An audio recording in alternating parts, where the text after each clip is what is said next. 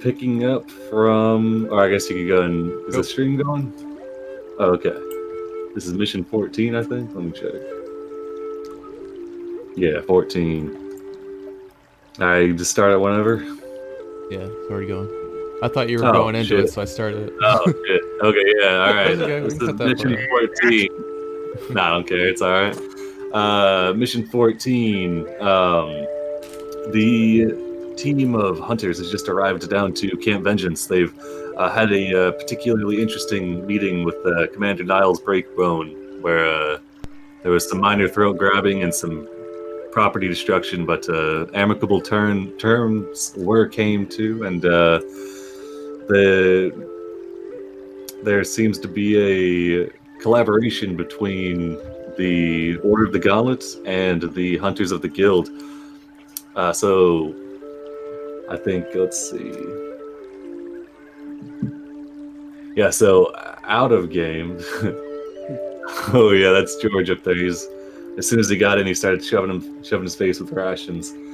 Anyways, a laddie helped Commander Breakbone to draft a message to send back to the guild requesting various artisans, masons, to come down and reinforce the walls and living accommodations of the camp in order to make it a suitable place to use a kind of a jumping off forward operating base kind of deal for the hunters while they explore the Aldani Basin.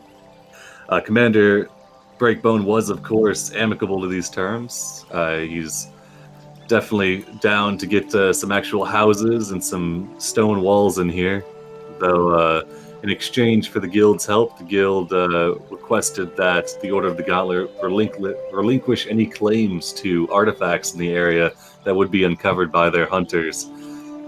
These terms were accepted, and there's now a caravan of roughly, let's see, about 12 artisans, including 8 woodworkers and 4 masons, making their way down to the camp through the river, escorted by some of the guild members, as well as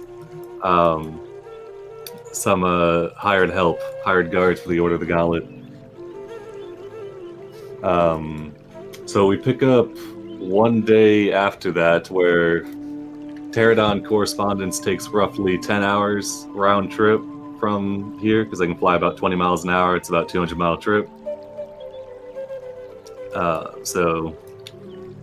The terms have come back. The terms have all been agreed to, and yeah, what do you guys do? Yeah, so the Commander Niles Breakman will come out. He'll after he calls you all in for a meeting, he lets you all know that it'll be about 5 days before the artisans are able to make their way down, and then immediately work can begin to shore up defenses of the camp.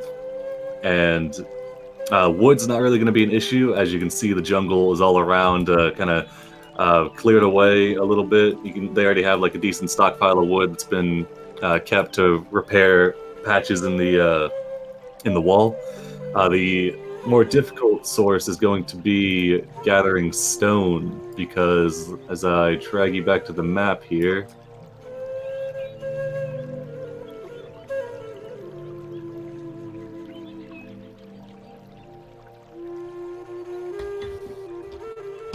there we go. Is that a T-Rex? Maybe. Okay, yeah, but so from Camp Vengeance, the nearest mountains are a roughly 70-mile trek through the jungle in order to get the stone required to build actually fortified walls. Breakbone says that this isn't really feasible, and that some other method of acquiring stone needs to be secured if the walls are going to be any sort of defense and not require constant vigilance. You know, he is open to suggestions. Well, I think we've met the immediate threat to the area right now. Is those lizard folk that have been bothering you for a while. We can't get anything done if they're still around harassing our archers. Yes, the Deadmarsh tribe and their hundreds of members, they've really been a scourge upon this area. Sorry, go ahead. Sorry, go ahead. No, Dreamer, please. He kind of rubs his throat. Take it away. I was going to suggest two things. One, I agree with Kodan that while the immediate threat are the lizard folk, we currently have a armistice with them. They have backed off. They know that we are powerful, and we can presume that they know that we have joined forces with Captain Vengeance. If we do not antagonize them, perhaps they will let us be for the time. And that will give us enough time perhaps to seek out a quarry or another source of stone. Are there any temples or ruins nearby that we might be able to repurpose the rock? Or perhaps something in your men's ranging that may suggest that there is another source of stone we could harvest? Let's see. Commander, he pulls out the map. It's got the kind of the area that's been scattered out so far, including Mbala. He says, well, there was limited stone usage at Camp Righteous, mostly just for the 2 or 3 buildings made of stone there for the storehouses and the headquarters. There's the temple there, though it is sacred to the Chult people, and I'm hesitant to repurpose it for our walls. Let's see. It says, yes, Mbala, the city that has been kind of abandoned for 50 plus years and is currently inhabited by the Deadmarsh tribe, is made of several stone houses which have sunken in below the waterbed there. See, they're just in our way, aren't they? It presents itself a situation that could pose 2 birds with 1 stone, if you will. Oh, yeah, I'm all about that. Throwing birds and stones? Definitely. I can understand your eagerness for combat, Kodan, as am I. I feel that it was a missed opportunity to show our true might from before. But recent events suggest that perhaps a more subtle approach would be more appropriate. I don't know if you were paying attention, but they don't look like subtle folk to me. I am not suggesting we deal with them subtly. I am suggesting that we gain information, that we scout, that we learn. I do not wish to hasten conflict until we are ready. We much easier defend the ramparts when they are made of stone as opposed to flammable wood. The value of intelligence on the battlefield is never understated. I agree with impossible. See? Another voice that agrees with me. Again, Kodan, no one is questioning your valor, your courage. But perhaps we should take a moment, learn the enemy's weakness, and then exploit them at our convenience. You're giving them an opportunity to do the same, but however you want to do it. I feel that if they were going to attack, they might have done so already. Press their advantage. I think we have some time. Not much, but some. All right. We must move swiftly. We do not have to. This is a group effort. Information is always good, and we'll definitely want to keep an eye out for that giant, is it a crocodile that they had in the river? Yes. Bonebreaker, whatever your name is. My suggestion to you, probably keep some extra guards on watch. Once those lizard folks see supplies going up and down the river, they might see that as an opportunity to attack you. Wise words, Simone. Wise words. Or attack the supplies themselves. That is the more likely target, yes. And if Mbala are a source of stone, the stone had to come from somewhere to construct the buildings. Perhaps there is a source nearby. Perhaps if we were to venture somewhere into the basin, we might find that.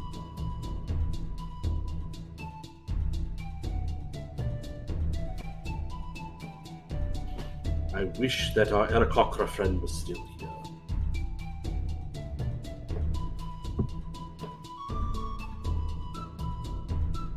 So what is the consensus?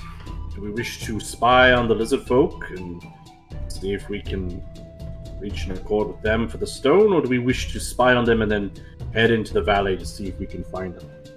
A more easily accessible source. Either way, I'm gonna want to know what their intentions are before they spring something on us first. So,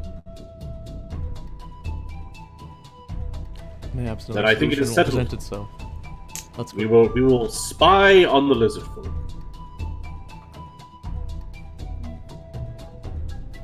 All right.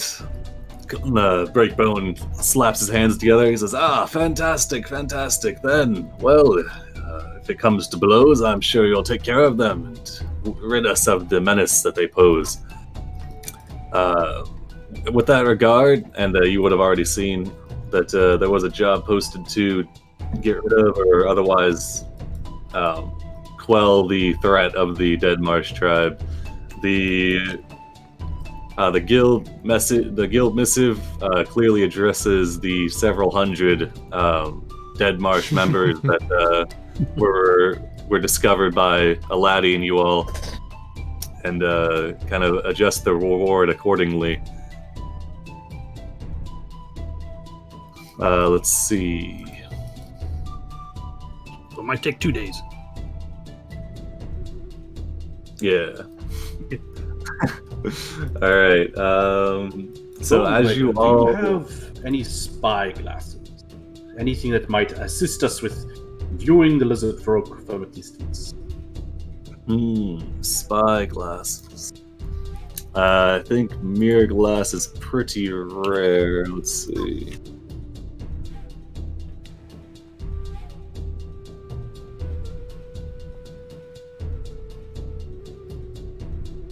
I know it's a shot in the dark, but I'd be Yeah, stupid spy not glass.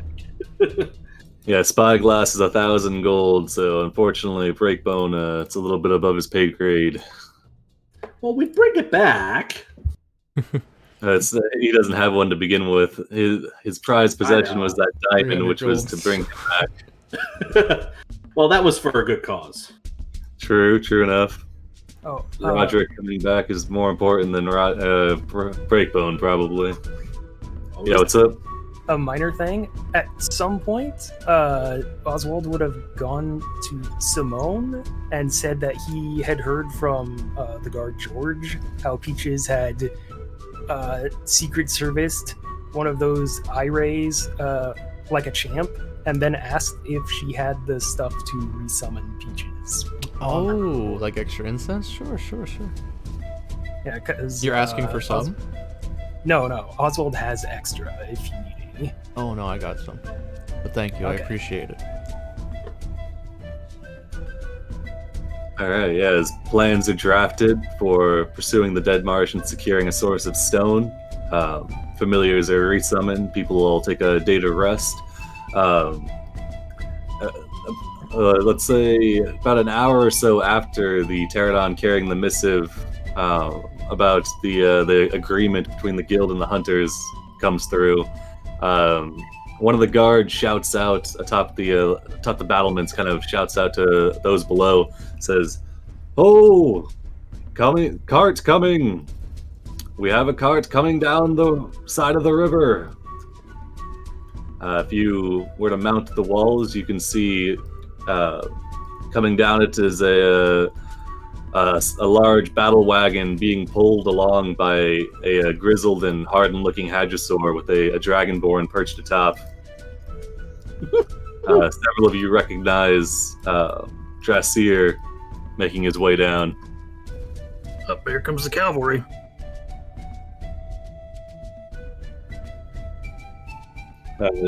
After you get to the gates, the guards will all they'll see your guild medallion and they'll readily let you in and you're able to enter into the camp.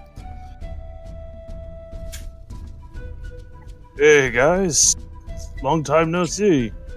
That's been like a week. Yeah.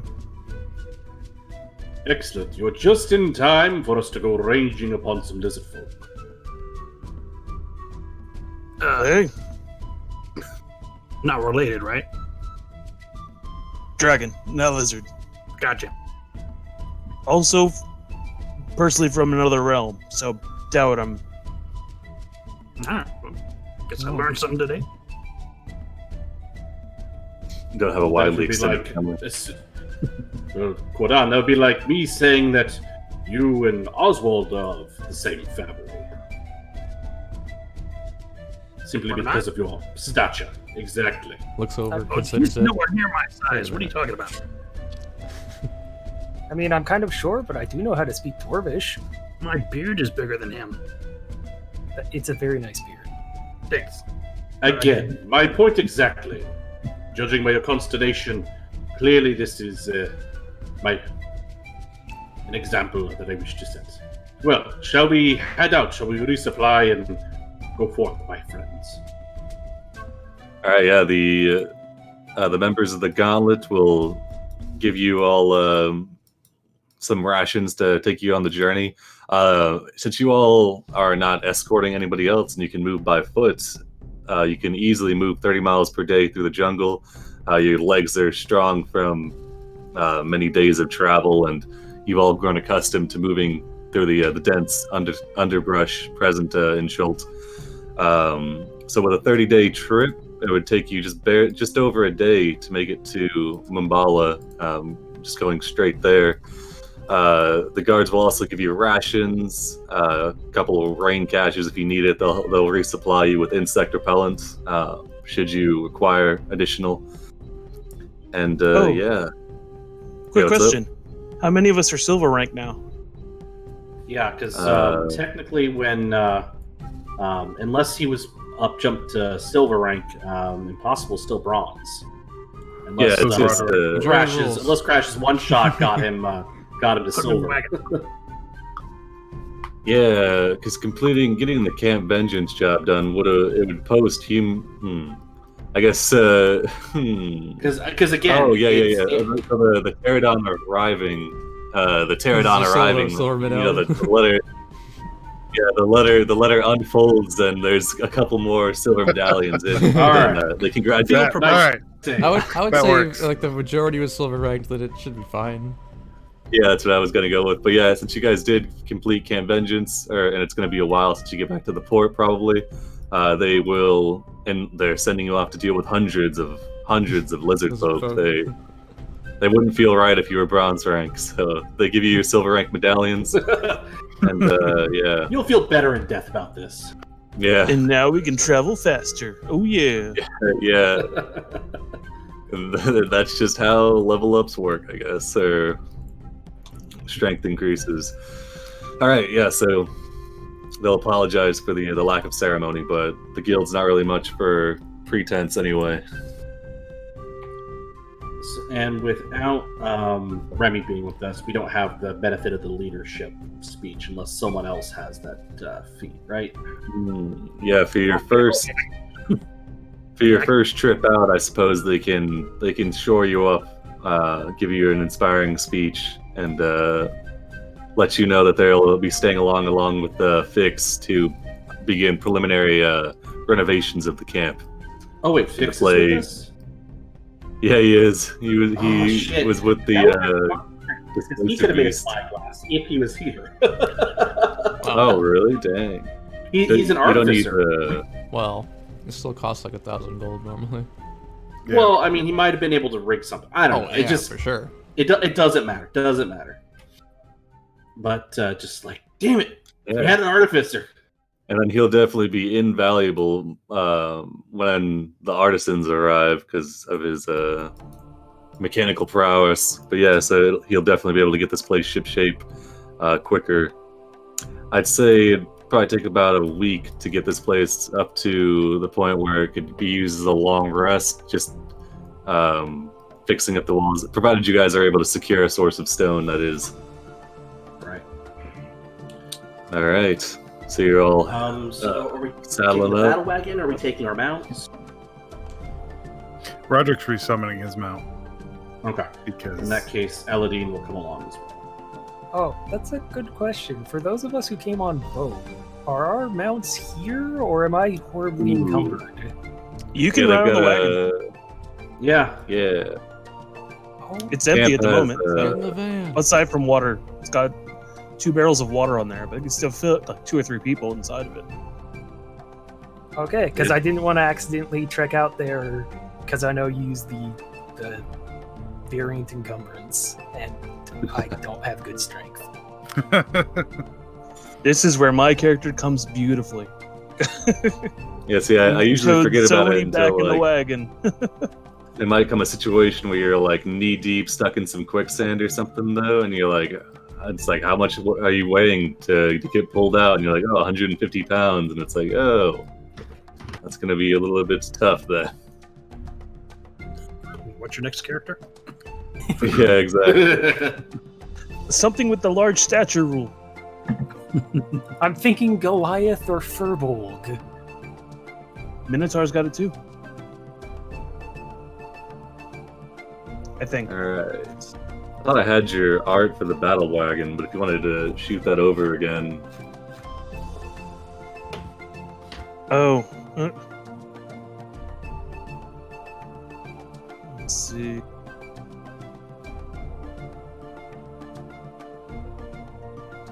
I gotta find it again.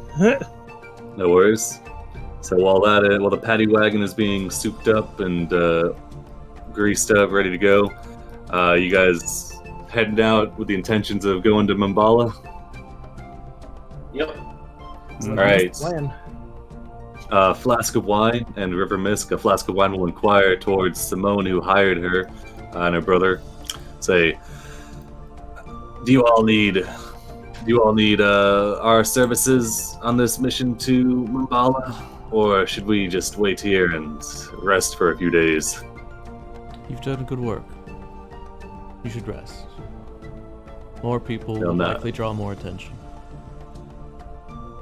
All right. It's a scouting mission of anything else. As well, not that I doubt your abilities or anything, but if you wouldn't mind paying before you go tramping off. Yeah. All right. I'll And pay then whatever by I my order. all right. By my count, it was 11 days to get to this point, I believe. I'm not counting the day staying in the camp. Yeah. But yeah, so I think it was 11 days, which would be 110 gold. Yeah. If that's acceptable. Yeah. All right. So their wages are paid, and River Mist and Flask of Wine, they'll wait. They'll give you a couple days at least before they assume you're dead. They'll wait long enough for the artisans at least. And yeah, Hold on, was River Mist. too, because of that the car from the Displacer Beast. We'll handle that later. yeah, no worries. 110. All right. River Mist will nod to you all and kind of give you like a weird salute where they kind of bring their arms across their chests. It's reminiscent of a Wakanga salute. Oh. All right. All right. Yeah. So if they're gonna stay behind, is Impossible taking over as the navigator? I think he has Yeah. survival. Yeah. I think Oswald Yeah, my has survival survival's too. up +6. Someone? Did anyone else I do have not survival? have survival. Nope. Okay. That should be fine. Negative. Whatever. I can handle animals, I can drive a cart, but I cannot tell you where things are in survival. Does anybody have guidance? Yes. Cannot guidance the survival check, unfortunately, because it represents the efforts of an all-day kind of deal. And Okay. Is fair it? enough. That- Do I have to be trained to give someone else advantage? Yeah, you gotta have survival training at least. Oh, I do. Oh, okay, yeah. Then you can definitely give them advantage if you're. So it'll be Cordan and Impossible paving the ways. Mhm. If you'd like to move faster, it'd just be slightly. You'd be slightly more noisy, but you would be able to make it there quicker and be a little bit harder to navigate going so quickly. But moving faster would be a 45 mile maximum for the day. I think we want to go at a normal pace. My suggestion would be normal pace, and then we kind of continue sneaking up on them. That's my 2 cents. All right, sounds good. Then give me that survival check. You guys are kind of hugging the rim of the Aldani Basin as you move along. You're not in heavily undead territory or anything. It's fairly easy to navigate. The battle wagon with its... oh, here we go. Let's see.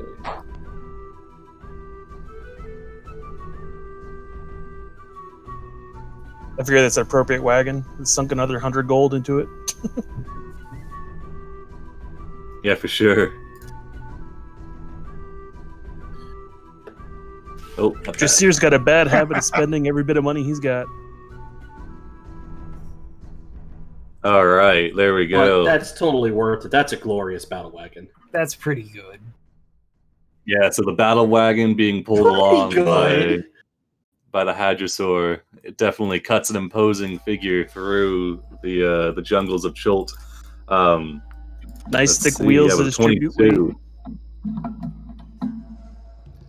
Yeah, let's see.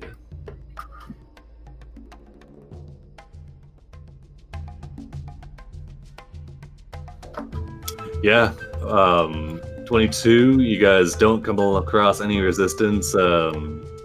Moving fairly stealthy for the most part. As you trek your way through the jungle, go ahead and move your marker 30 miles, so 3 hexes. I'm assuming we're just going right for it, guys. Yep.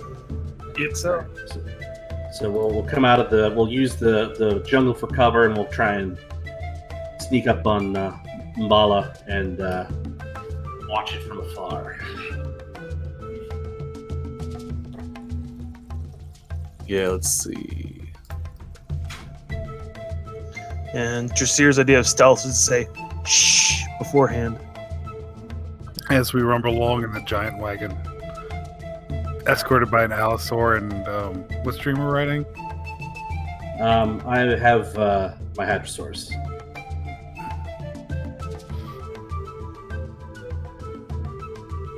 I wanted to put Mbala on top, but I can't. All right, so as you make your way up to it, the jungle kind of falls away towards the end of the day, and you can make out the beginnings of kind of a cracked and kind of it's like a large ringed mud pit, basically, where there's no trees or really anything larger than small shrubs growing. The ground is kind of choked with different crisscrossing channels of water, and that make it exceedingly muddy to move through, and is very reminiscent of a swampland. Mbala is maybe 8 miles from your position, and if you're going to set up camp, if that's the intention. I believe so, yeah. Probably a good idea. All right. They travel. Makes sense. Yeah, so you guys just sleeping straight through the night, or are you going to try and do some night reconnaissance? Oswald would kind of look towards Dreamer for that, because it seems like he kind of has an idea of what he's talking about. Yeah, Roderick and if- nighttime don't go together too well. He's a little bit too shiny, so Yeah, I was gonna. I mean, if Dreamer's gonna Dreamer the Possible's gonna do some nighttime reconnaissance, he's gonna need someone who can see in the dark and is gonna be able to move quietly like he can, ideally. Yep. That's me. All right.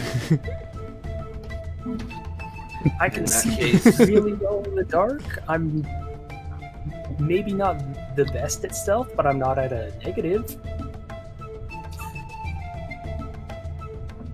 Well, okay, so I want to put this to the group, because if we do some night scouting, that could start some shit. Also, that may put those who are camped out at a bit of a disadvantage in terms of night watch. So I want to put it to the group. Do we want to? I'm all for doing some night scouting, and then fewer is probably better. I don't want to go by myself. I think that'd be suicidal. But do we want to split the party in half? Do we just want two to range It's usually a out? bad idea. It's usually Yeah. a bad idea, but that's that's what we're here for, right? It is what we're here for, but at the same time, I don't want to take charge when other people have reservations. You know what I mean? I don't want to if just we- come and be like, this is what we're doing. If we don't want to split the party, I know Oswald and Simone have familiars who we could try to do some scouting with ahead of time and see the general Okay. layout. Would they be able to Seer's not the scout brightest in- bulb, so he'll in do the whatever you dark? tell him. I was just about to switch to Would ominous.mp3. Peaches and what's Oswald's familiar? His name is Nimbus. He's a weasel, but he's a kind of dark green, kind of verdant Okay. color. So, I mean, if you guys feel comfortable with your familiars doing some scouting, I feel like that's a good middle ground. All right, we send the flying snake and the stoat over the swamp, and we have the flying snake airdrop the stoat into camp. Yeah. We'll bring the helicopter around in 1 hour. Get to the chopper. Just an out-of-character thought. Are lizardmen typically nocturnal or diurnal?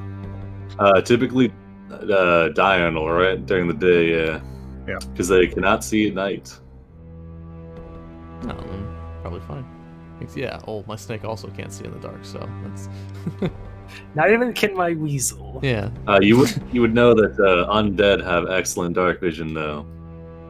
And that, Yeah, it's likely full of undead. Yeah, you're just starting a hard assess if we go out there right now. Yeah. All right, then we His will plane is camp sounding for the night. less. We'll camp for the night. It's all the, We'll do all this- the dinosaurs we'll do it pulling smart. themselves out of the tar pits. of course not. We saw the undead dinosaurs. We did. Those could have came from anywhere, honestly. All right, let's see. So you're just gonna set up camp and hang out for the night. All right. Yes. All Do right. we need to let's review our marching order and like our watch order since we've now shifted party Yeah, composition? Probably. I was just about to take a look at that. So for the first watch, we have Cordan and no longer River Mist. Second watch is Simone and no longer Flask of Wine. Third watch is Impossible. Fourth watch is Roderick, no longer a laddie. And then can't have freeze or guards on any of the watches. So it looks like Cordan, Simone, Impossible, Roderick. Jasir could take a night watch too. He's got night vision. Yeah, All right. Oswald can double up with someone because he's got the devil sight invocation. All right. So Cordan, Simone, you're a human, right? No, in 1T. I got dark vision. Ah. Okay. My I bad. think everybody has dark vision in this party, actually. All right. Well, then we got it covered. So we're gonna have Cordan and Dressier, and then Simone and Oswald. Sure. All right.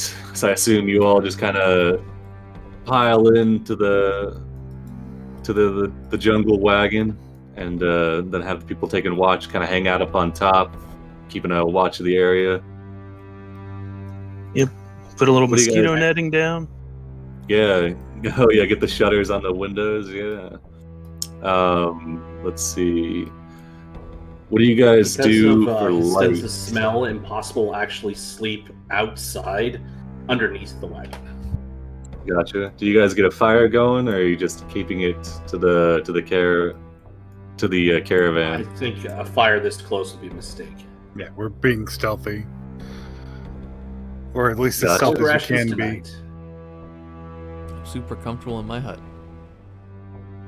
Yeah. All right. It glows in the dark from the inside. All right. So yeah, if we're being stealthy, keeping the campfires out, all good things when you're trying to case a joint. So we're gonna do a group stealth or survival check. So anybody that's proficient in stealth or survival You can do which one you're proficient with, and then if you're not proficient in either, just do whatever one you're best at to represent how well you guys are able to keep quiet during the night.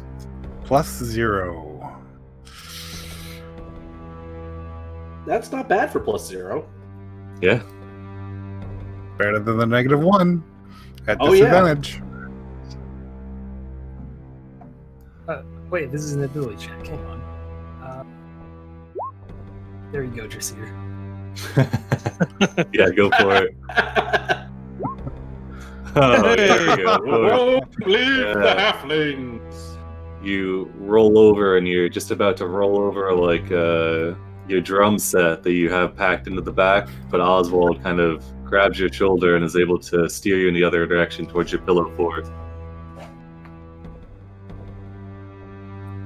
All right.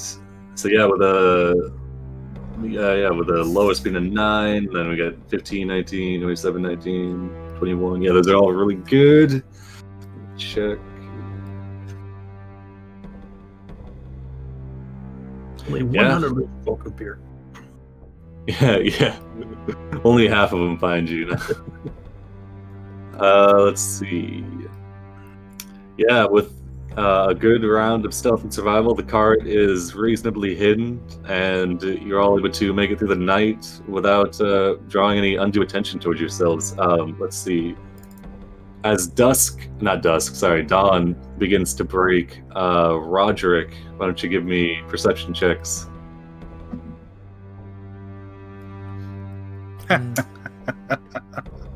There it is again. Dawn- That's the sun. Yep. Oh, how I love it. Yep. I think Yeah, it's Staring Dawn at the breaks. dawn. Sorry, Carl. It's all I good. think he's cursed. He's a beacon. Like literally, he's supposed to be the one that gets attacked and gets killed. So I mean, He's doing his It's all job impeccably. All right. So yeah, as the hot sun comes over, rising over in the east. Roderick spreads his arms and closes his eyes, accepting the sunlight. Yeah. And Let's see. Well, yeah, there's no attack, but as the sun kind of lights up the salt flats, not the salt flats, mud flats, you can kind of see it kind of twinkling off all of the water in the channels.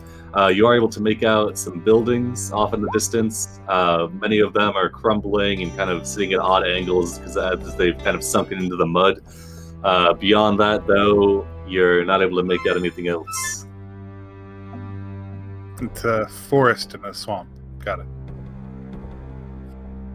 Yep, forest, jungle, kind of ringing around a swampy area. All right, and yeah, morning breaks, and you're able to venture forth if you'd like. You're about 8 miles on the outskirts of Mbala. From your vantage point, you can see it as you leave the tree line. It'll be a little bit difficult to kind of sneak up on it unseen. You can kind of, as you get closer, you can begin to start using the stone buildings as cover, though. Yeah.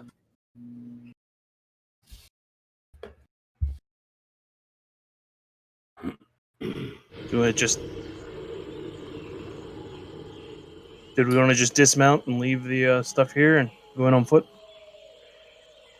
I feel like they do hear not the I like don't cart. want your it. cart to get Perhaps we stuck in the should mud. Split the party at this point. Two Yeah, of so them from must your- range ahead and investigate. The rest stay put, guard camp. We are not back in an hour. Assume the worst. Well, I think we should all go or we shouldn't. I mean, there's no half. Then we all go.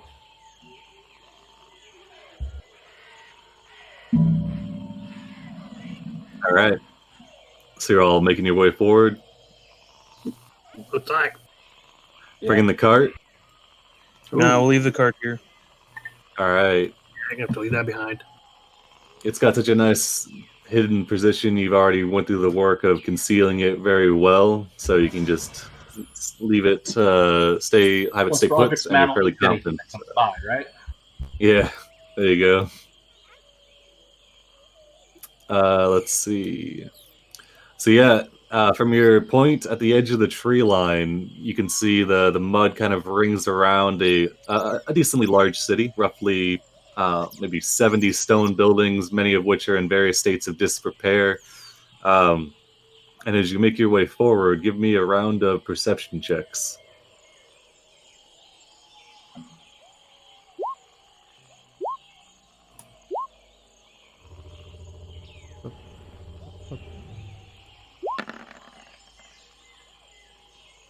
All right. So let's see.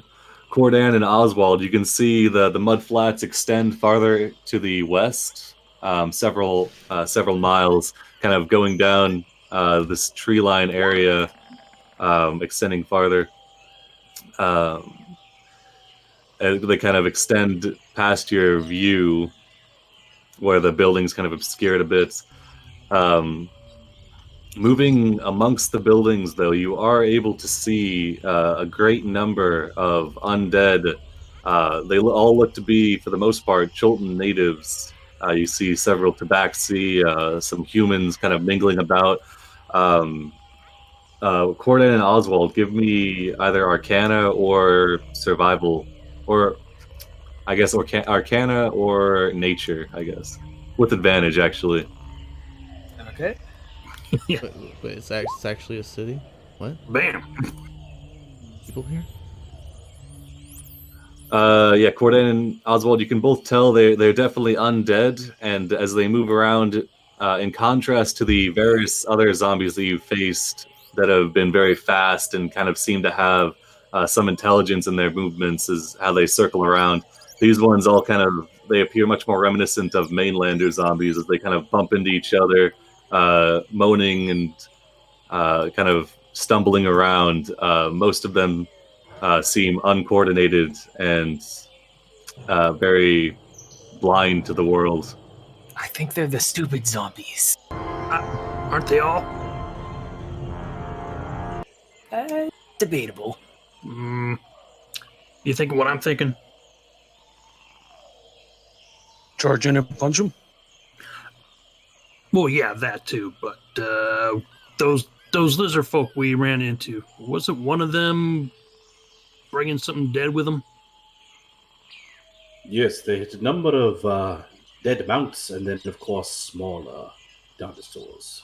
So you think that guy had something to do with this as well? Would make Potentially. sense. And plus, this could account for the inflated number. That Who and they knows? are pretty dumb. Well, they don't look like a big threat, so I wouldn't start stirring up trouble unless they, I don't know, start trouble, I guess. But I think we're on the right track. And we haven't seen any lizard folk at all around this area yet. Not yet, no. You guys at the very outskirts of the cities thus far.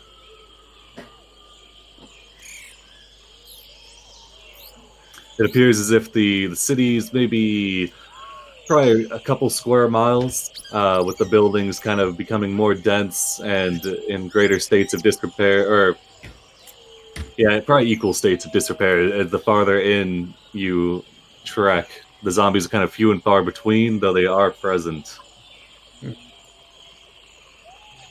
So you can attempt to move past them, you can deal with them, perhaps drawing attention to yourselves, or you can, If it's a stealth mission, we don't want to draw attention just yet. We want to see if we can get closer to some of these buildings, see what's going on with them. All right. Yeah, they cluster around these buildings. Yeah, there seems to be they're kind of clogging the streets. For every building or two, there's roughly maybe like 10 of these dumb-looking zombies kind of roaming about. That doesn't look like coincidence. Yeah, they seem to favor clustering together and kind of like every once in a while you'll see a lone one kind of stumbling about, but for the most part they seem to take solace in each other's noises. Okay.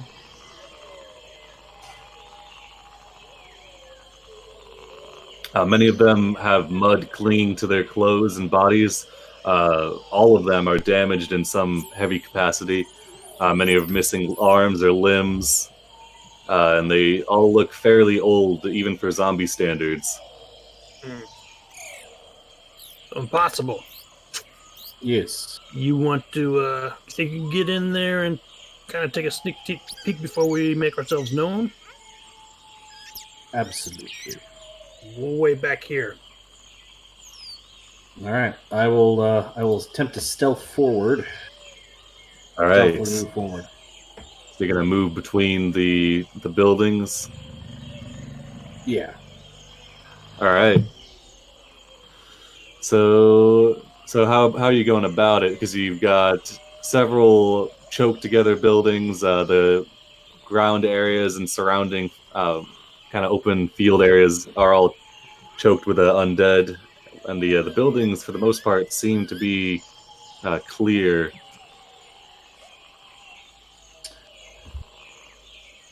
Okay, so I guess I would try to move around the undead by using the buildings themselves. I do have a climb speed, so I would try and Ooh, nice. Yeah, that'll definitely help. Go from kind of trying using my cat-like grace, leap from rooftop to rooftop if the roofs seem sturdy enough, or maybe from like wall to wall, and try and. Is it just cat-like if quietly you're actually a navigate cat? Hmm? Is it cat-like if you're still a cat? Just right. It is if it's the player, if it's David that's describing this, and not impossible doing it. So. As you climb up onto one of the buildings, you can tell even surmounting this one that's kind of leaning to maybe like a 10-degree angle, sticking into the mud. You can see several holes in the stone roof where light filters down. Kind of, you can see a small amount of movement, but much less than that of the streets. And the building seems surprisingly sturdy, as if the stone used to build them was of extreme quality, and they were put together quite well to have held up through the constant rain and shifting of the structural foundations. Okay, I'll take note of that. And when I'm looking down into the buildings, am I seeing more zombies, lizard folk? Are the buildings kind of clear? Like if I'm looking down into the holes, like spying down into the holes in the roof, that sort of thing. Give me a perception check. All right, 9. Yeah, I mean, you can check it out. You definitely don't see any lizard folk, though. As you move between the buildings, each one seems to be different levels of undead. Though it seems that most of them prefer being outside, kind of roaming amongst the sun, than hidden in the darkness of the buildings. So much more outside on the streets than inside. Yeah, so if you want to make your way farther than just a few buildings, give me a stealth check. I will push my luck. I will try and go further a bit. All right.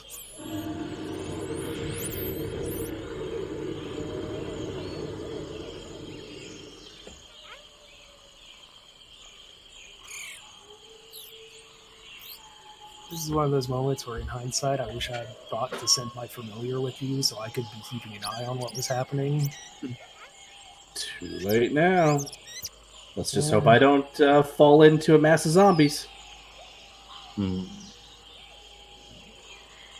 Or worse. Yeah, there are a few points where, as you're moving across the buildings, you'll hear like a louder moan, and then as you kind of, it seems like something is.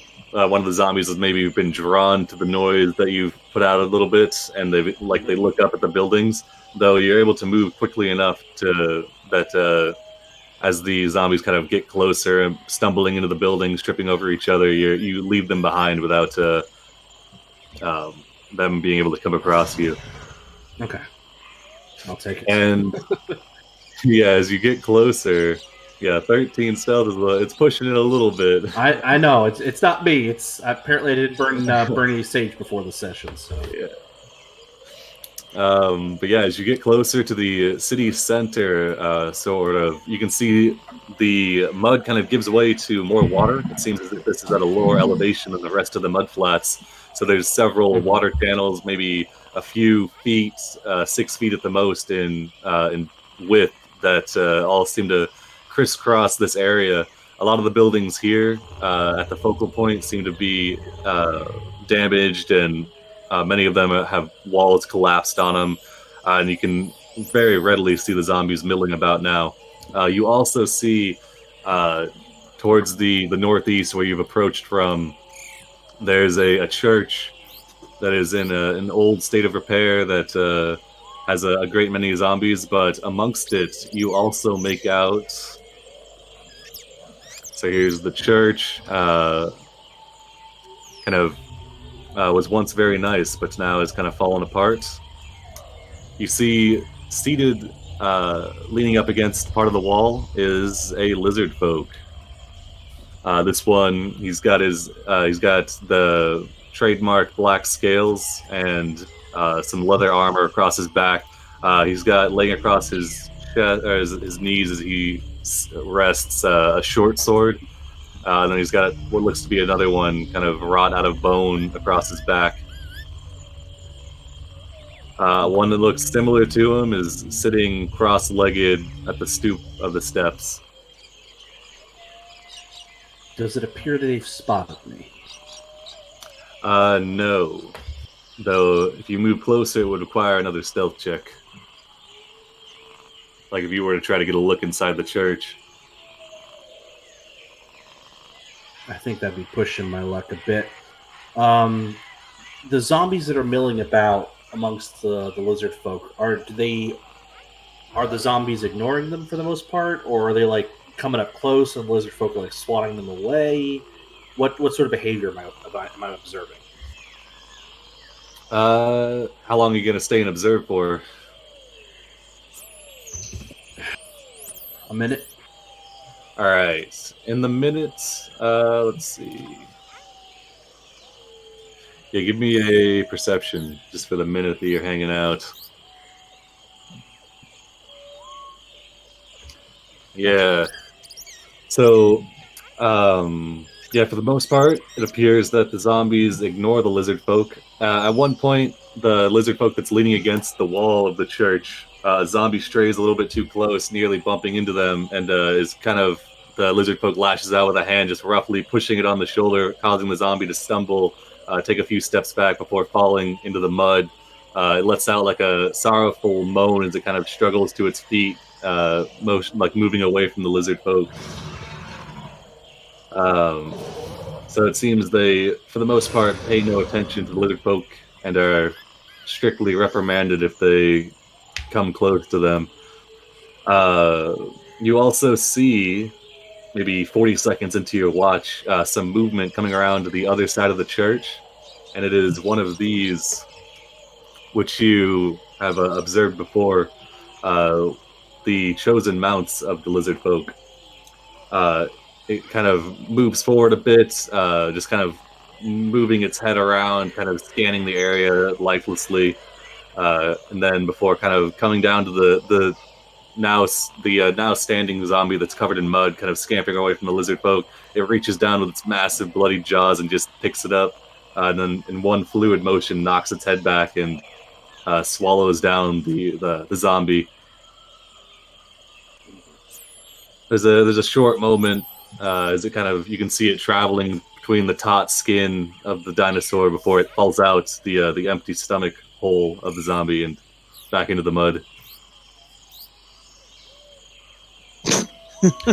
Okay, I've got an idea. I'm going to quietly make my way back to the group and tell them what I saw, and then suggest a course of action, assuming I can get back to them without alerting the zombies and the lizard folk. Yeah, you can ride your previous stealth, or you could, because you're not moving any closer, so you can back out and make it back through. You can retrace your steps, kind of going around the area where the zombies have congregated. based on the previous noise and make it back to the group. So I'll report to them that the lizard folk seem to be, further into Mbala. They seem to be centered around an abandoned church. Maybe that's where they've set up shop. I didn't want to go any further to rouse suspicion. But lots of undead. But the undead are largely ignoring the lizard folk and vice versa. And I don't know how clever the undead are, and wanted to try seeing if I could quietly kill an undead and then using its guts and perhaps, its clothes, make myself appear to be an undead and cover myself in the ichor, smell like the undead, and see if I could move amongst the undead without being attacked. If you could see Roderick's face, he would look vaguely disturbed. So, Cordan's been rubbing mud on his shirtless body, just keeping cool and listening. Oh, rub whatever you want on yourself, I guess, but did you find anything of interest in the city itself worth our attention? I did not want to venture too much further. I was by myself, and if something should go wrong, that might have been the end of it. Was the rock any good? The rock is excellent. This would be a very good source of stone to fortify Camp Vengeance. Well, I guess that would be a point of interest for us to actually push forward with that, too. But yeah, we want to... So the lizard folk around that church over there... I did not want to get any closer, for fear that they might spot me. Having a live tabaxi roaming around is a bit of a dead giveaway. Well, I'm sure they know about us. Did you want to find out what their intentions are and maybe start a conversation with them? Or in the not so much direct conversation. That might tip our hand. I want to know more. If we are trying to talk our way to a position where we can reclaim the stone, we must have more information. It appears that it's mostly undead, and the lizard folk themselves do not seem to have the numbers that we fear. But it is a lot of undead. So the lizard folk at the church must be guarding something. Why are they just standing It around? would be something of significance, perhaps only to them, but it also may be something of value. And that is why I was suggesting a subterfuge. Disguising myself as undead. Perhaps one other, or perhaps a familiar can come along. I do not wish to be quite so brazen, leaping from rooftop to rooftop where I might be spotted. I'll be brazen.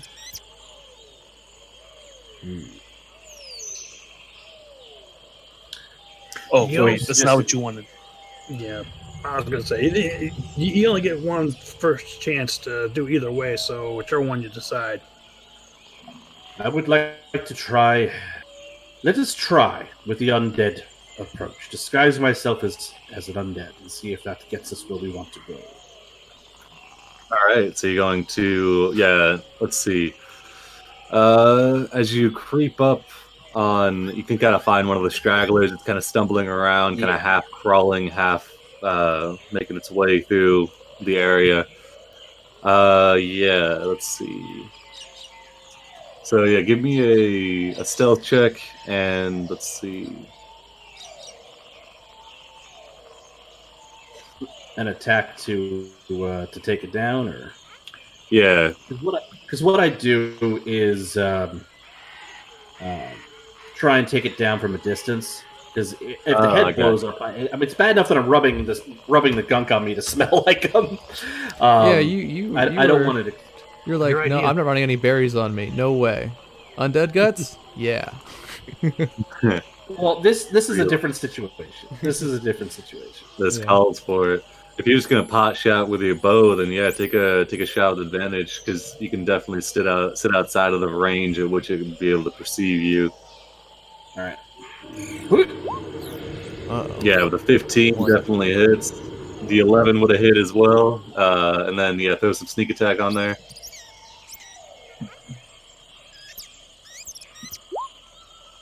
Yeah, with 18 damage, the arrow sinks deep into the spinal cord of the zombie.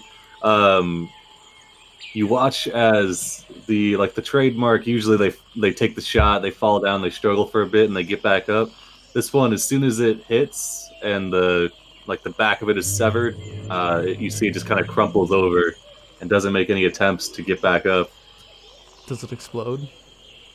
And it does not explode either. These are dumb. Oh, You know, I hadn't even thought about the explosion thing. If they did that, probably would have given away the whole stealth mission. Well, just one zombie Well, blowing that's up. like- I mean, if they I mean, Like that's spores and shit, disease. yeah, but I mean, there's a chemical explosion, and then there's like a body going. You know, I mean, it sounds gonna carry differently. Yeah, if they were exploding, that'd probably be happening all the time. You know, as one just falls over, impales itself on accident, just blows up. Regardless, So nobody will question it. yeah. Are you now going to rub zombie fluids onto your body? Yeah, I'm gonna sort of with that look of oh god, why am I doing this? I'm gonna have to take a big old bath when I get done with this, or maybe burn my clothes. I'm going to rub zombie guts on myself and maybe borrow the zombie's clothes to try and look the part of the undead. Here, you slick back your mane here. All right, give me a Constitution saving throw. All right. All right, you're able to maintain the contents of your stomach and keep yourself from vomiting everywhere as you slather your clothing with zombie guts. What clothing is left as you kind of go to remove it from the body? I mean, it seems to come apart in your hands. If you'd like, you can give an I won't even investigate. bother with it. Yeah, it seems as if. Oh, I will investigate though. Like if there's like some like a maker's mark on it or something, or if I can go tell for the style or origin. Yeah, you can tell. Let's see. Yeah, any sort of any of the dyes, you can tell at one point it was like a colorful garment. They've all kind of bled away and kind of returned back to the ground, and it kind of crumbles under your fingertips, and you can tell that these clothes are very old, easily like 30 plus years, and it's been in a hot, humid environment for that time, so it's not in a good state. Okay. Yeah, and you can see all the other zombies appear to be in similar states of dress and undress. Not too many fresh zombies kicking about. Okay. Well, hopefully this will. Yeah, that is exactly the idea that I had. That's where I got it from. So I'm going to try and shamble up to the other zombies and see if they are attracted to me or whether they just ignore me. They ignore you. Okay. Unless you want to give me a performance check or like to see if you can attract them to you. You trying to find a date here? No, I'm not trying to find a date. I'm just trying to move along. I'm trying to keep my distance, but not look like I'm trying to keep my distance. I'm trying to walk casually here. Slathered as you are, it appears they ignore you. All right. In that case, I'm going to, if they're ignoring me, I'm going to go back to the group, and I will ask for. No, it is I. Zombies don't talk like that. Jesus Christ, whoever that is. If one of you could lend me your familiars, perhaps Peaches will be able to keep the distance, as it is a flying snake. Keep an eye on me as I venture forth and see what I can find out. Get the UAV in the air. yeah, I guess. Should be fine, but it's definitely All right. alive. In The that zombies case, will definitely be attracted to that. And Peaches is gonna look to Mom and be like, I don't want to go. Like, that's probably for the best. It's a good idea. All right. In that case, I'm gonna start shambling towards the church. All right, yeah. I mean, The move speed of this you can make it. You move down the streets, maybe a mile or so deeper into the city, getting back to the spot where you found the church. None of the zombies pay you any sort of attention. A couple of kind of shamble towards you, trying to give you like a, kind of like a hello bump.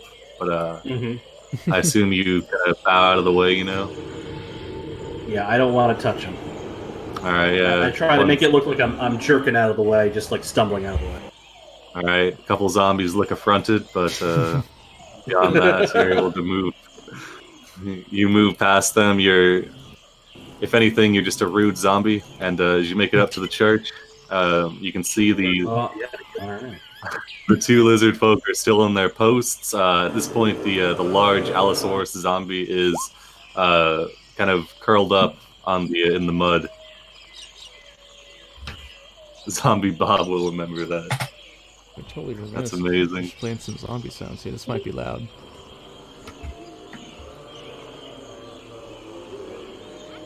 Not too bad. That's fair. All right.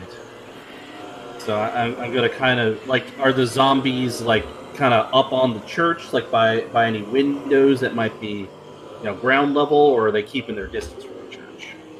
Oh, they're all around. They seem to be keeping their distance from the lizard folk for the most part, but besides that one you saw.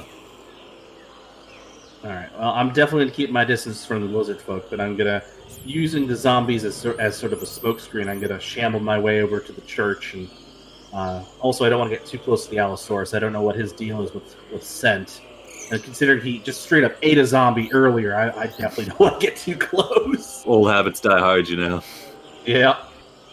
Makes sense. And so I'm going to see what I can see about the church and in the church. All right, yeah, you can easily avoid the Allosaurus. Your scent masked by the zombies, and it's got no reason to be on the lookout for fresh meat in this area. So as you make it up to the church, you can peer inside. Inside, there are no zombies. There's several more of the typical lizard folk that you saw before, just kind of milling about. And then seated at one table, kind of looking to be poring over several books and a couple like kind of tattered, what are they called? Just like tattered parchment pieces scattered about this table is a lizard folk that you recognize. This was the one that was silent, standing in the back. It's got a black shawl over its head and a longbow kind of strung across its back.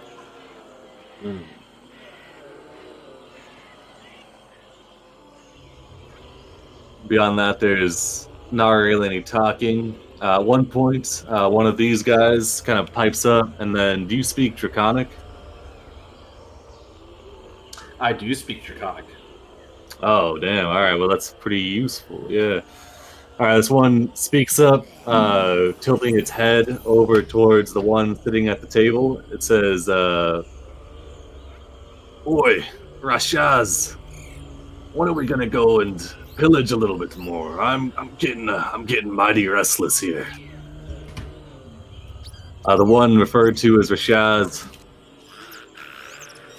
kind of, you see he tilts his head back a little bit, his gaze meeting the other lizard folk, and then he kind of stares at him for a few seconds before, without acknowledgement, moving back down and continuing what they were doing, reading over the parchment. The one who spoke kind of looks down at his sword across his lap, kind of shrugs. He's like, "Oh, I was just asking."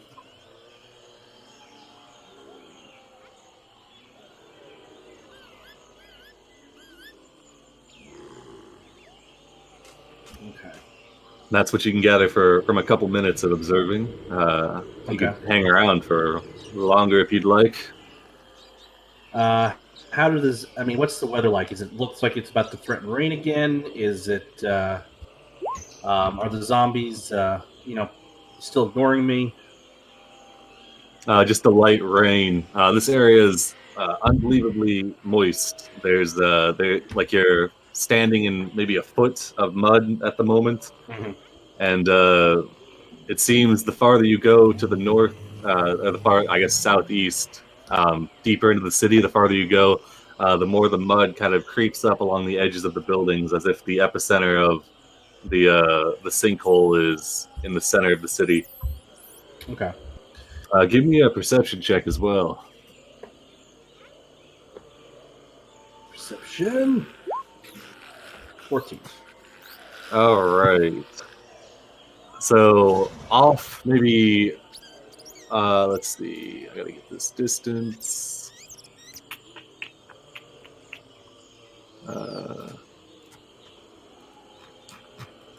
Oh yeah, roughly like 150 feet.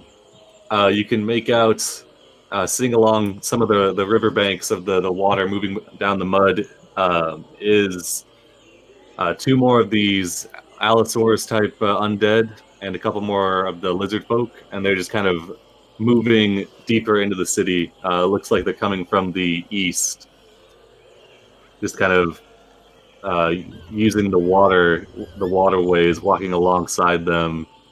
And then now that you're looking to that area, you can see there's several more zombies milling about, and yeah. How many lizard folk were in the church that I could see? There was one in there with Shaz, and then there's two out front. And then there's the other two with other Allosauruses that were coming from the east. I'd like to head deeper into the city, if I think that will be possible, just to see if there are more lizard folk or whether it's a smaller band using the undead to their advantage and to inflate their numbers. All right, gonna go deeper into the city. Yeah.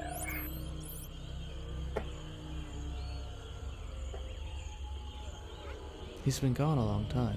Well, I know exactly how long it's been. I can see through. Familiar. What was the signal again? If he needed help or trouble or something? I'm sure we'll be able to tell. Oh God, help me! Is it one scream or two screams? Quick suggestion.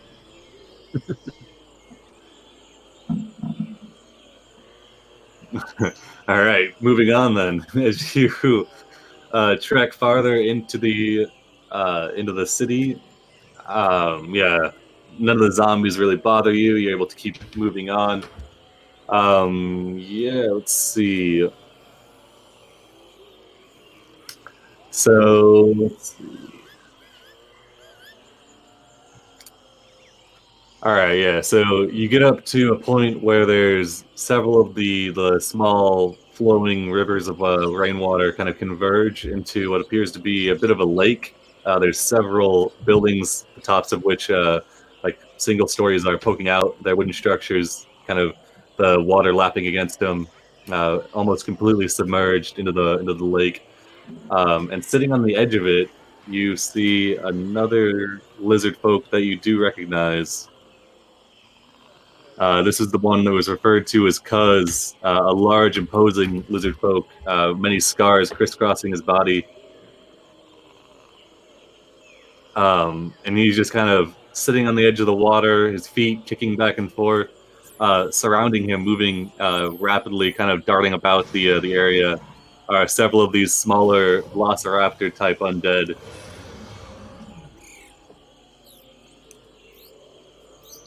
And he's just kind of basking on the riverbed, the sun beating down and warming up his skin. Yeah, are you gonna continue to follow the pair of lizard folk riding the Allosaurus, going deeper in? Yeah, I'm gonna push my luck. All right. He died that day. Yeah. Yeah, give me a stealth How big check is the city? as you move deeper in. It's large, yeah. It's like it's Couple not like a miles village. It's across? probably like, yeah, I'd say like 3 times the size of the Port Castiglione. Smaller than Mesro and Port Nyanzaro for sure, but a decent sized city. Okay. All right, 24. Very nice, very nice. Let me see. All right. As you follow them, they continue down another block or two before coming to a small, relatively intact building that sits along the side of one of the water channels. Just kind of a small, squat stone structure. You can see that there's many spots on it where it's been patched up. Wood has been kind of used to stem any sort of water leaking in. The two lizard folk dismount from their Allosauruses, and enter into the building. Yeah, the Allosauruses just kind of stand about, milling around, kind of sniffing the air, not really paying too much attention to the various zombies stumbling about.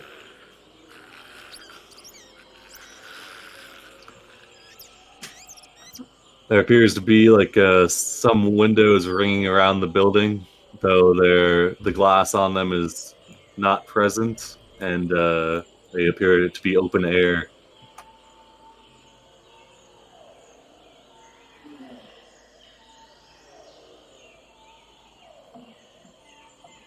Okay. I'm gonna try and sort of shamble over to the building and see what I can see through one of the windows. All right, yeah, you can ride that 24, make it up. As you look in, you see a disheveled but relatively, I mean, for the rest of the area, relatively intact and clean area. Let's see. That appears to be inhabited by a singular lizard folk, now conversing with the two that have entered. He sits at a small desk where he has a sword across a very nice steel sword across the countertop, which he's polishing. You recognize this one as the one that was referred to as Braza. Okay. They speak in short Draconic. Let's see. One of the ones that entered turns and says, "Oi, the boss. He says he wants to see you again. Not sure what about this time, but might have something to do with that party you let go." Braza leans back, kind of stretching. You can hear his back snapping into place. He looks over him. Says, "Ah, yes. He. Let's see. Rotdo. Rotdo. He doesn't understand that if we attack guild members out in just wandering the jungle, that we're gonna bring their ire down upon us. His enterprising campaign to expand the area isn't worth losing the tribe." And you see the ones that came to speak with him kind of put their arms up. They're like, "Oh, I know. Being the former boss and all, you probably you got a good head on your shoulders. But we're listening. We got to listen to the boss now, you know. So if you'll just come with us." Braza stands up, kind of looks the sword up and down, make sure it's in good shape, puts it back in its sheath, and heads out to follow them. Okay. I'm gonna kind of give him a wide berth, but after hearing that there was some change in leadership, I want to learn more about this. And I'll follow them. I'm assuming that they're heading back to the church. No, they go deeper in to the city still. Oh, okay. I Should have been follow. back by now. Should we assume the worst? Talking to everybody. Doesn't feel good. I should How have been long back has he? already. How long has he been gone? I don't keep my familiar with him. I kind of know. Let's see. 3, 4, probably at least an hour and a half. Okay. Yeah, he did say an hour. Yeah. You've gone down. I mean, like 4 blocks of city. And now, mind you, I mean, each block has like 4 or 5 houses. They're not massive city blocks, but they're. I mean, it's a decently sized city. All right, but yeah, the Braza along with the 2 lackeys. Braza, you see, he mounts his own undead Allosaurus and follows along behind them. Every once in a while, they pass a look over him to make sure he's continuing to follow, but beyond that, nothing happens.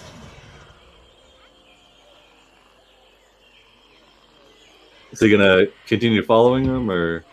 Yeah, I want to see where they go. I don't think I'm gonna be able to push my luck to the point where I can listen on the conversation, but I want to get a sense of, how deep in is the leader ensconced, and see if I can spy more of the lizard folk. I want to see how big this tribe is. Let's see. All right, so you're gonna keep following them. They'll keep moving. Is everybody in the party? Are you guys trusting Impossible to continue his scouting, or are you going in after him? Well, that's the discussion we're having now. Yeah. Like, Okay. Can you see through your familiar? Yeah, I'm keeping an eye on him. He seems to be doing okay. But if the city's as big as it is, Can you communicate with him at all? I don't think I can talk through my familiar. No, it's I think I just see Well, through. so he's heading in deeper, but we don't have any signal or anything. How far is too far? He's kind of sticking his neck out over there. If he gets into trouble, there's no way we can reach him. His choice to go that deep. If we move in now, it'll just attract attention. I guess we'll wait. All right. As you follow the 2, they head deeper in still. After, maybe a 5-minute walk, not too far, just following along the waterways. You can see extending into the sky is a large pyramid-esque structure, which sports kind of crumbling steps, and part of it's caved in. There's several pillars lying about that appear to be at one point load-bearing for like kind of stone canopies to block sunlight. They've all kind of collapsed and fallen into the river due to the structural changes.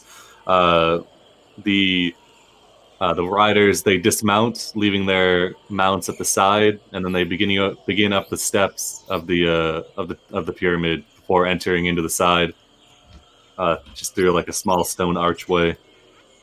Okay. How tall is the pyramid? Like, is this thing huge, like big, like multiple stories, or is it like It's considerable. It's about a 3-story pyramid. Okay. Pretty big. Yeah, but it's not like an Egyptian pyramid size. No, not like Great Pyramid. Close to like average pyramid, maybe 50 foot on a side. Okay. And all those folk went into there. Yes. Okay. As you travel through kind of the city, give me another perception check. Okay.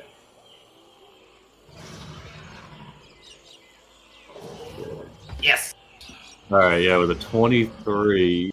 So in terms of numbers, you saw, of course, Rashaz in the front, Cuz hanging out, Braza, and then you've heard of this Rot Dao individual. And then in terms of just other miscellaneous lizard folk, you saw 3 at the front, 2 that came to collect Braza, and then you haven't seen any more besides that. So Probably about a dozen. yeah, that's what Impossible seems to gather. Okay. Well, now that I know where they went, if they're inside, there's no way I could like listen in. No, there's no windows, and you can go. You can follow up the steps to the doorway. If you like. That's a dead giveaway right there. There's also I'm a trap risking door life you and can go limb at that down, point. and then No, You could spell I'll you. head back. I'll head back, and I feel like this is a lot of good information that's been gathered, and that was the entire point of this. So with all this information I've gathered, and now we know kind of a way to get in. This gives us some options and some tools, and which was the entire point. So I'm gonna head back. All right, yeah, you can easily make your way back, ride that 24 stealth. The zombies pay you no mind, and the lizard folk are kind of preoccupied with their own day-to-day activities. And you can rejoin the group. All right. It's another zombie. Get him! No, wait. Shower. Oh, get him! Shillelagh. All right. Wait, I think we know where this one. we know where they're hanging out. Yep. And there's a lot of zombies. So, yeah, Impossible would describe, what he saw, give his, the head count of the number of lizard folk that he saw, and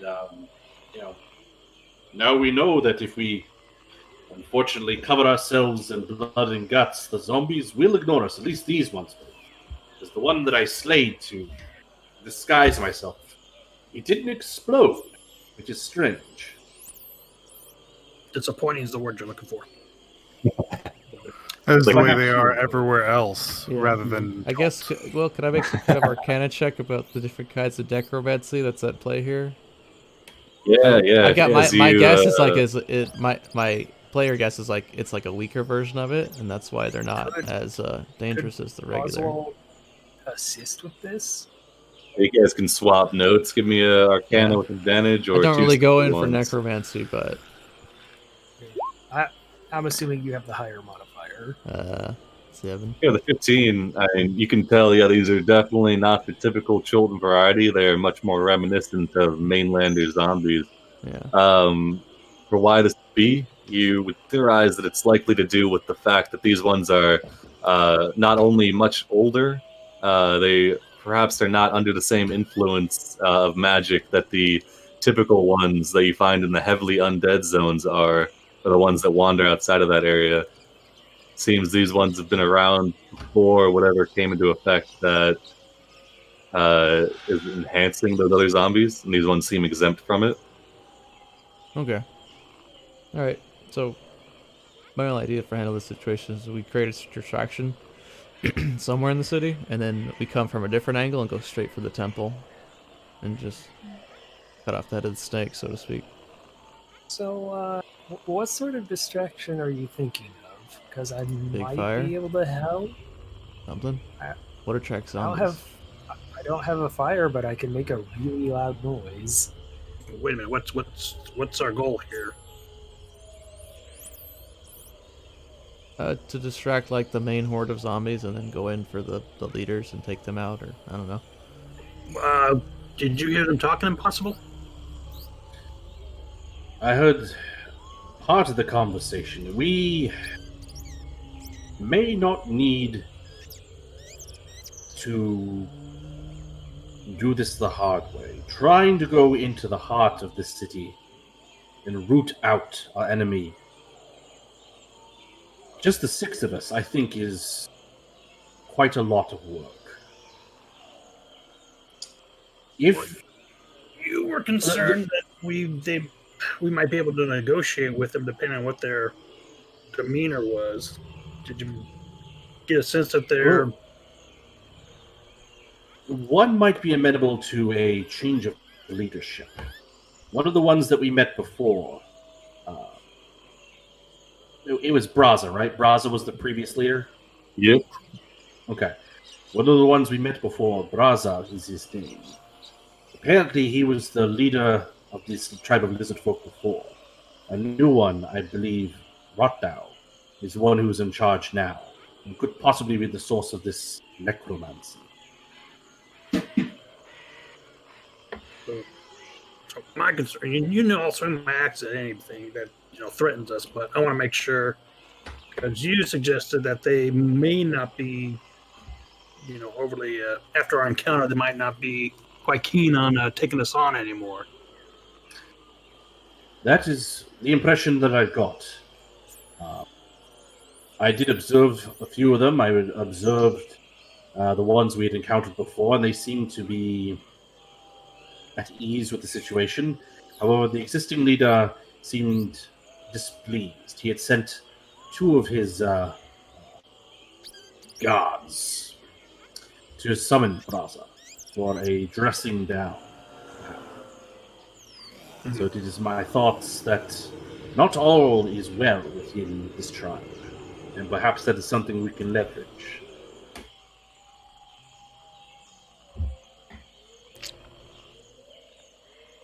You burn the How I whole do thing. not know. I mean, what was the guild mission to clear out this place, basically, or somewhat? Well, it's the same Yes. thing as like with the displacer beast. It's either to dispatch or otherwise make sure they're no longer causing problems. Well, the zombies And are there still way a you go problem about either it. way. to stop someone from causing problems.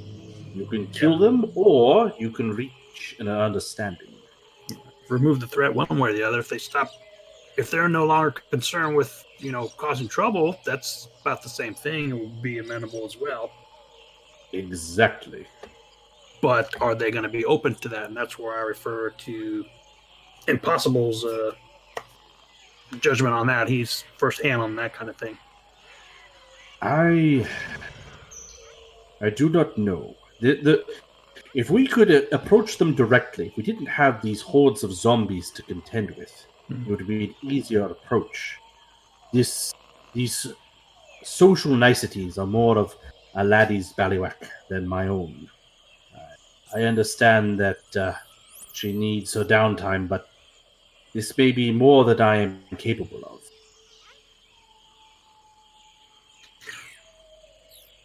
Well, look, I'm not too smart, but I know if we start swinging axes and whatever at them There first, will we're be not no coming back from that, yes. exactly won't have a chance to talk to them again. So, what does the group think?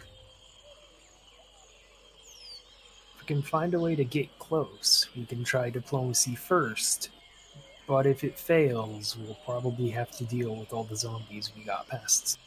Oh, these don't explode, so I'm not worried about them. Well, that's one The lack of explosions is nice. Boring, but yeah. You've got a fairly good idea from moving about that all the zombies, they don't appear to be sporting any diseases, nor do they appear to explode. They also appear to be much less intelligent than the ones you've encountered before. And they're slower, you say? Yeah. So They we just kind of we can stumble definitely about. outrun these guys. I can. Full blast. we can outrun them if we need to. That's why I suggest you make a distraction so that the main horde goes somewhere else, slowly but surely, and then their response time will be even slower. Let us approach without guile and seek to negotiate further with these lizardmen. If what you're saying, they're just trying to survive. I kind of want to challenge Cuz to a fight. Who's Guile and why did we bring him along? Roger just kind of looks at Cordan for a moment and then continues onward. Perhaps, I am not perhaps playing zombie guts, if we secure their right to survive and even help their survival, maybe they'll be more willing to deal with us.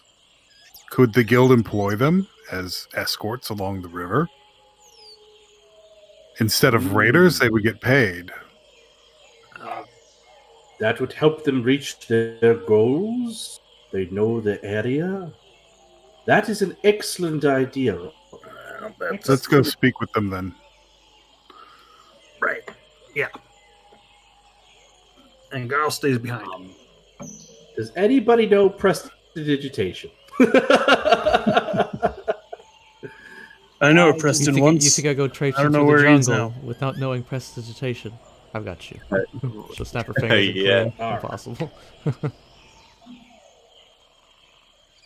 You think Preston I look this did a good? what? Awesome. That's the Preston first did a thing. presentation. First cantrip. Jungle campaign. First cantrip. Prestidigitation.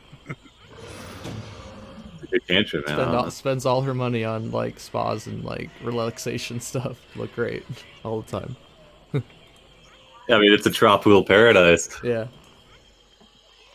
All right, so what's the play here? Actually, I'll let you guys settle on a course of action, and I'll grab a drink. I'll be right back. I'll be right back too. But Roderick's more than willing to just walk in front and just like approach them, like getting their attention. He's not worried about these plain undead. They'll attack you. Well, they're not quick. So anybody with a good run speed could probably just lead them away. Yeah. I am quite quick, but how Your diplomacy skills are going to be needed more up front. Yes, that is my concern. I do not wish to put down anyone's abilities, but I am not as clever as a laddie is. But I know something of betrayal, and I know something of negotiation.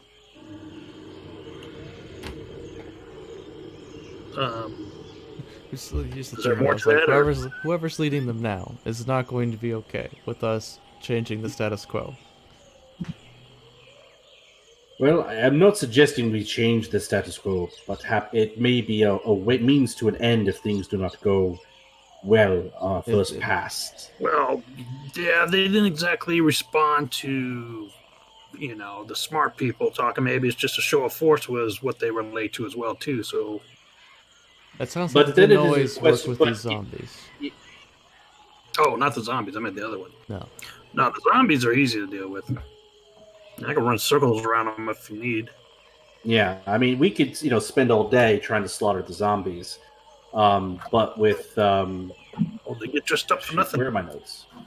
Where are my notes? Notes. My So with understanding was Braza that- having been supplanted by somebody else, Mhm. if this is a bigger, badder lizard person than Braza, then he's gonna be like, okay, who do I fear more, my new boss, or do I fear these adventurers?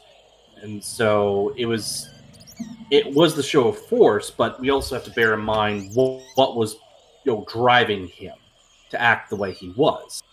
So even though he came around to our point of view of it's not a good idea to do this, I mean, we need to take the measure of the leader if we can and offer an option. And maybe this will be enough of a motivation.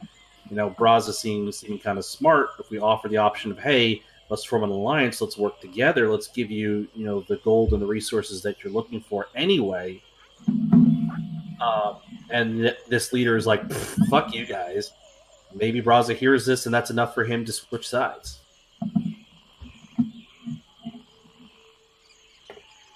Just a thought. Don't know until we try something. So Exactly.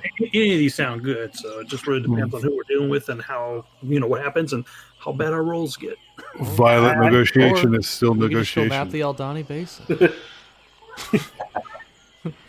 Yeah, we just turn around and Pause the never go side back quest. to If we can't decide on the course of action, do something today. Well, I get the sense that if we do nothing, then Rotdao is gonna be like, you gutless piece of shit. You need to go in and uproot Camp Vengeance for your cowardice or some such. I feel like there's a bit of a clock on this. I don't think we can just sort of leave it be. How close to the tallest building? Or how close to a tall building are we? You guys are, I assume, at the fringes of the building, to where the single stories begin, and then every, we'll say, 4 blocks, they kind of add another level. Here and there, there's might be like a random tall building that's sunken down, but most of the taller ones have collapsed due to the mud. But I mean, like, we'll say like 50 feet, I guess. You guys are. I assumed you guys were posted up at the outskirts, kind of hanging low. Mm-hmm. Hearing all this, Tristu is very tempted to do something stupid. You gonna charge? Get to the top of the biggest building. He can see the closest building to him and shout out Braz's name in Draconic. Is that negotiating? You have to get their It's in the attention. lizard men way. I invitation go to the to a top of this fight. building and say, "Hey, come out here!" Get to a multi-story building so not to deal with the zombies, and then yell, shout out Brazza's name in Draconic. Oh yeah, we could do that.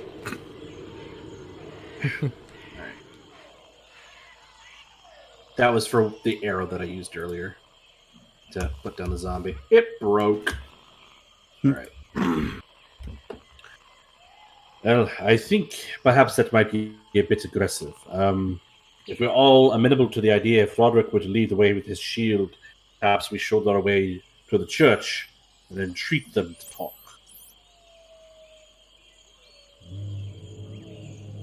What say you all? Only thing I'd be worried about are those undead, or the Allosauruses. Yes.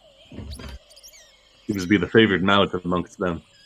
Well, from what Impossible described, they'll just let you fall right out of them anyway. They eat you. If you find one that's got a particularly messed up stomach, then yeah.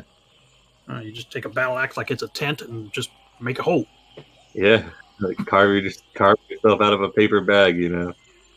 It's like I guess a paper bag filled with beef jerky. Probably the analogy. That's probably why I wanted to call him out to us. All right, what's the play here? Impossible.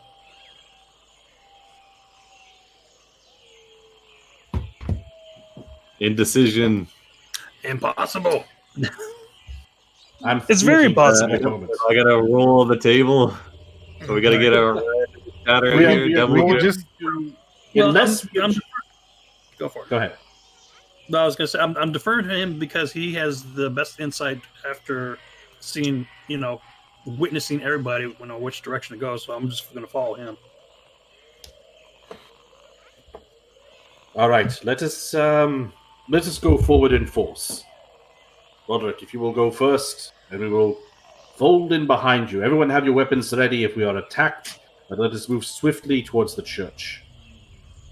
All right. So you guys is Dreamer or Impossible? Is he gonna clean off the zombie guts? Or are you guys all joining him amongst? Yeah, I'm I'm covering. I'm not putting zombie guts. No. No, Yeah, let's. that's- We're not gonna put on zombie guts for this. We'll have to kind of muscle our way through. Possible. You're gonna have to walk downwind from everybody, though. Well, hold on. I thought somebody had prestidigitation. Oh. Or did I mishear that? Did we do that? Well, I'm just Yeah. gonna suggest rub some mud on you because that'll take it off too, and it keeps you cool. I've covered myself in stuff enough for one day. Yeah, but this is- Roderick's gonna lead the way with his walking staff. It's kind of got a spike and iron shot at the end, so he's gonna be tapping against the stones as we're walking, making sure to make enough noise that everything's gonna notice. All right. Yeah, I'm in the back. I'll hang out in the back with Simone. Yeah. With my very intimidating wooden club out. Tracere's going to take front and center because he wants to be one of the first ones to fight if there's a chance. I'm flanking the other side. So we're heading Roderick. straight for the ziggurat then? The church. Church. The church. Oh, the church? The church is going to be easier to get. We're going to go to. talk to Oh, the other guy. I see. Brazza. Well, no, I mean that's we're just going Rashaz. to ask to speak with whomever's in charge. First Brazza contact. and Cuz went to the ziggurat. Rashaz is still at the church? Oh, that's Rashaz? Okay. Rashaz, the shelled one, is still at the church. Cuz is still kind of sunning on the side of the beach, side of the water, as far as you know. Braz is the only one that was brought into the Ziggurat, pyramid. yeah. Yeah. But we just need to open a dialogue. That's what we're trying to do. I think Rashaz was the So it strong doesn't. silent So type. if then we'll figure it out. But if we can intrigue leadership enough, they will come out and parlay. So let's see what we can do. All right. Let's see here. I think in that case, I will take us over to another map here, and then we're gonna immediately be doing something. Yeah, not yet though, because I don't have the thing up yet. All right. The zombies all throw off their fake masks. They were actually assassins this whole time.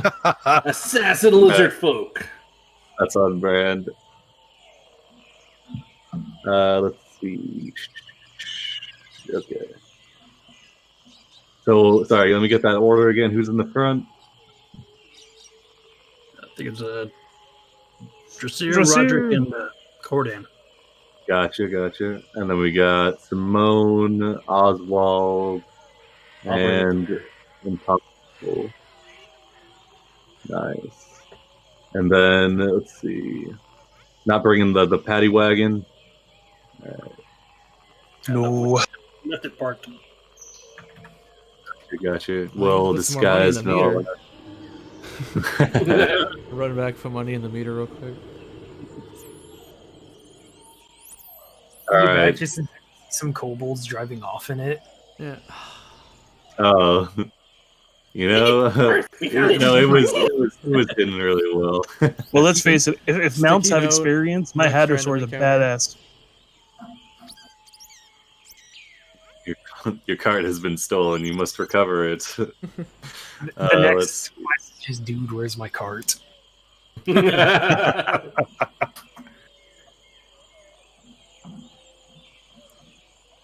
So have we implemented that rule? Mounts get experience?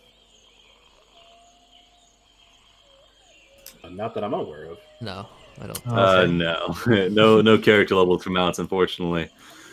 No, Anyways, make it mount levels. That was joked about. Like, what was it? Nets's Hatter Store was like had solid snaked or something, and was like was gonna take levels in Rogue or some shit.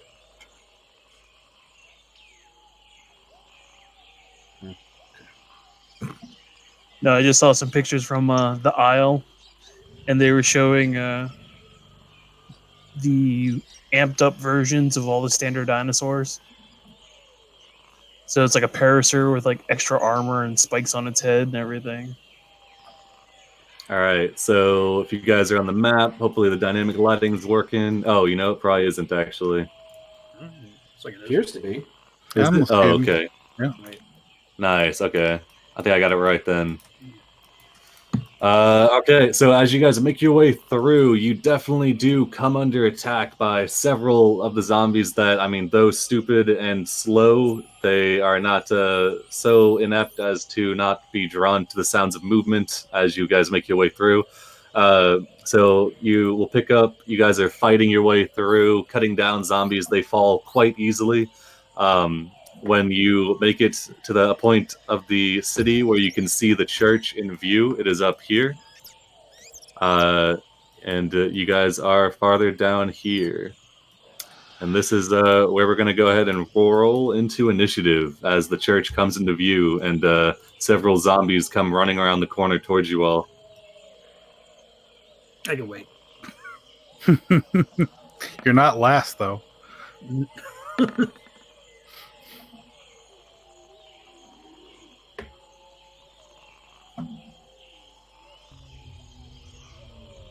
All right, now we need some. Yeah. You got some thematic.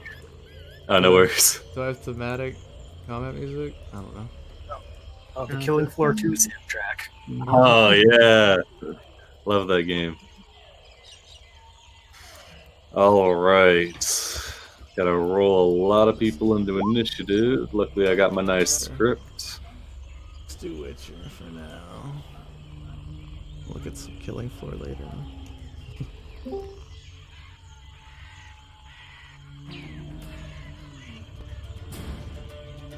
All right, for now, we'll start off. So you haven't alerted anybody on the other side of the river yet. Shuffle, everybody's in initiative. Peaches, start us off. So we cut through some zombies, but these zombies are still here. Yep, you guys are, because we're not going to play out the whole, like, battling your way through, but yeah, you guys are, mid-combat. You guys haven't taken any heavy wounds or anything. Yeah. You're giving advantage on that guy? Yeah. Remember that. All right. Nimbus. Yeah, Nimbus is a weasel, and he's going to just stay back here and dodge for now. All right, Oswald. I guess I am going to Eldritch Blast to the closest zombie. All right, with advantage, go for it. All right, here's the first one. 15 definitely hits for 13. As par for the course, as your what's it called? Your Eldritch Force blasted across the zombie. Its head is disintegrated from its shoulder, and it falls over dead. All right, I guess I will send the second beam at this guy over here then. Yeah, go for it. 16, yes, another clean headshot as it falls to the ground dead. All right, I feel pretty safe behind the melees, so I'm good. Yeah, you can tell these zombies are the same kind of experience as before, where they die very easily. None of them have even managed to make it up to your party yet. This one will take a dash and move slowly into view around the corner of this building. This one as well is going to move up. Simone, you're up. I don't know what you're talking about. These are the final these are the No. bosses right here. No, I mean, Vidids were a good design. Like They're not quite as badasses. weak. Yeah. They don't quite have 1 HP, but typically dead in one hit, I would imagine. All right, Simone, you're up. All right, we'll just. I always hover over fireball and like, what if you roll a 1? I'm just gonna toll the dead on this one closest, so he's gonna make a wisdom save. All right. Let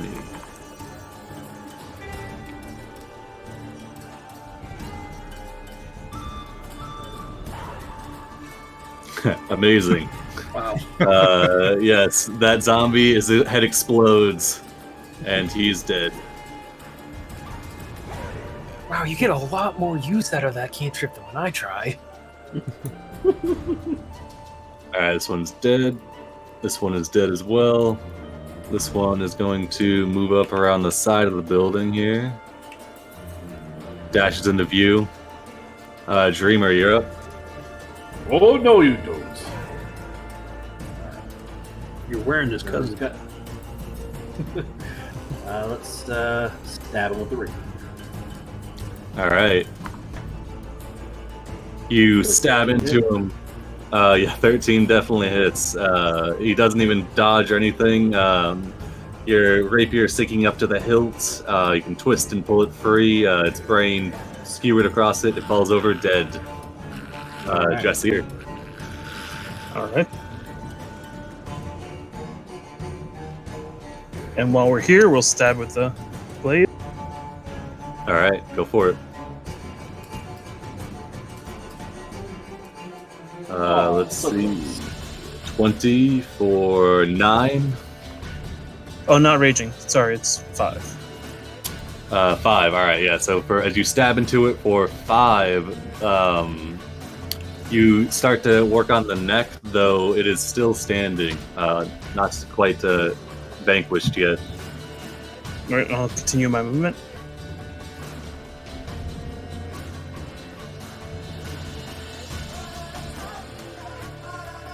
The good thing about reach. Yeah, you can stay out. Yeah, you push it back, it stumbles a little bit, still standing. I'm done. Oh yeah, you don't have multi-attack. Shit, okay, damn. Alright. Yeah, this one in that case is gonna move up and it lashes out, attempting to grab you. 17. That will hit. Okay, yeah, it does 5 bludgeoning as it wraps its gnarled arms around you. Almost a max damage hit.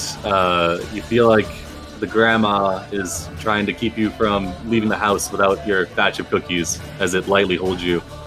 It would be very easy to break its grip. This one also moves up.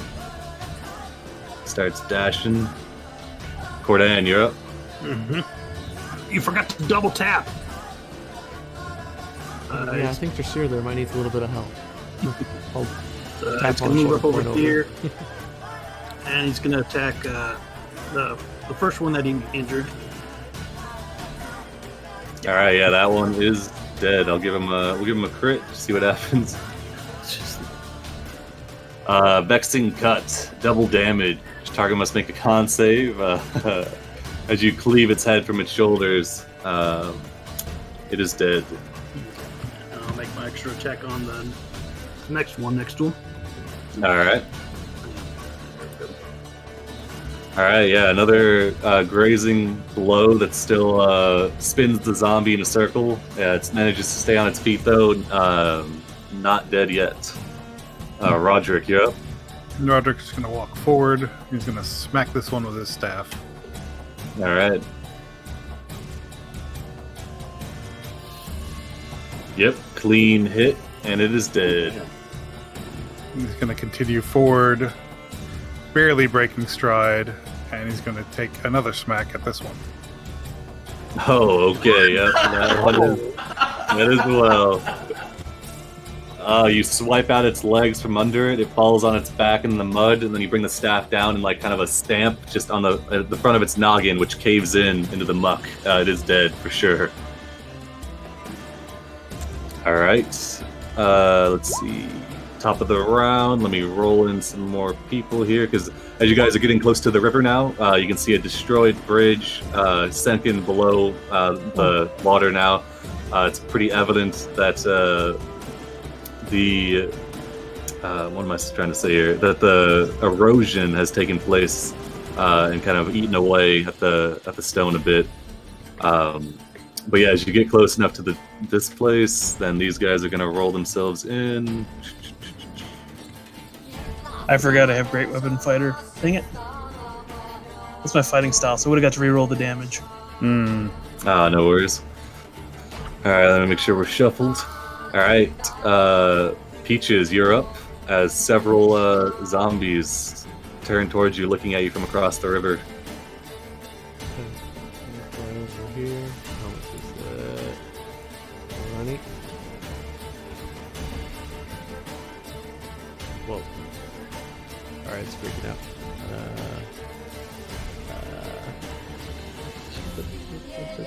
24. Gonna look around, see if there's any more. Oh, I can't see through it. Duh. Alright, we'll just dodge over here. We're good. We'll go up a little. We'll go a little higher and just dodge up here. All right, Out Nimbus. of reach of any zombies. Yep. This is gonna shuffle forward, just kind of end up there, and take the dodge action. All right, the familiars move up, taking point. Oswald. You can see Peaches and Nimbus both clearing the rooms with their tails. Yeah, Oswald will move up a little bit. And then I guess I'll just kind of ask, like, would blasting the zombies across the river send the wrong message? You could hold your action until they cross the river. General, or? Yeah, I was just asking that in general as I walked up closer. Yeah, you can kind of gauge these zombies. They look like they're pretty intent on making their way across the river, so one way or another they're going to make their way to you. You probably want to deal with them sometime before they're eating you. I think I'll hold an Eldritch Blast for when zombies or lizardmen start crossing the river with apparent hostile intentions. Sounds good. This zombie hostilely begins to cross the river, moving slowly. I shoot him with an Eldritch Blast then. Yeah, I was gonna say, Let's you probably don't have to wait have it very aggressive. long. Yeah, as he blow his head off, he sinks down into the water with a sad moan. Next up, where's this boy at? He's up here. He's gonna move here. He'll take a dash, moving into the water when he gets there. This guy's dead. This guy moves 15, gets halfway across. Yeah, the water, it's difficult terrain, though it's not fast enough nor deep enough to warrant a check. This guy is dead. This guy, alright. It gets around to one of these sentry lizard folk of the Deadmarsh tribe. He sits up. Let's see. What in the hell? Yeah, They're true. blasting our true. zombies.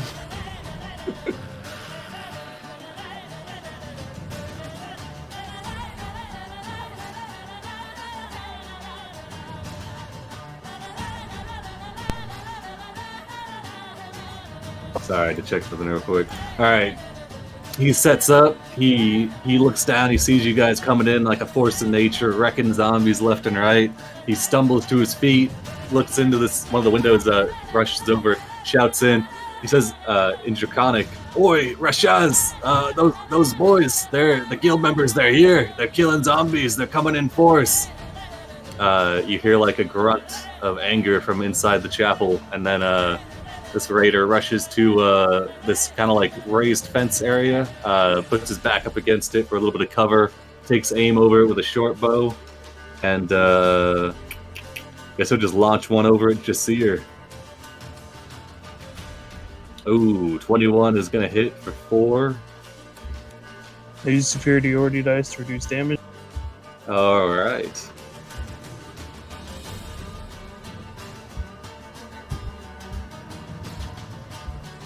Okay, yeah, nice. He then takes Oh, never aim, mind. That's and I guess before he's melee gonna attack. Oh, okay. So shit. just take the Alright. 4. Thought you had some crazy monk stuff. Alright, next shot's going towards Roderick. 19 for 9, a max damage arrow. Roderick smacks the arrow out of the air with his shield. Oh, damn. Alright, yeah. It should have He been yells the out, cane. "We're here to negotiate." Oh, shit. Okay, yeah, you shout out, "Here to negotiate." You speaking in common? Yes, because I don't think they'd understand Celestial. Bold of you to assume they understand common.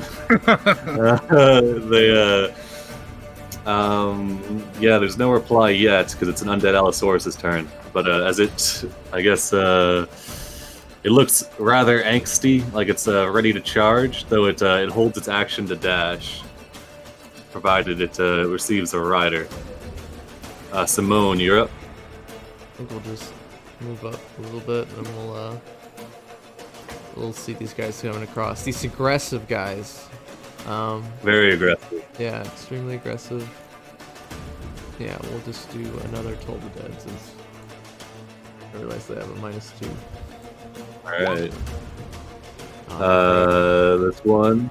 Let's give him a wisdom save. Oh, this is the wrong dude. My bad. We'll keep it though. So it would have been a 0 on the. It would have been a 0 total. So he, half of his head explodes, though he's still got enough head left to stay up. Alright. I don't feel like I need the bonus action anything yet. Oh, I have a bonus action cast Jump for my ring, because that's free. I'm done. Nice. All right. Mbala and zombie. Gonna charge up. That way you can get to right there.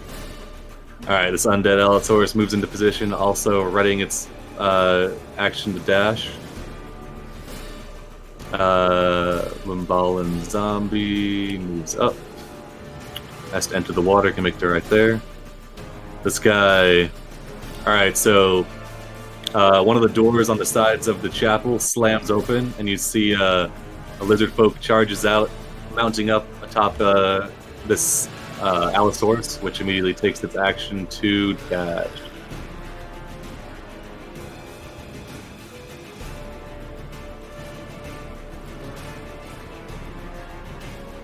All right.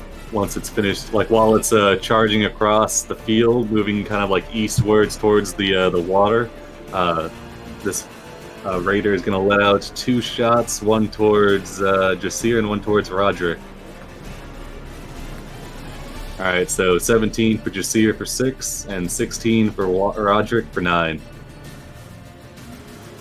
Bounces off of Roderick's armor.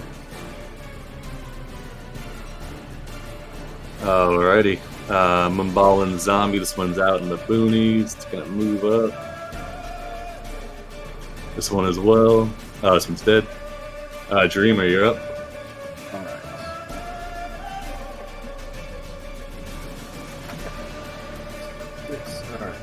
All right. Dreamer's going to move up, and he's going to bellow out in Draconic. We have come to parley with whoever leads this lizard tribe. And you're speaking in Draconic, I assume. Yeah. I'm Yeah, you speaking said that, in right? Draconic, yes. All right. Wish to parley and reach a peace. All right. As soon as you shout that out, this one from over the wall that's reloading his bow, he looks up confused. The one that's mid-stride with the other one also looks confused as well. He's already got another arrow knocked, aimed. You see, let's give him a wisdom. All right. So as this one's turn comes around,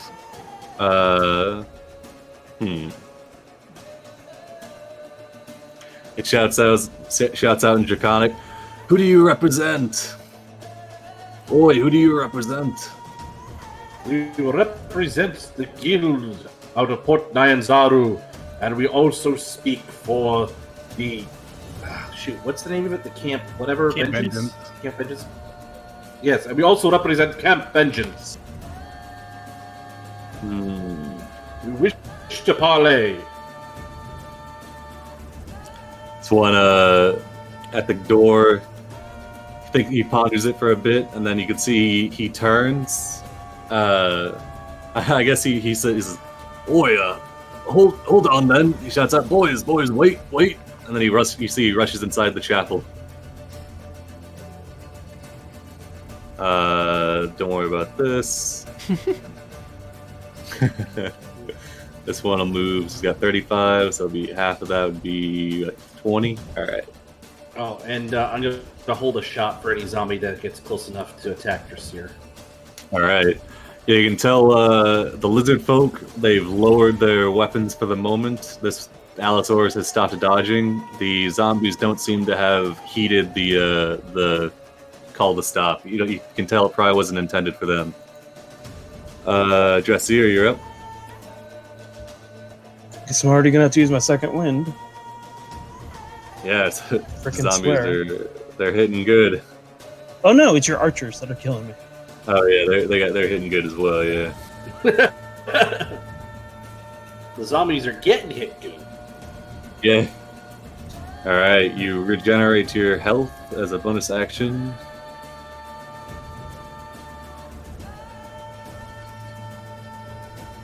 Lead but angrily. Yeah, very angrily. All right. With extra rage, you gonna do anything for your action? I'm gonna ready to hit if anything comes within melee range. All right. All right. There's some quick chatter in the chapel that is far too far off and muted to hear.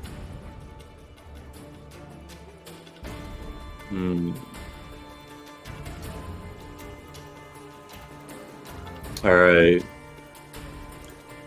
Yeah, you hear, so 6 second rounds. There's some slight chatter, and then kind of emerging out of a side door, you see the shelled one. He has his bow slung and at the ready, though he moves up to this column, taking cover, and then kind of readies. Doesn't say anything yet, but doesn't loose the arrow. All right, this zombie's dead. Zombie's gonna move up.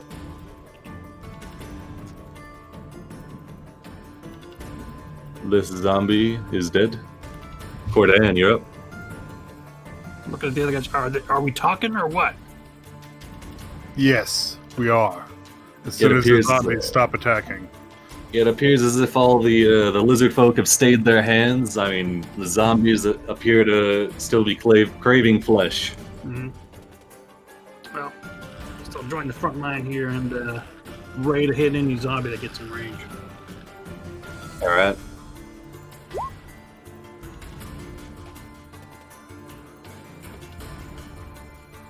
Roderick. Roderick's going to move up just far enough away from everybody else. And he's going to tap his staff against the ground, ready in action to bonk any zombie. He says he's going to call it in common though. Again, we are here to negotiate. This time, as you call it in common, you see, Rashad. You can't really see his face behind the cover and shawl. The two visible lizard folk, though, they see you as you stamp your staff, and they kind of watch you as you speak, I suppose. But you don't see any recognition cross their scaly faces. Unfortunately. Yeah, it's as if they do not speak common. Peaches, you're up. We'll just get into our sniper position in case the negotiations go south. All right. I'm gonna take a dodge action up here. I'm not gonna do anything. All right, Peaches gets ready to cover fire. Pulls out a briefcase and starts assembling a sniper. That's what they teach you at familiar school. Yeah, Nimbus is just gonna hang out over here and also take the dodge action. All right. Oswald, you're up. I'm just gonna start shooting zombies in the river, I guess. All right, start blasting. Might as well. Just Go start on, with Danny DeVito, do your thing. this one over here and see how it goes. That's You a dead black zombie. Alright, I will send the second beam at the one right next to him. That's another dead zombie. This is the one that was blast him. injured. Yes, 10 hits, and both two zombies hit the water, start drifting lazily along. Alright. Mbala, this one's dead, I believe. This one is going to move half speed. This one's going to also move. Nope, he's dead. All right, this raider.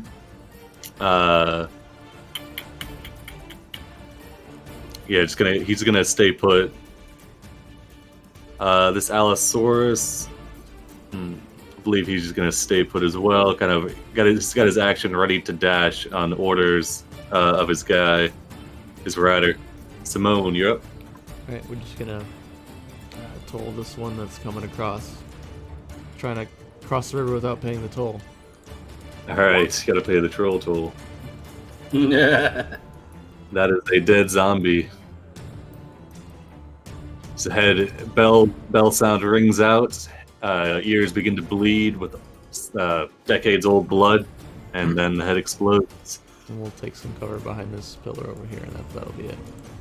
All right. Yeah, I lied. The previous lizard folk is actually readying a shot if actions break down. I should have mentioned that. All right. This zombie is moving across slowly. Allosaurus moves up in front of Rashaz and then kind of takes like a defensive position, though readies itself to dash if need be. This zombie is going to continue to advance. He gets into range of Roderick with a dash. Yeah. Roderick is definitely taking a swing. All right, you brain it right there, and it is dead. All right.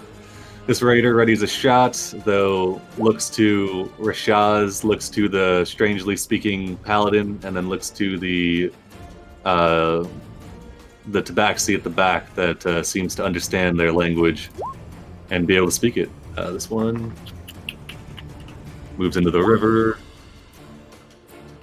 Dreamer, you're up. All right. Impossible's going to move forward. Let's see. We're going to drop our held action, and we're just going to take a shot at this one here with our short bow. All right, go for it. All right, doesn't quite put him down, but heavily injures him. You can surmise they probably have 10 HP.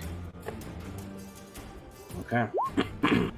All right, this one emerges out, uses his dash to mount up atop of this Allosaurus.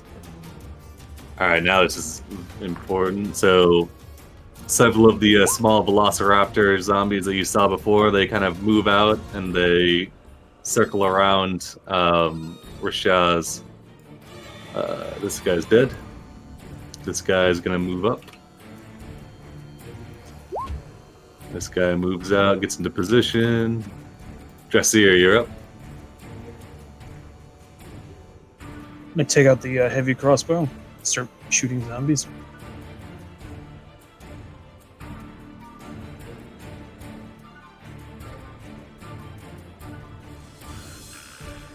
All right. 3 you go- damage.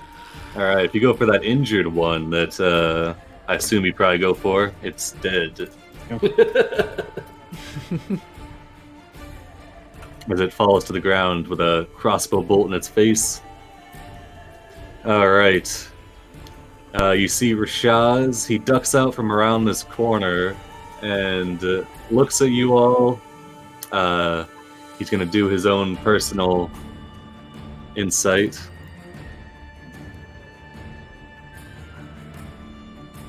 Okay. And so you're being truthful when you say you want to parlay, right? Yes. Okay. In that case, let's see.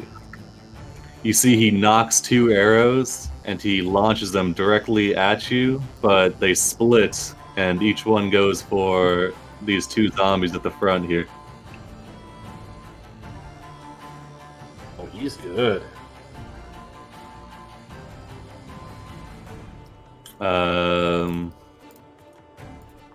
All right, one's dead. One's got 1 HP, but we'll say it falls on a sharp rock and is dead as well. Wow, that would have been real bad if it was actually worth All it. damage. You can tell you have no idea that they're poisoned arrows. Should have hidden that. Oh well. This zombie is gonna move forward. You know what? Who's got poison arrows? I don't understand what's going on. All I know is that my friend over there has killed 2 zombies for me.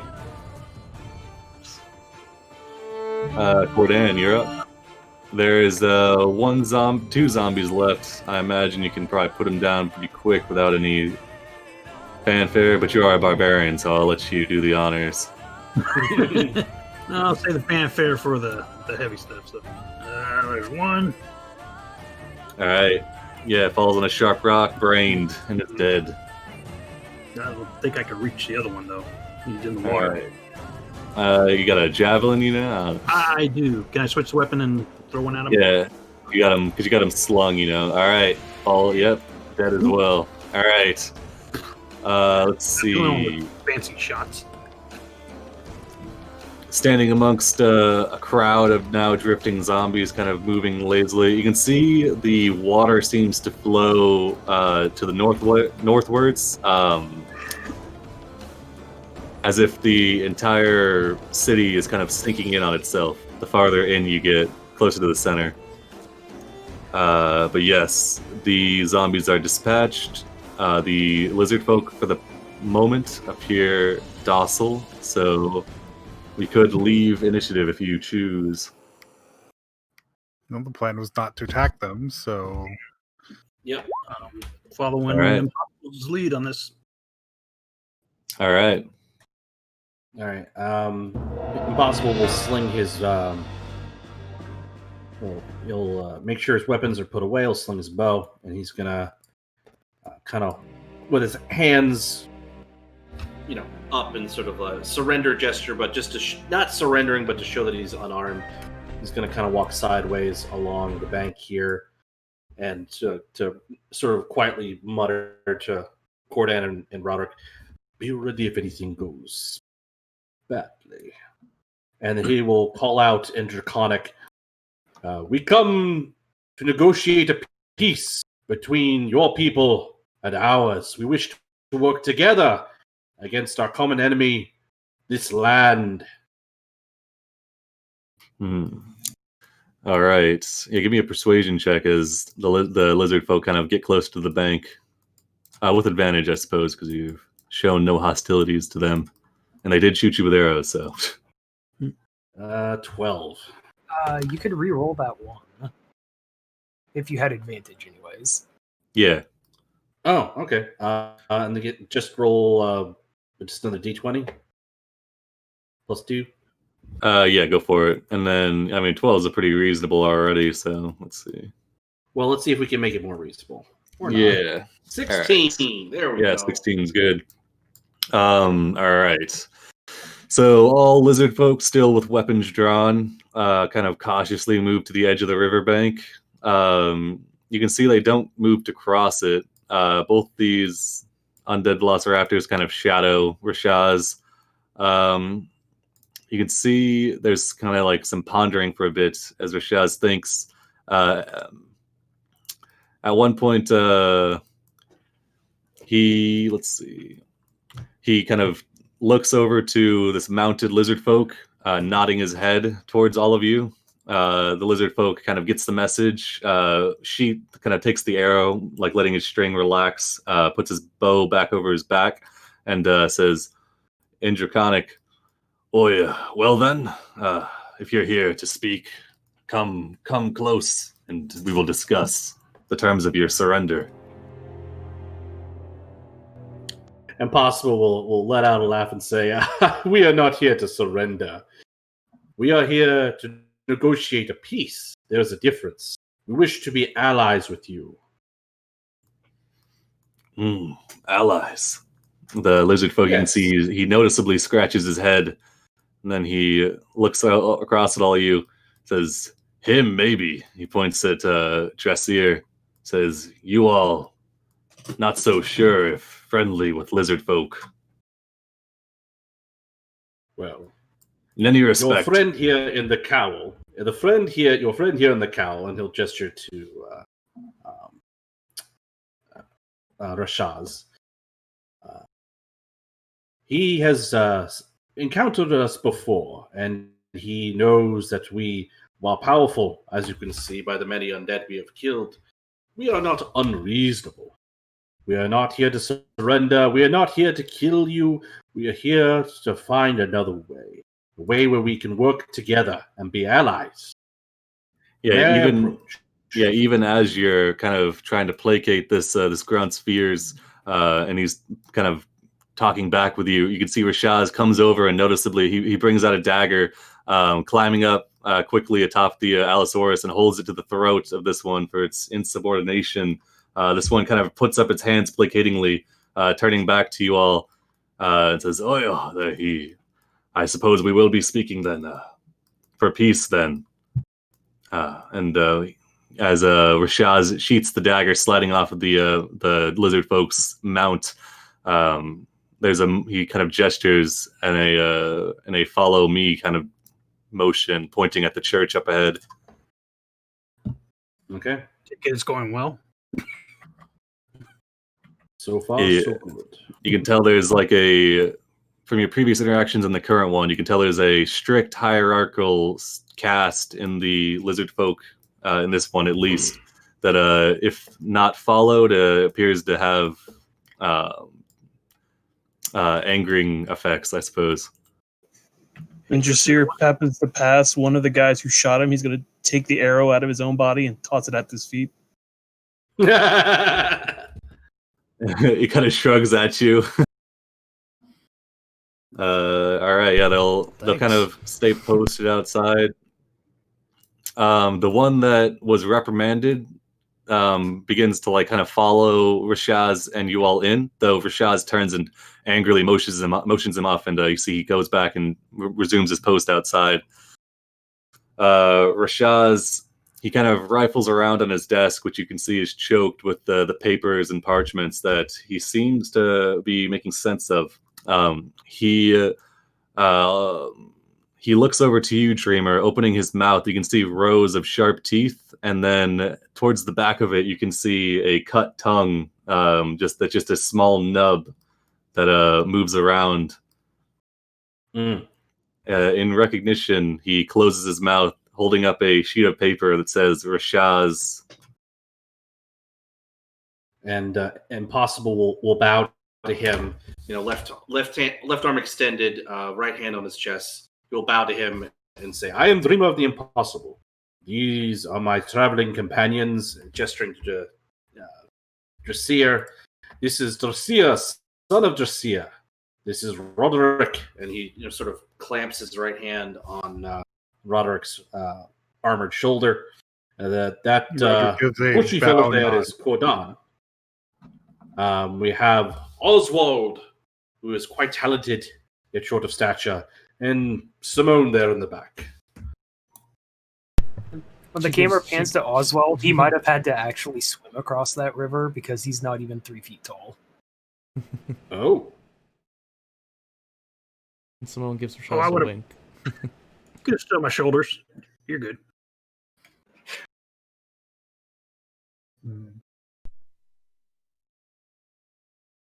The two of you together, you might have been the height of a normal person. So Roderick is gonna Oh, Get normal. trench coat. Roderick is gonna speak up and ask Razir, do you understand common? He Common? nods towards you as he's writing on the sheet. Makes him the smart one.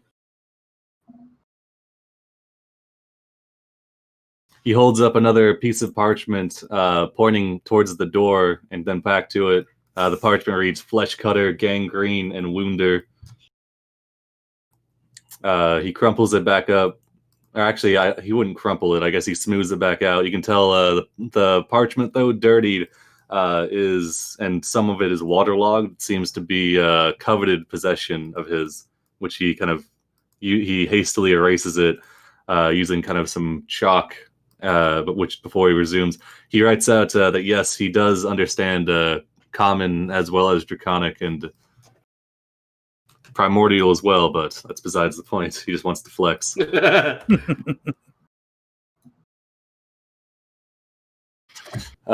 He says or writes that the Deadmarsh tribe has come into possession of this area some time ago and has learned to coexist with the zombies present in the area. Apparently, they aren't too interested in the cold-blooded lizard folk, and thus coexistence is actually viable. He relates to you that the current leader of the tribe is Rat Dao, and that he is not too taken with outsiders, and that Rashaz is only meeting with you because of the extraordinary circumstances of your arrival in the their actual area of residence, which warrants some investigation, he thinks. I understand that you may not be too keen on outsiders, but I assure you, we wish to coexist as well. Much like you have found a balance between yourselves and the undead, we wish to strike a balance between ourselves and the lizard folk here. We understand that we have journeyed into what would be your land, and we wish to find a way to pay appropriate tribute, give you a means of existence, and give you that what you seek, supplies, means of survival. He holds up another piece of paper after considering it. This one reads, Dreamer, indicating yourself, speaks like Braza. Ah, perhaps I should speak with him. And with your leader, this Rashtown. You see he wrings his hands. Excuse me. Well, no, yeah, he wrings his hand when you mention speaking with Braza. Says, writes out, might not be possible thanks to failure. Failure? Oh, what failure? He kind of looks. He looks apprehensively at all of you and says, "Not bringing back supplies and fresh meat." If that was a failure, I believe we could help with that. He looks interested. If you are looking for supplies and a solid source of food, we thought that we could negotiate with the guild on your behalf, and maybe you could become employed by them. We could use lizardfolk guides and guardians along the river all the way to Port Nyanzaru. Yeah, he thinks on this. You can tell he'd be hesitant to believe you, but he sees Dressir amongst your party, and he kind of looks between you, doesn't sense any distrustfulness or non-shrews. Give me persuasion with advantage, either of you. I got it. Yeah, 24. Okay, yeah. He thinks on it. He looks down. You can see he's got the bow crafted from some sort of strong wood from an area in the jungle. He's got several arrows carved from bone. Now that you're closer, you can see he's got several vials strapped across his chest that seem to hold different liquids, as well as like a small pouch which he has parchments and chalk in. He nods, writes out agreeable. We'll try to get Braza here. Would And definitely turn a failure into a success, wouldn't it? he nods. He says,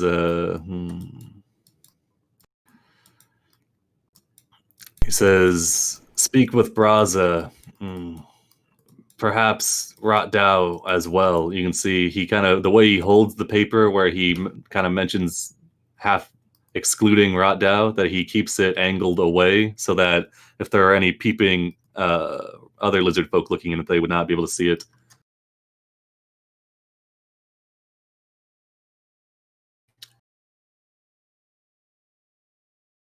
You can. We trust.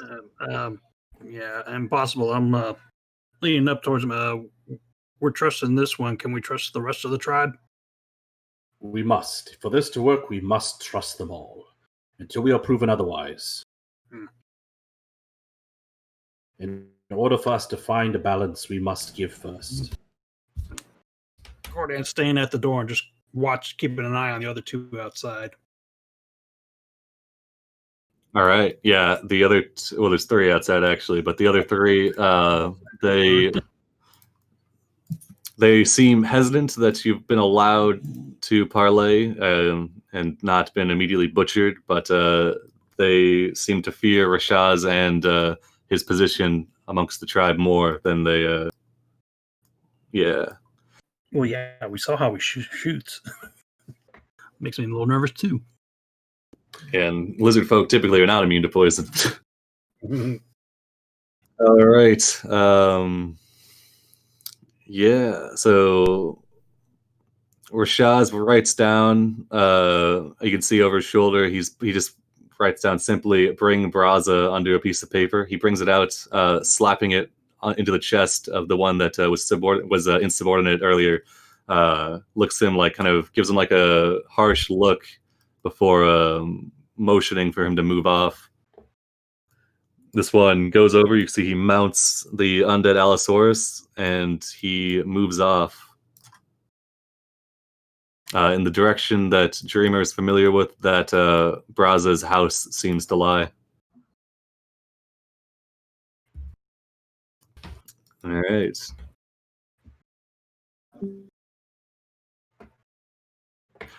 Rashaz comes back inside. Who'd we lose? Oh, just a Groovy. He comes back inside. Let's see.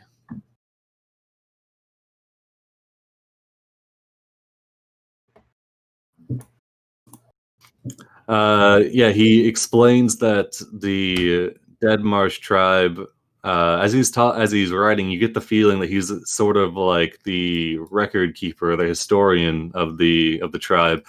He seems advanced in years for lizard folk, probably in his mid-50s. Has probably been around for quite a while.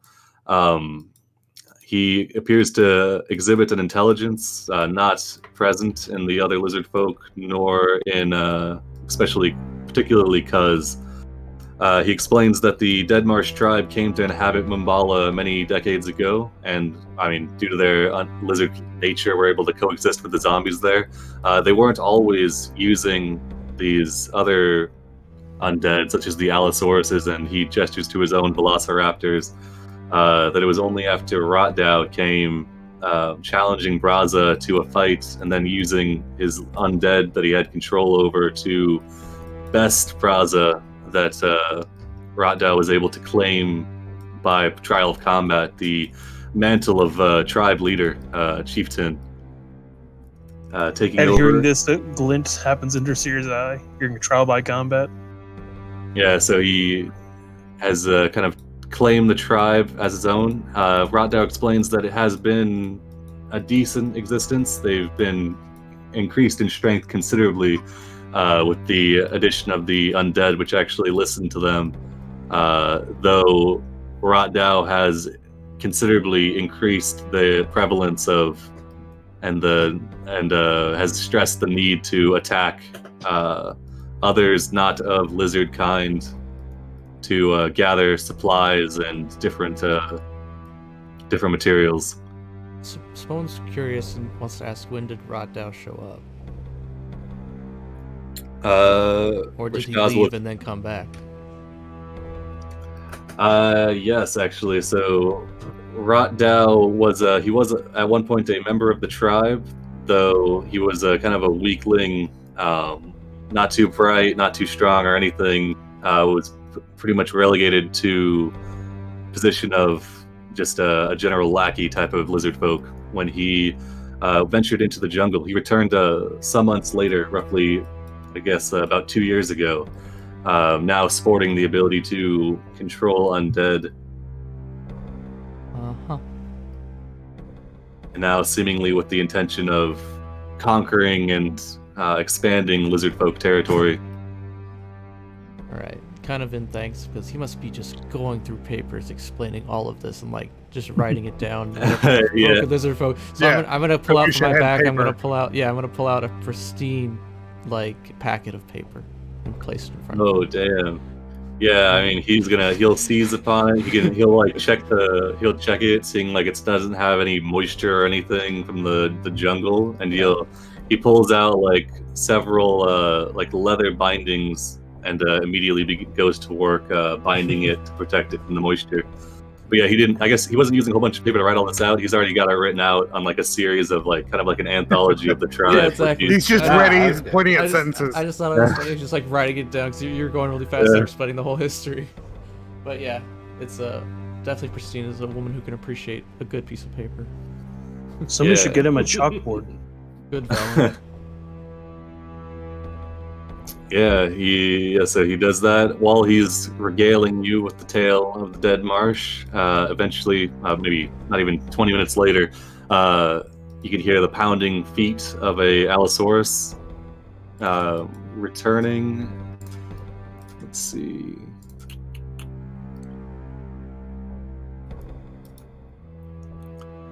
Here we go.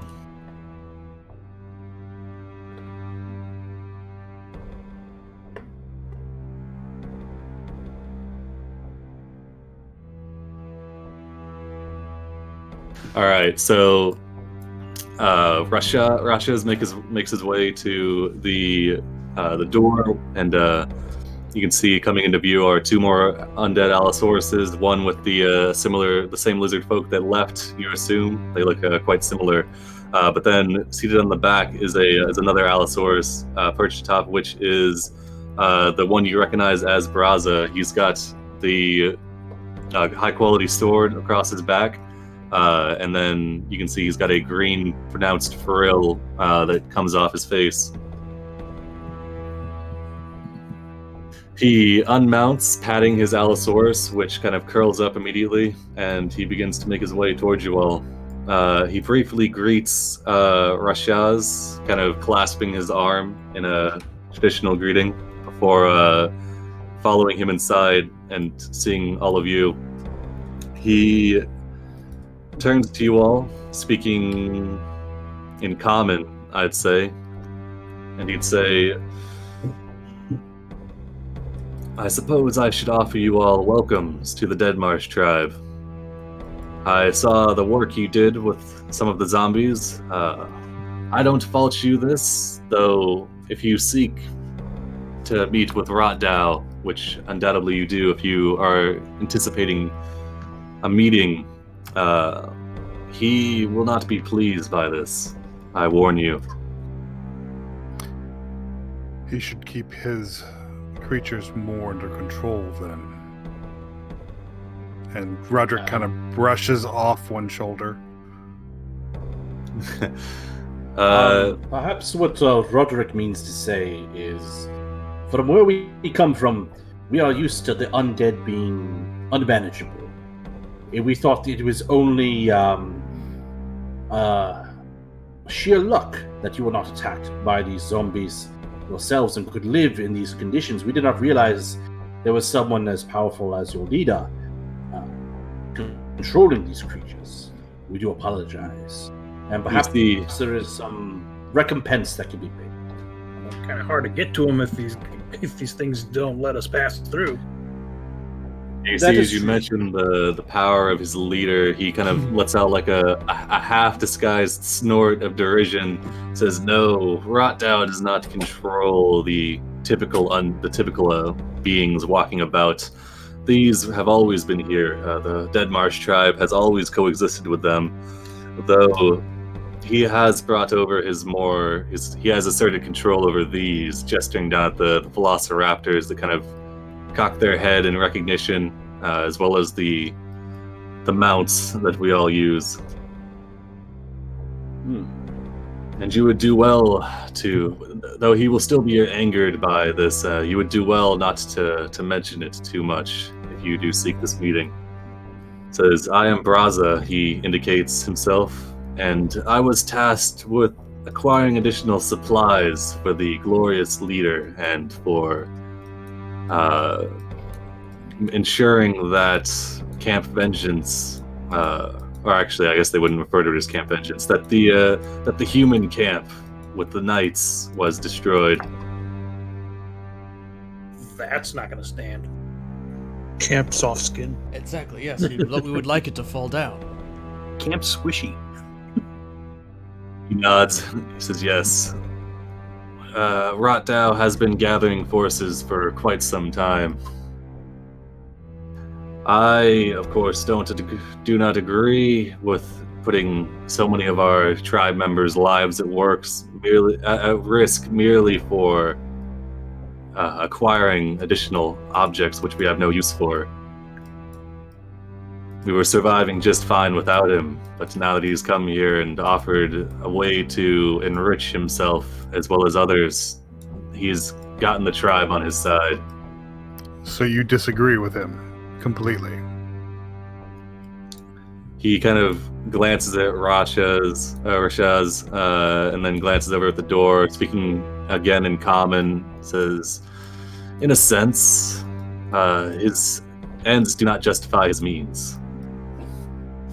I had no doubt this would come to pass. The attacking the natives as well as those in the jungle would no doubt bring the ire of those of the medallion wearers onto us, indicating your status as guild members." You do not have the ire of the guild yet. We seek to fix that. I'm sure go. Rosh does. Go ahead. I'm sorry. Go ahead. No, you go ahead. I was just gonna make a joke. You go ahead. Okay. I am sure that the note that was delivered did not explain. We seek to expand Camp Vengeance and create a safe haven for guild members to foray further into the jungles. The goal of the camp itself is to eliminate the undead, not the lizard folk. Should your tribe be willing, we could use guides and protection along the river as we bring in supplies. More than willing to pay for such services as well. All right. Also, I need these stones. Don't forget that. Well, I'm sure we'll find one eventually. All right. Let's see. Yeah, Braza listens to your proposal. He nods. Says yes. But Rotdow's That not gonna could- like that, is he? Yes. Says you read my mind. Sounds like we're gonna have to get rid of him. Traseer's going to be overly blunt and just at this point blurt out in common. Can anybody challenge him to combat by trial? Just waiting for that, weren't you? Yeah, Braz he's gonna look surprised. He'll look up and down your draconic exterior, turns back to Rasha's, kind of cocking his head.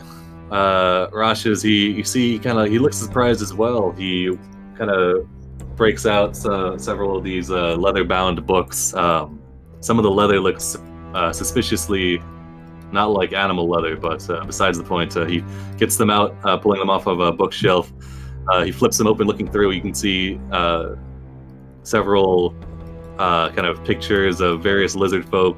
You can tell they're likely previous tribe members as he gets to towards the back of the book, where Braza and then Rotdao are crudely depicted.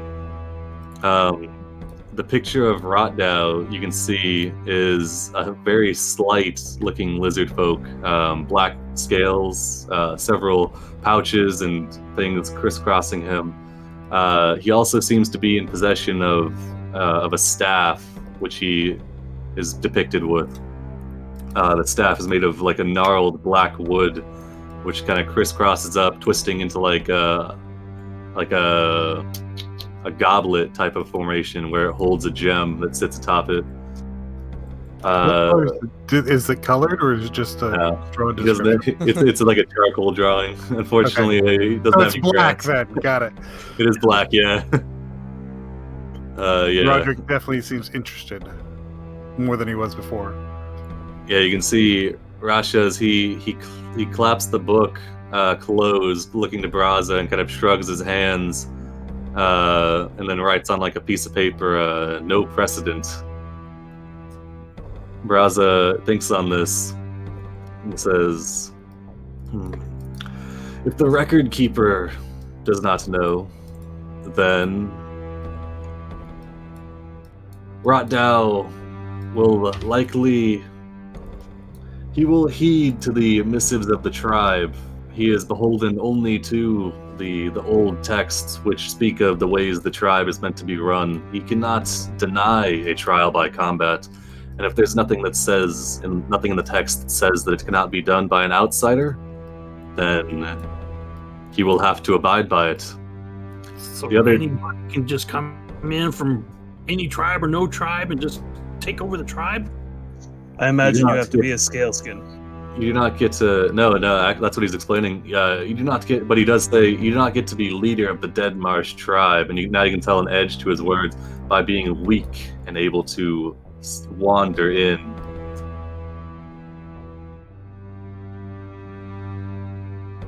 Something that I would like to bring up, if I may. I do not wish to dissuade you from this course of action. It is your right. But it may not be the staff itself, but it may be an innate ability of Rotdao to control the undead. You would lose assets. You would lose allies if this change were to occur and Rotdao were to be brought low in single combat. Is that something that your people would accept? The one who passes the trial by combat becomes chieftain of the tribe. This is written in the oldest text. What chieftain It says is only goes, recently- and then you make Braza the leader again. Done. He says, "No, this won't pass. It needs to be, what is it? To the death," he'll say. Okay. Well, It is we- only... How is it you are still standing here? He's gonna pull aside, let's see. Yeah, he's gonna pull aside a part of his armor where it's kind of hangs loosely, and you'll see embedded in it is like kind of a pitted, gnarled piece of flesh, which appears to be kind of like a mortal wound that went straight through, though he is still standing. I see. So, you would also fall if Rotto were to fall. Yes, this is how it is meant to be. You're a brave man, and it is a shame that you were brought so low by such a coward. I do what I must for the tribe. If you can offer them a Sacrifice better will be existence, remembered. then I will help you. I think we can.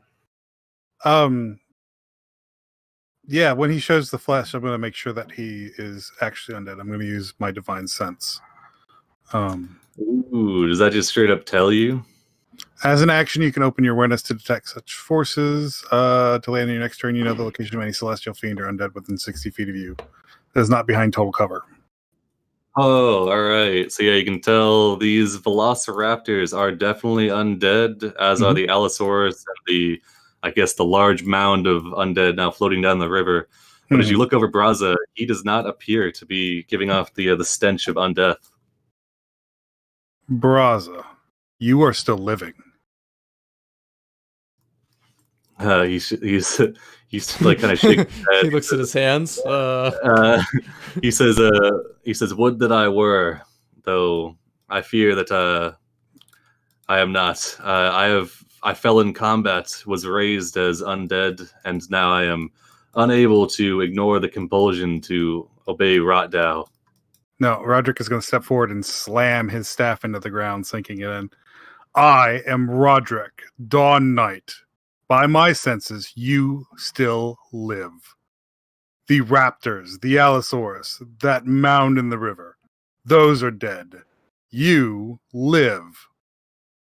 He has lied to you. Yeah, he's gonna look. Give me some sort of charisma check with advantage. Okay, yeah, that'll do it. Yeah, 21. Let's see. Yeah, I mean, his eyes are gonna.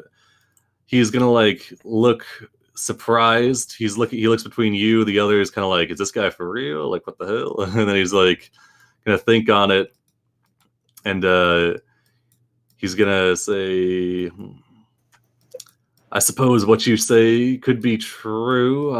If I'm not opposed to still being alive, though. I assure you that I am under control of Rotdow. If he orders me to kill you, I won't be able to refuse. Then it is something else that he is using to control you. I detect no stench of necromantic magic about you. It might take 10 minutes, but if we have some time, I might be able to get an idea of what he's using on you. All right, let's see. Yeah. He'll kind of look hesitantly towards you and then back to Rashaz, who will think on it. He'll nod, holding up like a piece of paper that says "truthful." Before, so if you're gonna cast Identify. That was my plan. All right. Identify. He's not an object. You mean detect magic? You No, can actually, cast it on yeah, you can cast it on a creature. Yeah, What? yeah, it's crazy. Yeah. Let's look at the first part.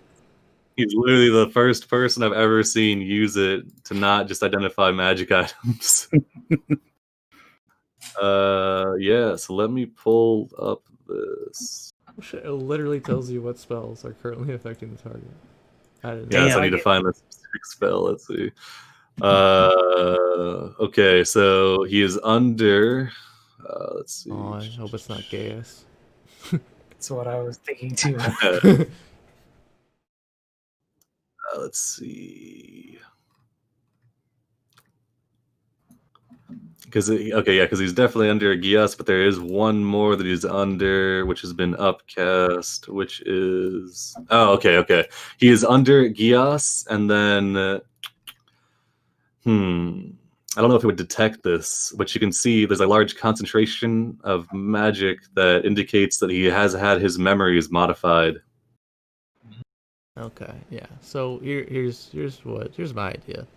We get Rashaz, we get Braza, and we get them to move as many undead away from this guy as possible, and we just go and we take him out. And then we put Braza in charge again. That's exactly what I was thinking too. Even if we had to finagle single combat and exclude all the undead and then buff the shit out of Braza. And if I challenge him, that would draw him out. Yeah, but he probably has legendary actions. If you have to fight him one-on-one, it's not going to work out. What I'm a bit worried about is You think if I would he's give a actually boss? if he's actually a high enough caster to cast stuff like Yes, and it's not just coming from a magic item he stumbled on, that could get really bad in a one-on-one. It's probably the staff though. So Staff. yeah, I don't know. You guys probably haven't been following the background storyline that Will's been putting forth. There are several gems of power that have been scattered around, and the guild has 2 of them right now. Roderick is holding one, Okay. and and he's looking for the other ones. Interesting. Did that have anything to do with why people were in the arena to get like The a Oracle's map or Eye, something? yeah, that's the Yep. divination one. Oh, my bad. The guild has 3 right now, technically. Huh. Nobody asked about the artifacts of power, so Instant regret. Okay, well, I can counterspell. I don't know about Oswald, but you don't take him out very quickly. Should be fine. Counterspell is not something I have at the moment. Yeah.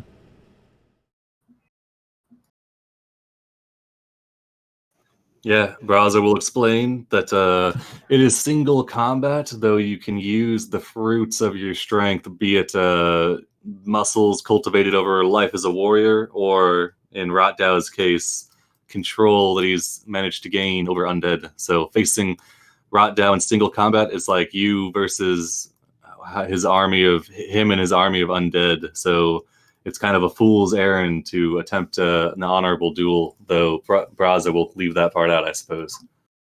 Would fruits of what we cultivate not also be friendships and allies? No, it doesn't count. Sorry. Yeah, but then he'll start Alright. calling in his buddies over here. Yeah. As I'm saying, we just go. We'll have these guys. We'll have them subvert most of the undead away from Rotdow if they can, and then we just go and then we take him out. He's hiding in the ziggurat, I presume. Yes. He is on the lower levels, reviewing the supplies and performing communion, as he calls it. Does he have any acolytes assisting him? I mean, he's got some lizard folk guards. Yes, Rotdow he's a very paranoid one. He's never alone. He always has his creations as well as some of the tribe nearby. Did he build the ziggurat, or was it always there? It was always there. Okay. Thought he was too good for a house like the rest of us. A temple. Before we all set out and before we decide on something, Roderick wants to get Oswald's attention and walk him a little bit of ways for about 10 minutes. Sure. That's the last So, so, of Oswald. Roderick pulls out an obsidian gem, like a gem the color of obsidian, and says, you were able to identify the spells on the lizard folk. Could you do the same on this? Oh, you're gonna identify it right here? Yeah, why not? All right, let me pull it up. I can't wait till they start. Oh, I guess it's a making- good thing you didn't get disintegrated. It might be super important later. So I know. I was actually thinking about doing some weird thing with a curse because you got disintegrated, but I mean, I might still do that. I don't know. Okay, yeah, no, go for Let's see. Okay. Because I mean, you wouldn't have noticed the curse yet because you haven't. Nope. But whatever. Nope. All right. Let's see. Okay, let me pull this handout up as you identify it. I was waiting for this. I know you were. I've been trying to find a good point to do it.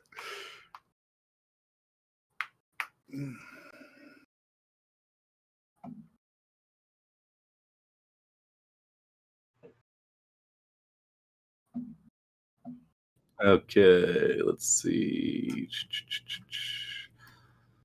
Where's my sick art?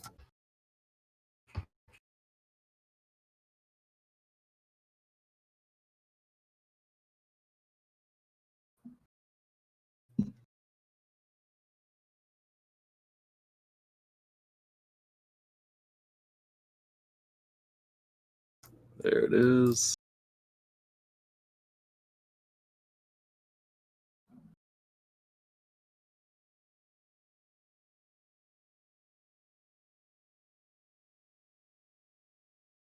Oh god, my freaking, what is this doing? Okay, let me save it. Save. Okay, there it is.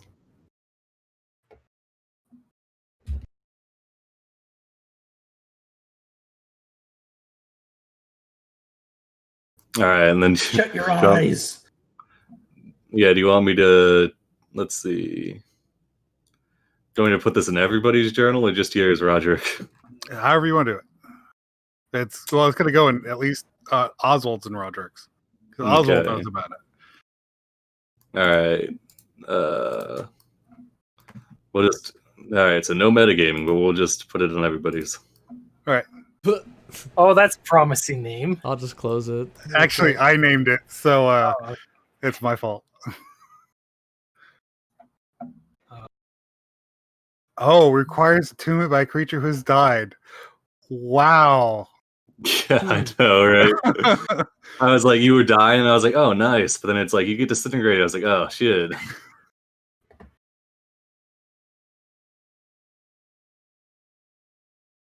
Yeah. Oh, that's neat. I mean, I'm not gonna look, but I guess for the benefit of the viewer, I will look real quick. We'll just sneak Yeah, peek. go ahead. I'm not too worried. Just if you guys want to see it, take a look. It's just Wonders so Oswald's legendary. standing there with the pearl, doing the thing, and then he stares down at this gem, and then up at you. He's like, "Where did you get this?" Ziggurat, north of or outside of Port Nyanzaru. We had to wade through a number of undead and a fiend that turned himself into some sort of bat creature. I'll have this burn. It was a boner rank quest that nobody wanted to do, Oh, but it was rad. There's a write-up for it I can post now that it's public knowledge, I guess. He kind of shared it. I kind of posted a short version of it. Yeah, true. Anyway, so this is like the Oracle's Eye, which was recovered from the arena, is an artifact level item that, or I guess legendary, that allows the user to gain some powers of necromancy in exchange for hit dice. So you use some of your life to get some pretty nice perks. Like the main thing for people besides the necromancer is whenever somebody's down within 30 feet, and they make a death save, they can expend a number of hit dice up to their proficiency bonus to add an equal number of d4s to a death save. So it'd be 3d4 if you wanted to dump 3 hit dice into it. So I mean, pretty good for a death save.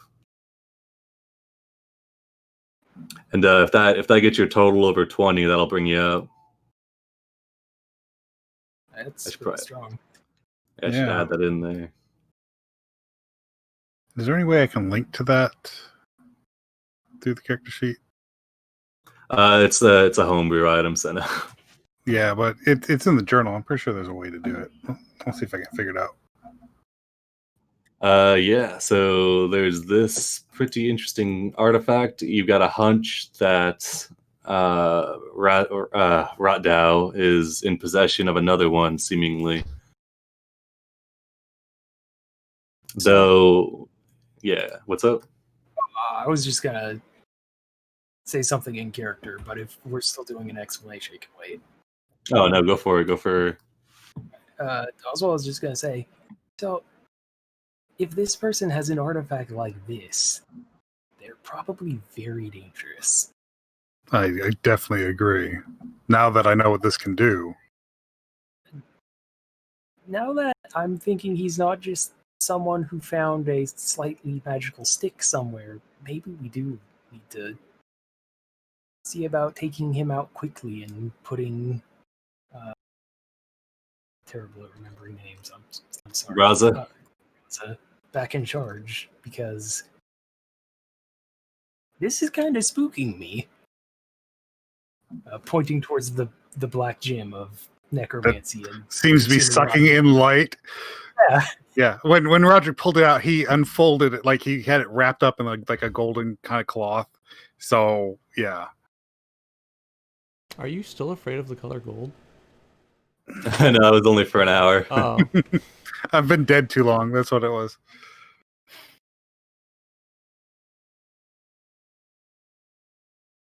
All right. Braz is polishing his, making sure his metal is good. So he's looking around and says, all right, so which one of you is taking the fight? I can challenge him again, though the results will be much the same. Actually, he can't challenge him because he's been Giast. Never mind. He can't perform any traitorous actions. yeah. Is the, well, I guess, would the identify tell you what the Gias is for, though? It I probably think would. it only tells me what spells he's affected by. I'm not sure if I would get that much detail. All right. I mean, you could probably surmise that it's a Gias that would make him loyal. So, Like, I can guess on what he was told, but I don't know if I would actually know for sure.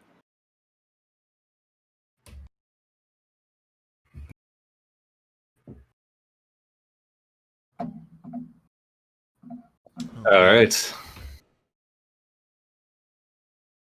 what's the plan then? If I'm not challenging him, what's the plan? Go in and we get him. Yeah, I Braza will. say we work with something that is not broken. Let us challenge him to single combat. I think we are fairly certain that he is not an honorable man, not one to be trusted. So we betray him first. With him out of the way, we can put things back right. You can see Braza's got his hands over his ears. We can step away and leave him where he can't hear us.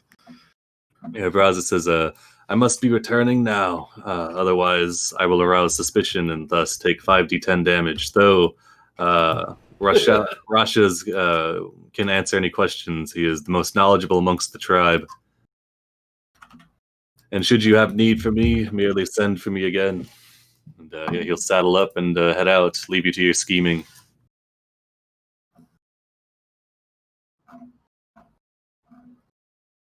I'm willing to take him on, risk my life. I'll just put that out there. I say we let Drusilla challenge him, but then when we need to, or perhaps as a plan, we make it a group effort. Would this be something that might be accepted by the tribe after the fact, Rashaz? With the freeing of Braza, would he be able to explain things away and make the tribe accept it? He writes down, they would be very angry, and there would probably be dissent. Braza still has allies amongst the members of the tribe, though, of course, you've got those that are loyal to Rotdow and enjoy the new approach, the new management, pillaging and gathering bodies, and enjoy their pets, though it'd probably be a split decision. And then Braza, assuming what you say is true and he's not truly undead and doesn't die as soon as Rotdow falls, he's confident that Braza can bring them into line. He did it before and all that. We can find the proof that he lied. Because right now, nobody really wants to act up, because the ones that are loyalists know that Braza will just die as soon as Rotdow is dead, so they know there's not much point. Which is, they've been bamboozled, hoodwinked. Taken in, led astray, run amok. All the other things. All right. So you're going to stroll up to Rotdow, demand single combat, and then jump him? I just want to drop our dwarf here right on top of him. And then after I drop the dwarf, I want to cast a silence and just... I don't know why I don't know why we have to play by the rules. It's all gonna end. The reason I'm suggesting it is it allows for us to maneuver some of the situation, and gives us political cover. Yeah, It is something that can be explained away after the fact, once we are ultimately victorious. yeah. Rashes will say, if you guys start cheating openly, that Rotdao is probably going to call in the help of the tribe, including Braza, who will be compelled to assist. Let us play by the rules. If he cheats first, we will defeat them as a party. The We problem will is. buff. The problem is zombies isn't considered cheating by their rules, but if we got involved because of the zombies, that is cheating.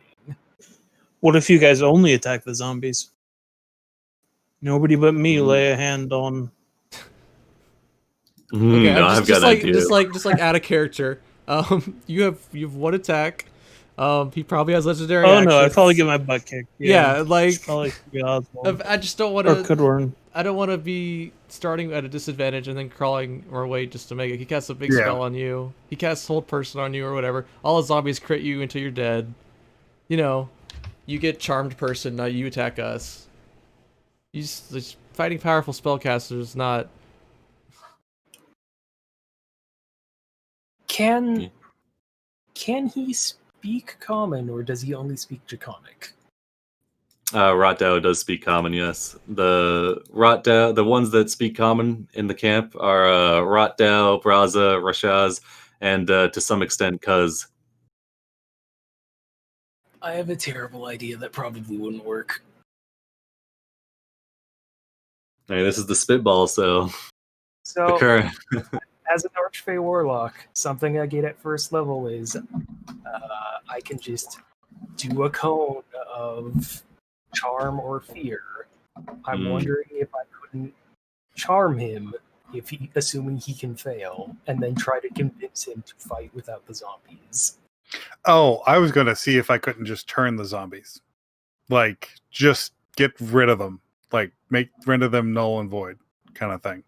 Oh, you're right. It only Oh, lasts turn 6 seconds. undead. Yeah. Because I've got it.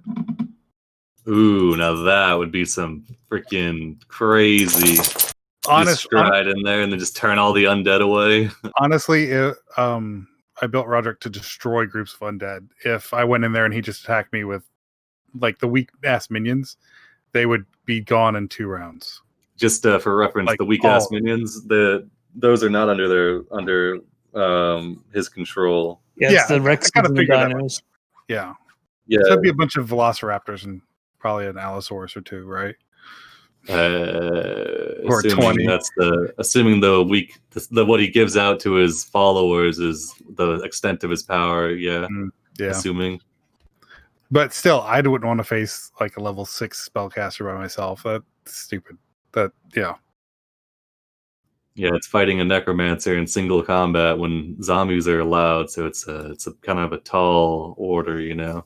Mm-hmm. Like, all right, yeah. From my, it's gonna be key, but yeah, I mean, from my position, I know it's unfair. Like, but I mean, these are lizard folk rules. Nobody's ever had the power to control zombies, so they never had to make a rule about it. There's got to be a way to reason to get the entire group involved. Yeah, we just sneak up wherever he is and just attack and kill him. Well, besides that, Why not? I would like to participate this session. oh no, it's looking like that's our only real choice here. Yeah, I mean, Rush has said if you guys jumped him, that some of the members of the tribe would probably jump in as loyalists, and Braza would be forced if he was in the area to help on the side of Rotdao. But if you could kill him, break the compulsion on Braza, that you'd be able to bring the tribe under control, likely. Well, we know we can at least get 2 of them. Could we bring in Kuz under our sway? How would you do that? Talk to him. I mean, you want Rashez to go summon Kuz? No. Except if we can get all the generals on. He's gonna go yap. He's not the smart Yeah. one. Because Rush has explained that some of the people are loyalists that have enjoyed the current climate of the Deadmarsh tribe, you could probably rank Cuz amongst them. Actually, he'll just plainly tell you that Cuz is a loyalist. Well, that's what happened. He's the one that wanted to attack us, and then the other two, well, Braza was whatever when we first met them. See, I didn't know that part. Oh yeah, you were here. Yeah. That's right. Sorry. Excuse me. Okay, so we want to make sure Braza survives. So we get him to leave before we jump. Well, yeah, exactly. My Yeah, plan go was like baby, we sit have there, them start. take some zombies as far away from there, so there's not that many reinforcements, just to the edges of the city. And by the time they get there, it's already done, and he can take control of everyone and not have to attack us. It's a devious idea, but we They could could take send him them on a to the patrol. fort. No, we could send. You could have the can't remember his name. Braza? Have Brazen take Cuz and as many loyalists as he can On a patrol, yeah. to go lead a raid, Or whatever, yeah. or just to send them out and then go in. Then we sneak Now in. remember, if Braza knows he's purposely committing a traitorous action, then he's going to take some damage. Okay. Well, yeah, that's why So- we don't tell him, and we get. There's got to be a way to do it. The frame. That's what I was saying. Suggest that they go on a patrol. It's not totally traitorous, I guess. I don't know. Set to the battle wagon. Yeah, but he knows that we're here to do something. And for us to suddenly suggest you should leave the area. It wasn't us who suggested.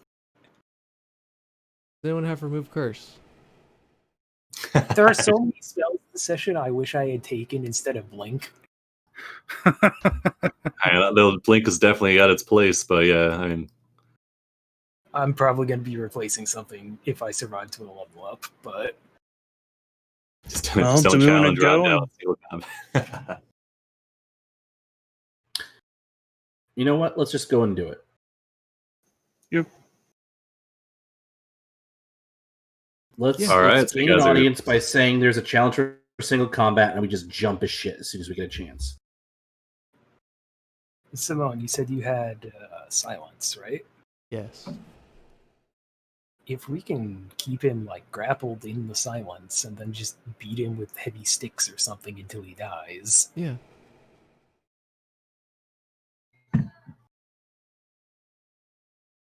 It's Now, is silence centered on a person or you or? could be It's on an a area. point. I think it could be on a thing too. Yeah, you can determine an area to cast silence. All right, you guys get your plan going, and I'm going to take my dog out real quick. I'll be right back. Sure. Okay, so it's a 20-foot sphere. It's I may only get one attack, but I do have action surge as well as I can rage. So I've got So Bless, Sanctuary, Shield of Faith, and Protection from Evil and Good. I can do any one of those. If we were doing the single combat thing, I could do any one of those, and they're all pretty good spells.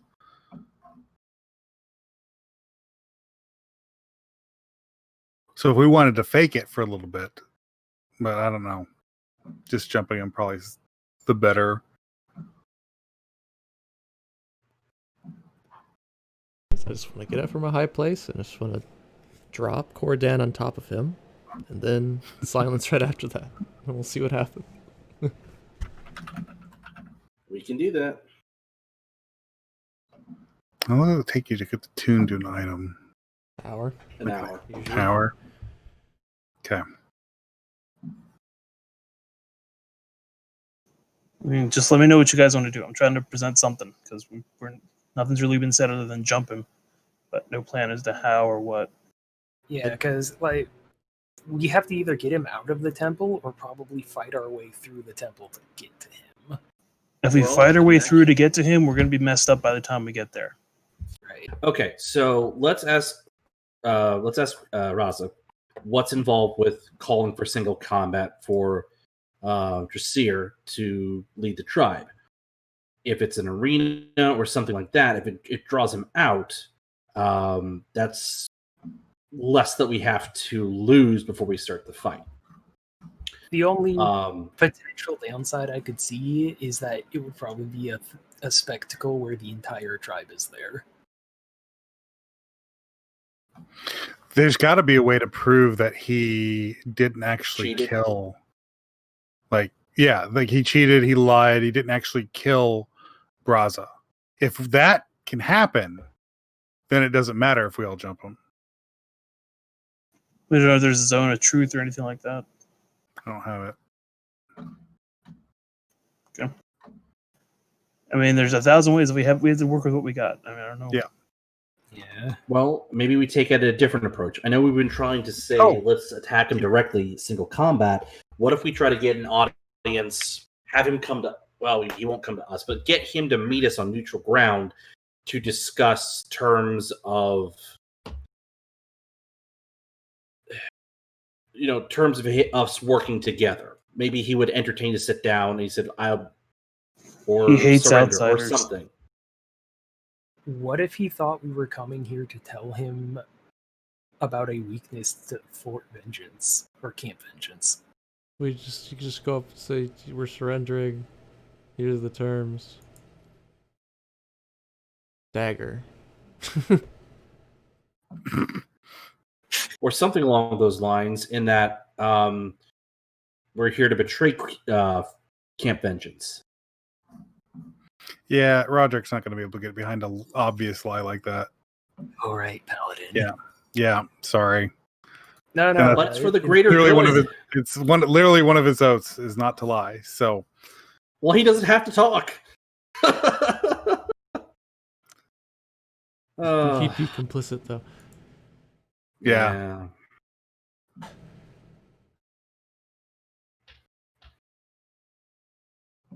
Well, I mean, it is a good question to ask where the trial by combat would take place if we go that route. Yeah, let's ask that. Let's figure that out. Do we want to try and get a sit down with Rotdow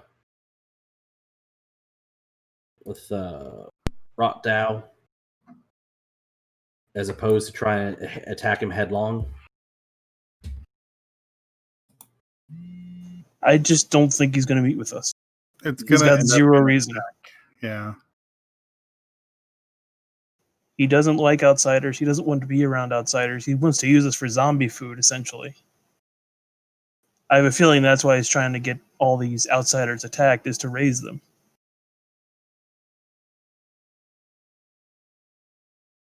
And they did Only mention had a that he look at tried to in- use his in forces group. to attack Camp Vengeance.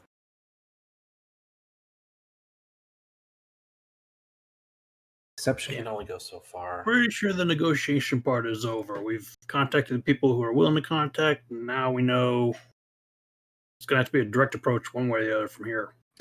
Well, why do we have to attack now? Why? We could go back to the fort. We can come back with reinforcements. All right, I'm back. I have not heard your plans. If we go back to the fort and come back, though, there's a big chance that there'll be infighting. There's a good chance that Brazier will be forced to spill his guts about what happened. And yeah. And there's that. Right. There, because we wasted 3 hours. Right. So we've already done the cautious approach. We've gotten as far as we can with this. So we know who the threat is now. Can we? How is the trial by combat done? Is it done, out in the open in an arena? What are the details about the trial by combat? We could ask Rashaz.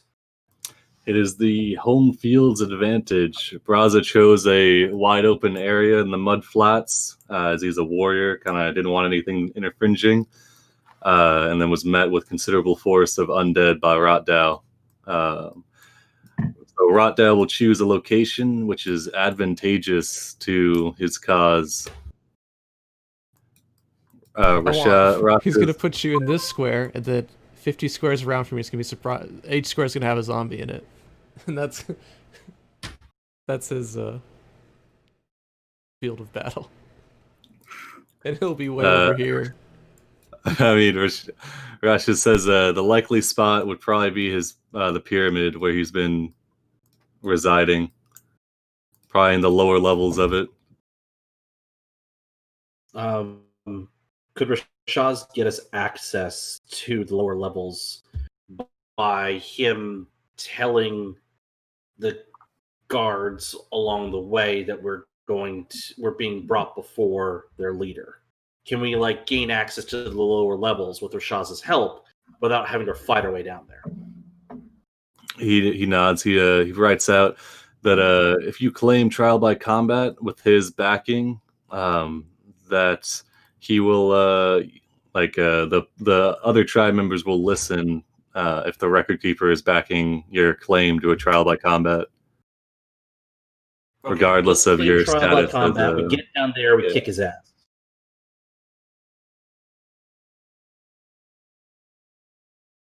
That way we don't have to fight our way down. How does that sound to everybody? That's all I got at my disposal for if I challenge or somebody else wants to challenge. That's fine. I just haven't heard anyone else say they want to. I think Dressir is probably the best way to do it. Yeah, and at this point, if we're just using the challenge as a way to get down there without having to fight through the entire camp. Mm-hmm.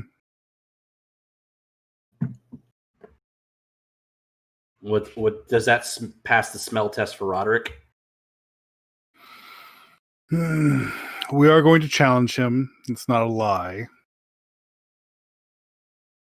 He has definitely been lying and cheating, so Roderick's already not happy about that.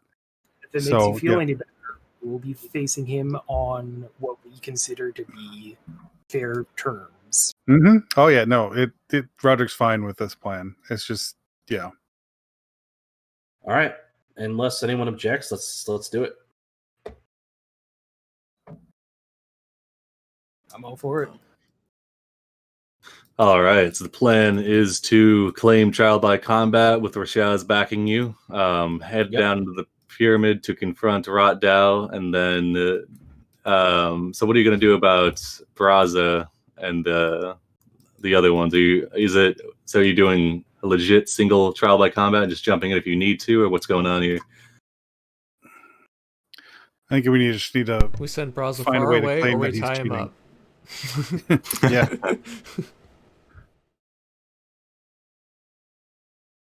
All right. I mean, because I don't the see entire any reason- sorry. I should explain. Rosh's the entire tribe is going to be called to witness it.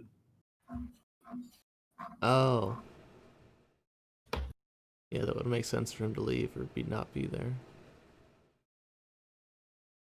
Yeah, but we're not trying to actually do the single combat. We're trying to gain access. Get a meeting first. Okay. Yeah, to get a meeting first. Once we're in a position to say, throwing down the gauntlet, that throwing down the gauntlet is a signal where we all launch into combat. Laying down the metaphor. All the lizard folk are there too. But yeah, I mean, let's do something, please. Yeah. Yeah. All right. Rashaz nods to you all, gathers up some of his the dirty pieces of paper. He takes one sheet of the clean paper, tucking it into his pocket there to keep it close, and he'll take you all to the pyramid. So, Will, is it still a short rest to attune an item? Yes, but you died, so I guess you could have attuned it when that happened, if you so choose. If you're up for it. All right, yeah. So we'll say you feel like some sort of dark energy coursing through your paladin veins, kind of unwillingly. I can control it. If we're does doing, it allow him to lie? If we're going with this, though, you're definitely going to be cursed, and I'm going to go through with the idea I had for a sick curse. Good, let's do it. All I right. was gonna say, Identify's not gonna tell you about any curses, so. Yep. I'm good for it. Let's do that. All right. So nothing happens yet. You still are not afraid of the color gold, but I'll let you know whenever the curse comes into effect. All right. as you make your way up, he just leads you through the meandering streets. I mean, there's a bunch of zombies, but they'll kind of shamble forward. You can just bat them away, killing the ones you need to, smacking down the other ones you don't need to. They've got a surplus of zombies. Doesn't really matter. At some point, as you're moving up, this guy will come out.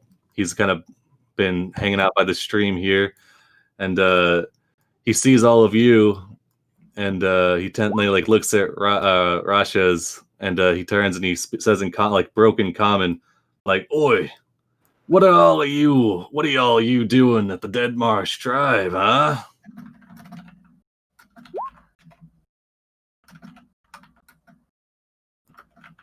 As none of you speak, Rasha steps forward, holding up the parchment that says "Trial by Combat." Cuz thinks on a moment. He says, "Oh," he says, "You can do that when you." He sees Dressier though, and he kind of nods. Says, "Okay, yeah, you're a funny looking lizard folk. Got some weird things on your head there, but okie doke. Good luck with the boss then." And he says, "Let's do it." And he'll follow you along just behind you guys. You can tell he's very anxious to see this one-on-one fight between the boss and you.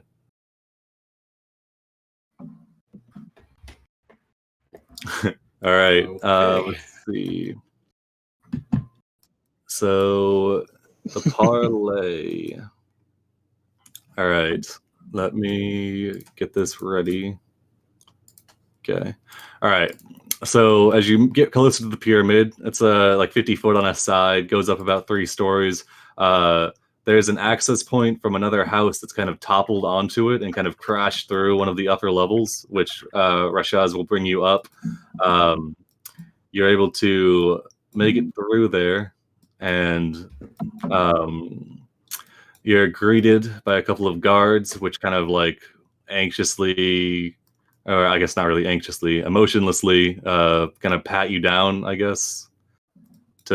I don't know. I guess they're not really gonna relinquish your weapons because they're not really afraid that you would have the strength to deal with Rotdow anyway. So they'll motion you down. Let's see. Yeah, you go down a couple staircases. When you get to this bottom thing, and let me stack you guys up here.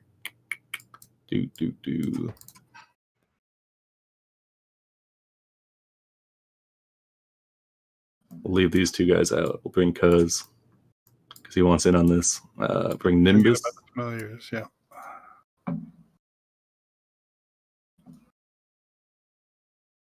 All right.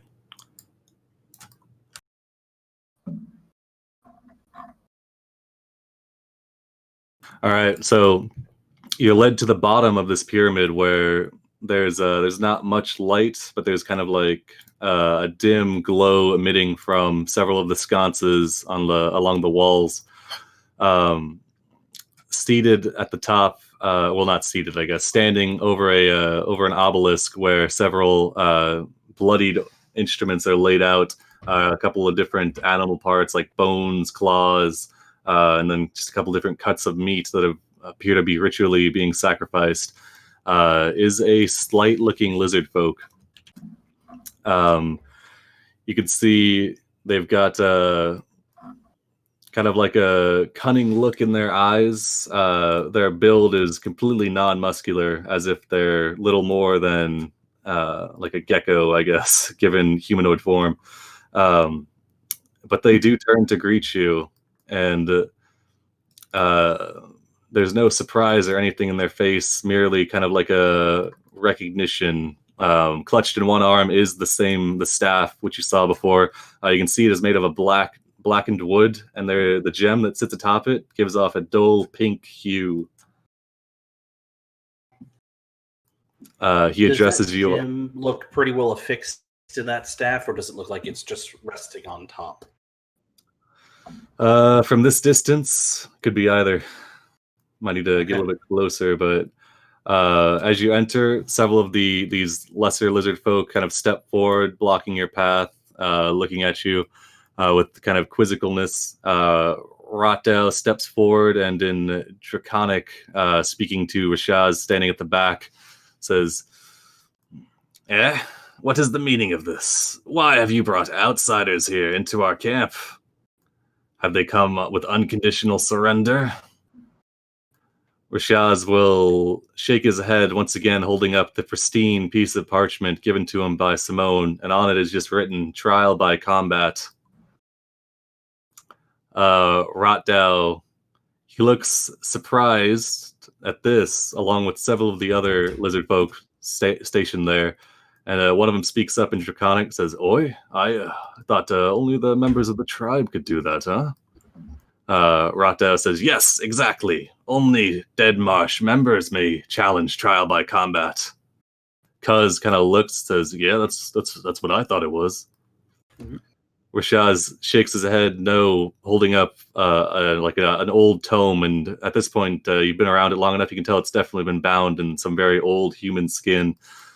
Shakes his head, no, holds up a piece of paper, scribbles on it, that says, the texts allow for any challenger, as long as it is a single combat and the rules are obeyed to the death.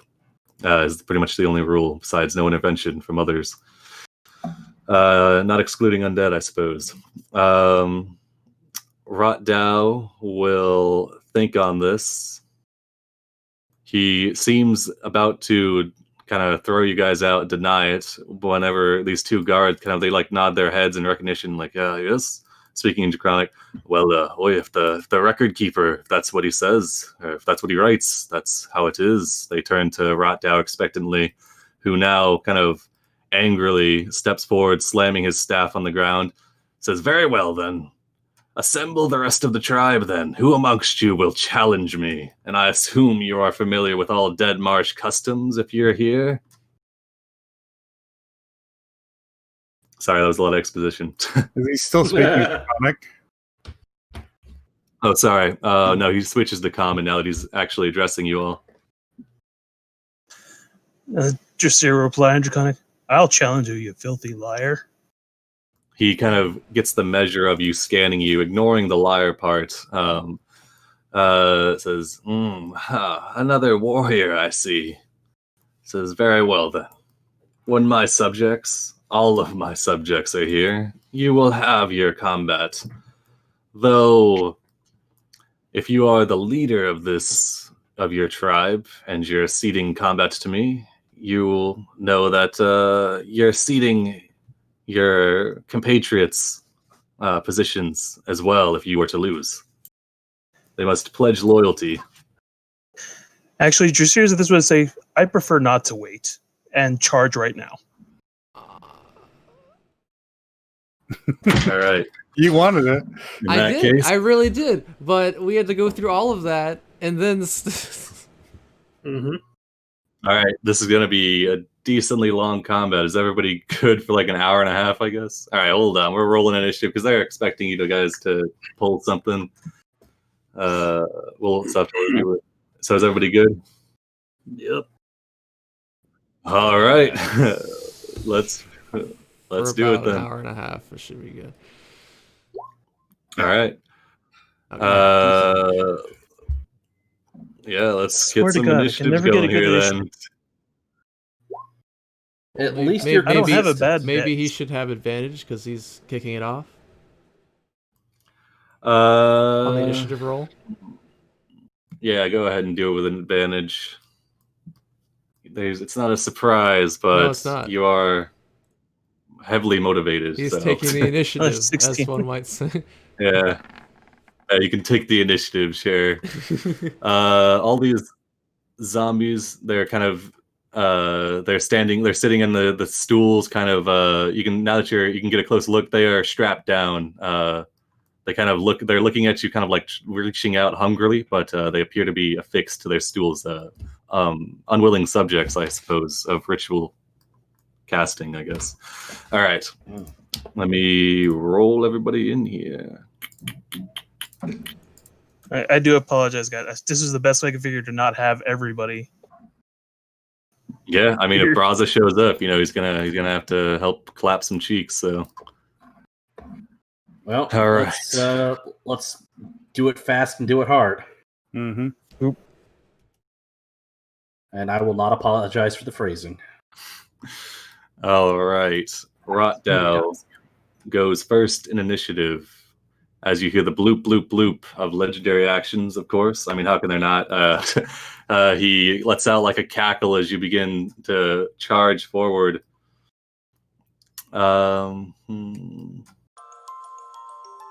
This is very well, then. And he's going to use this turn to cast a false life at 3rd level on himself. All right. Okay, wow. Didn't set up, so just be 34 plus... Oh, no. 1d4 plus 14. Alrighty. 18 temp. Alright, he shores himself up, and then he kind of stretches out. You can see as he kind of like loosens up his body, you can see like his veins and his very, very string bean-esque lizard folk as he gets into position to meet your charge, Dressier. Nimbus. Yeah.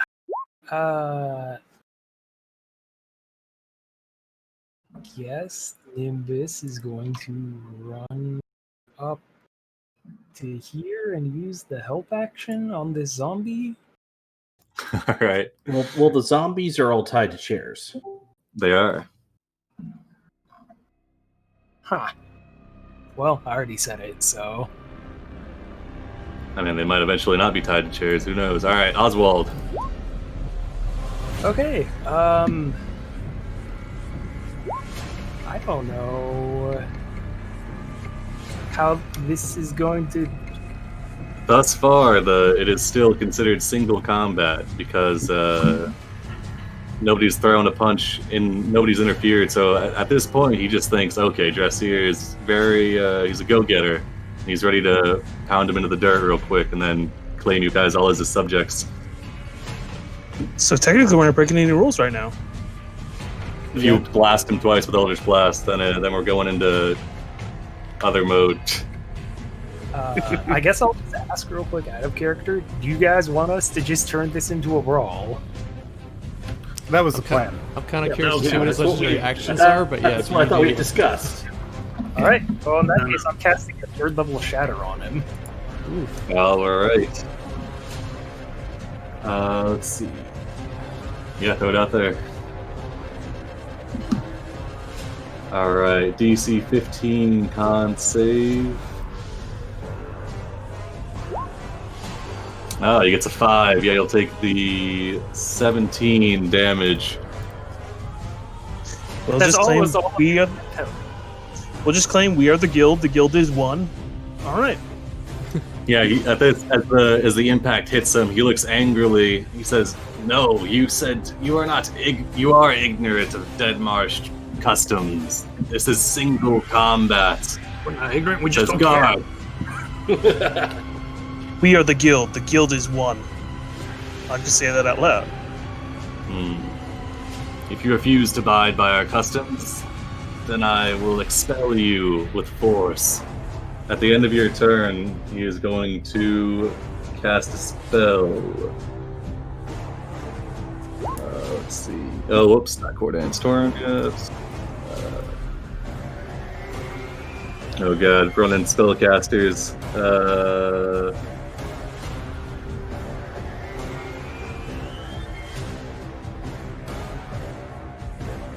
Oh, I like this one.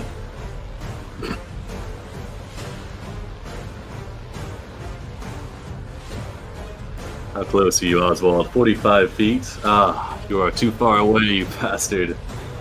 Damn it.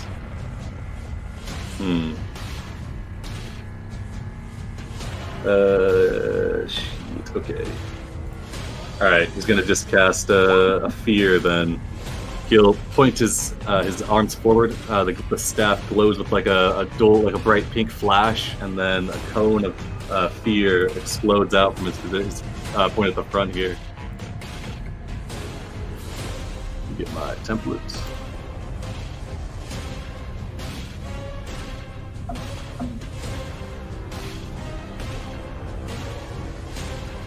Alright. Alright, so he's gonna get one of his own guys, and Dreamer and Dressier. Alright. So give me a DC 15 Wisdom save. Alright, Dressier, you are feared. Damn it. As is Dreamer. Wait, don't we have a paladin or are you not that high of a paladin? No, I'm yet? not that high level yet. Damn. That's the Yeah. 6. Yeah. Alright, get him, yeah. save for duty. Oh, his dude passes the save. Alright, Cordan, it's your turn.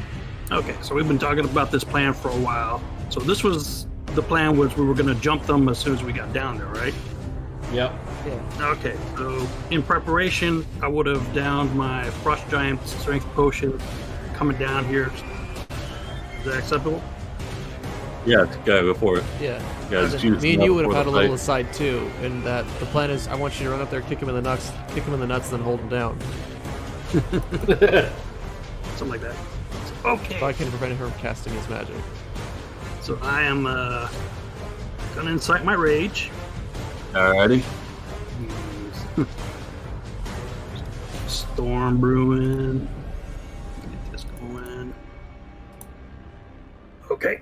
Yeah, and after seeing that, basically he's gonna charge right at him with his axe.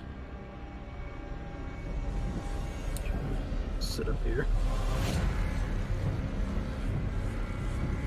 Alright. Charge, going right straight towards him. Alright. 24 definitely hits for 18. Alright. Give him a Constitution save right here. Alright. Yeah. He'll go ahead and burn one legendary resistance to pass that. Because he wants to maintain his fear. Alright, but you can attack him again. Darn, skip it.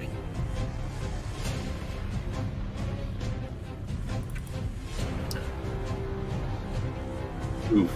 Alright. And First you're one you down within- lash out. Wait, what's the range? What's the range for?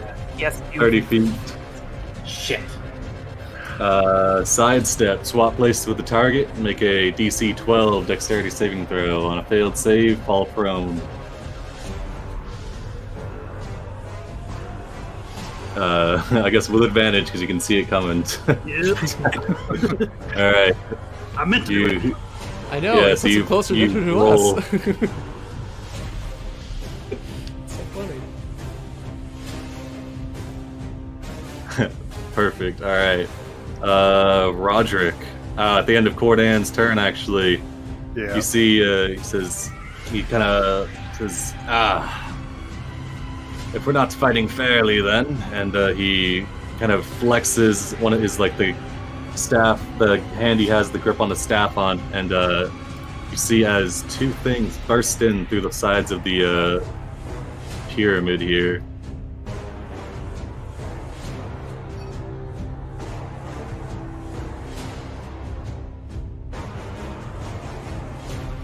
And they roll themselves into initiative. Huh. They're massive snake-like creatures, kind of using the bones that they're that made up their rib cage to crawl along the ground. Large snapping mandibles snap towards you, and that will roll them in.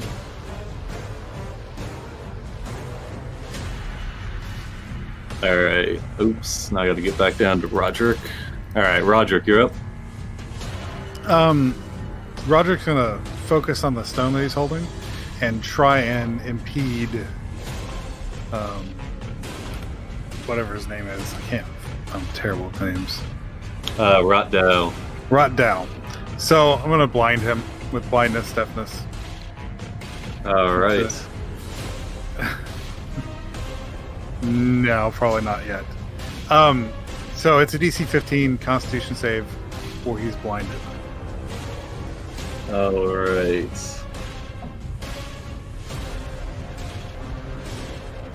Just checking something. Okay. I know he's got legendary resistance. He'll have one fewer. All right.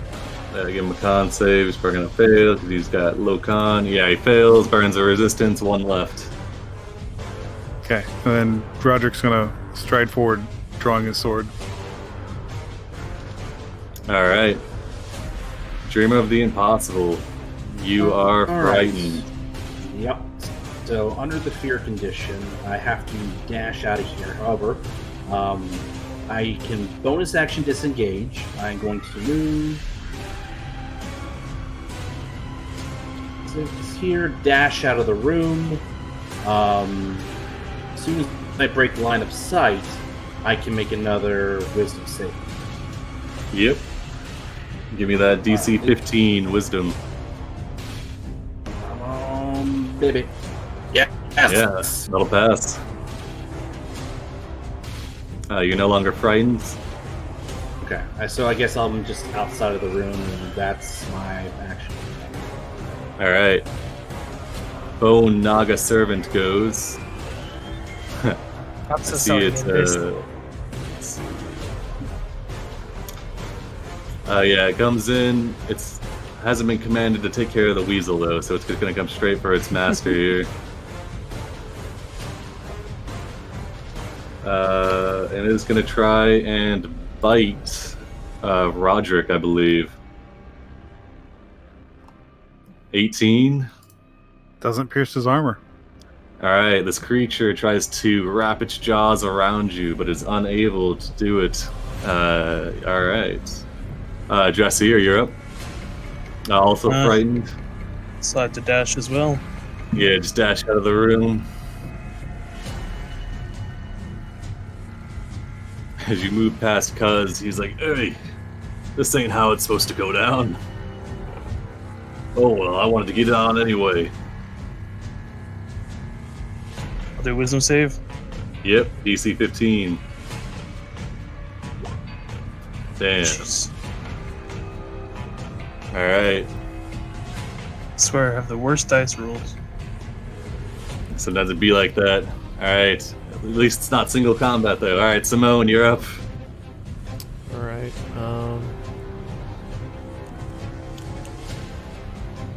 could just disengage me out of the silence, no point in casting out him since he wasn't grappled.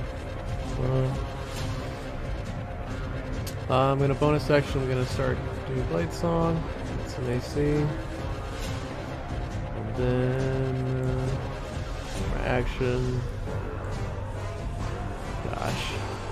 I was all tangled up there. I'm gonna save Spellcaster.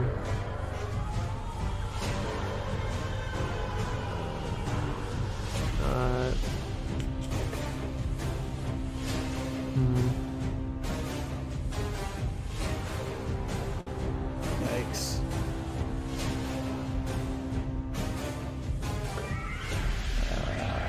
Fuck.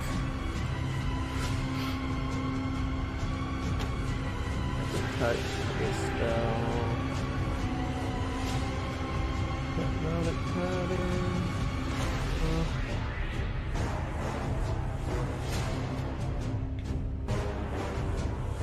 I guess we'll just go with Traditional Fence. I'll use my action, I'll cast Silence on top of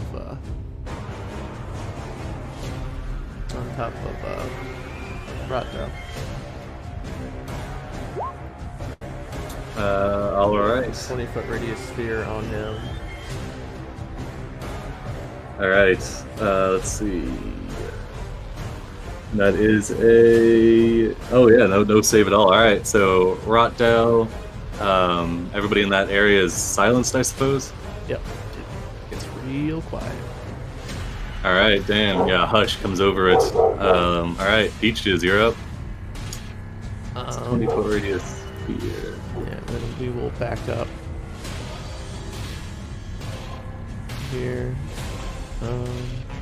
We could just draw a box if you want. I'll draw something in a second. Peaches is gonna do the health action on this big snake thing and then fly back here. That'll be it. All right. Next attack on the snake has advantage. Yeah. All right. These two guards, they are silenced. They're looking around in confusion, but they can tell that this is not how single combat is meant to be played. So they're going to... Alright, this one is to the right of Roderick, so he's going to make 2 attacks against Roderick. Go 25. Oh! First one goes wide, second one finds a nook in your armor. Let's see. This is going to be disarmed. Double damage. Make a DC 12 dex save. On a failed save, drop your weapon. Yeah, it looks like Roderick's dropping his sword. So it'll be 17 damage. Oh, but you keep hold on your sword. So just 17 damage, and you have your sword. Okay. Alright.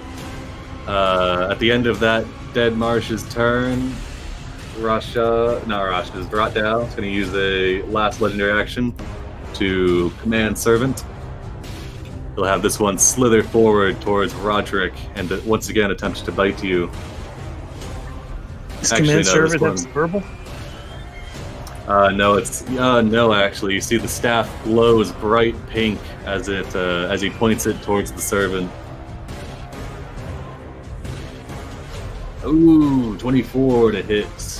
Oh, that hurts. All right. Give me a DC 14 Wisdom saving throw. Wisdom? Yep. Oh! You feel a curse begin to seep into your bones, but you force it away with your celestial blood. Guess you can take 5 necrotic and 12, so 17 total, and not cursed. Nicely done. That hurt a lot. All right. Yeah, alright, this raider is going to move up to Cordan, and he'll attempt to stab you a couple times. Oh my god, okay. Oh, yeah. First one is going to miss, second one is going to hit for 10, and then let's see what happens. Any creature within 5 feet of you and your attacker takes the same damage you took. Oh, that's the wrong one. My bad. That's the wrong Come one. on, any creature. Yep. I choose you. What? Oh, wait. No, it is the right one. Okay, yeah, never mind. All right. Oh, he attacked the boss. Wait, there goes some promotion. I guess it would. The sword, it slashes across Cordan for, I guess, half of that, so it'd be 5, and then same damage you took, so it'd be another 5 to Rotdow. All right, Rashaz, he sees you guys. What's up? Make a concentration check. Oh, true. I had to reload Alright. for some reason. Decided He to makes his con check. Rashaz is going to charge straight up to this bone servant, I guess, and attempt to attack it. He'll whip out 2 daggers. Both are gonna miss though. Damn, 13 and 11. Oh wait, no, he's got flank for he's got flank with a Roderick, so the first one will hit for 4. Oh shit! These things are undead though. Oh no, this is the blight of the assassin. All right, he stabs into this one for 4 damage. Because, he's going to I guess he'll turn to you as his dreamer, and he'll say, "I never liked you, pretty boy. I'm gonna like the way you die, though." And he's gonna try and get you as he levies a great spiked club towards you. Alright. Alrighty.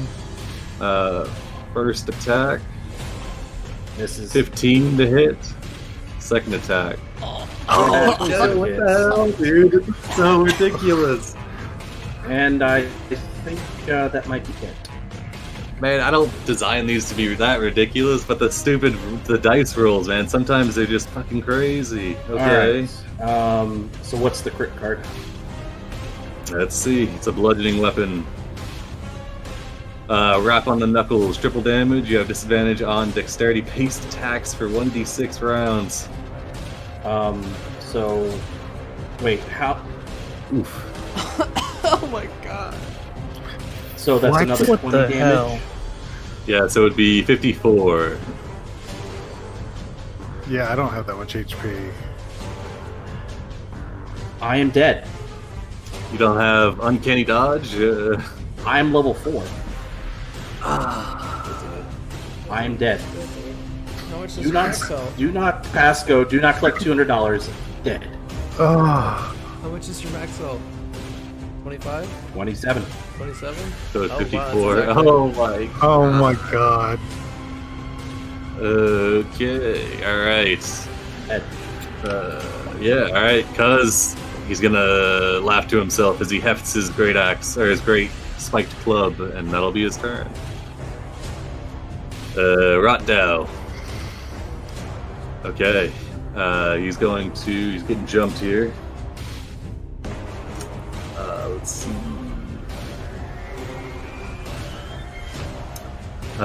Since he still has concentration on the fear, but he's getting flanked on two sides here. I guess he'll move over here, provoke an opportunity attack. Oh, I'm definitely going to take that opportunity attack. Alright. Oh, come on. Alright. He's going to drop the fear effect and instead do a 4th level vampiric touch. Does that have a verbal component?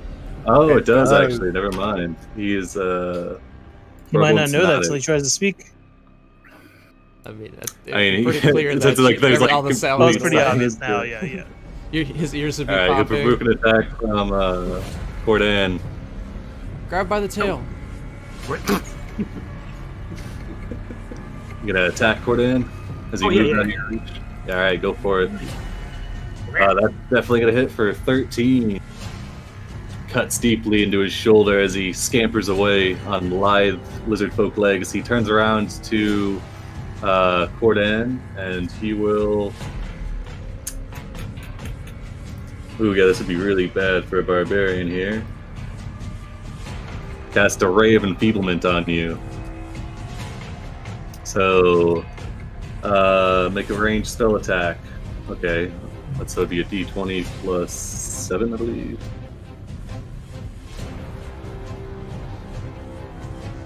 Alright, 24 on Cordan, then target. Alright, on a hit, the target deals only half damage. Weapon attacks to use strength until the spell ends. At the end of each of the target's turn, you can make a con save against the spell. On a success, spell ends. Alright, so Cordan, currently you're dealing half damage with any strength-based weapons. Nimbus, you're up. Alright. Oh, and his actions recharge. Alright. Nimbus is going to risk it because everything seems to be ignoring the weasel. He's going to try to move up to this lizard folk and see if anything attacks him on the way. As long as you stay out of reach of the zombies, like kind of darting in between them, then no. He will take the help action on. Rotdow. I'm so sorry about forgetting all your names. No, Why don't you just make his name easier? Oh, true. Yeah, I'll do that. There you go. Bam. Okay. You got Rotdow. You got Rashas. You got Cuz over here. Alright, Bone Naga Servant. This one's gonna whip around towards Rashas and attempt to bite him. Oh my god. That's 5 crits I Five really, in this I combat. really We've been phoned it in today. we're in round I really 2. phoned it in today. I swear to God, Are you still? dude. Are you still I like happy really- you tried to blind the boss instead of turning undead the big monsters? I mean, whatever. I can't do it now. So Alright, you have disadvantage on your next melee attack. Okay, that could be worse. Alright, so that's gonna be 14 plus 25, 39. Okay. Rashos is still standing, but he is bloodied. And then he's gonna go ahead and use a curse on him. This is the first one. This one's used. Rash is no, gonna make a that's the wisdom. one that hit me. This is the Oh, second. oh yeah, all right. That's his last one. I'll give him a dot. He's lost it. Oh no. Yeah. Give him a red dot. He's spent. All right. Wisdom save from Rashos. Oh my god, he makes it with a +0 mod. All right. Rashos is not cursed, though he takes a shit ton of damage. Oswald, you're up. Alright. So I was gonna move a bit. All right, Rotdow comes into view. Alright, I'm gonna cast Hex on him, targeting his dexterity. All right, dexterity. Then Eldritch Blast, the first one at advantage. All right, here comes the Force Elemental, man. Okay, a 20 does hit for 10. He'll make a con check. I forgot to check the box for hits. My bad. No worries. He fails his con save. He's gonna save his last action though to. So Cordan, your strength is no longer getting messed with. Oh, so he was focusing on 2 spells, so the fear's gone too. Yeah, fear's already gone. He already dropped Yeah, it. He said that the Yeah, guy so already there, right? dropped it. yeah. Second beam. 18? Yeah, 18 hits as well for another 16. All right, so 11 and 16. All right, as the second beam blasts into Rotdow, you see he is bloodied. At the end of your turn, he's going to... I mean, he's got a raging barbarian coming towards him, so he's going to try and blight you, Cordan. Give me a DC 15 con save, or take 45 necrotic damage, There are 3 8s in that one. or half as much on a successful one. Oh! Nice. Okay. All right. You take 22 necrotic damage as he turns you into beef jerky. Yeah, he slurps all the water out of you. But then it goes to your turn, and you're a raging barbarian that still has health left. So, Oh, hell yeah. And he's charging straight for him. all right, you're gonna provoke an opportunity attack here. Cordan's Of used course. to being dehydrated. So you take 2 damage as he stabs into your hip, I suppose. Sure. Yeah, I'll be back to that later. Oh, What? all right. What? Dude, the dice are in it, man. They're They're out to kill They're us. just ridiculous. Like he's had 2 Oh my fails, you've God. had 5 crits. All right, it's not too bad. Your speed is reduced by 10 feet until you finish a short rest. So now you're back in line with normal dwarves, I suppose. Second attack. Hit that 4 times crit. I'm afraid to. This will hit for 16. All right, so you twist your ankle, but the momentum propels you around in kind of a slingshot maneuver, which rams the battle axe into the side of his shoulder. He lets out a scream, but he is still standing. And Uh, just for good measure, because that storm aura is in effect. Ooh, all right. Give him a dex save here. He's got disadvantage. Of course, a nat 20 on the dex save. He He's takes got 3. disadvantage, That doesn't he? is just It's only on beyond check. every- It's not. It's only for checks. Okay. All right. At the end of Cordan's turn, I think he's going to keep trying to burn these actions. He's got a raging barbarian here. All right.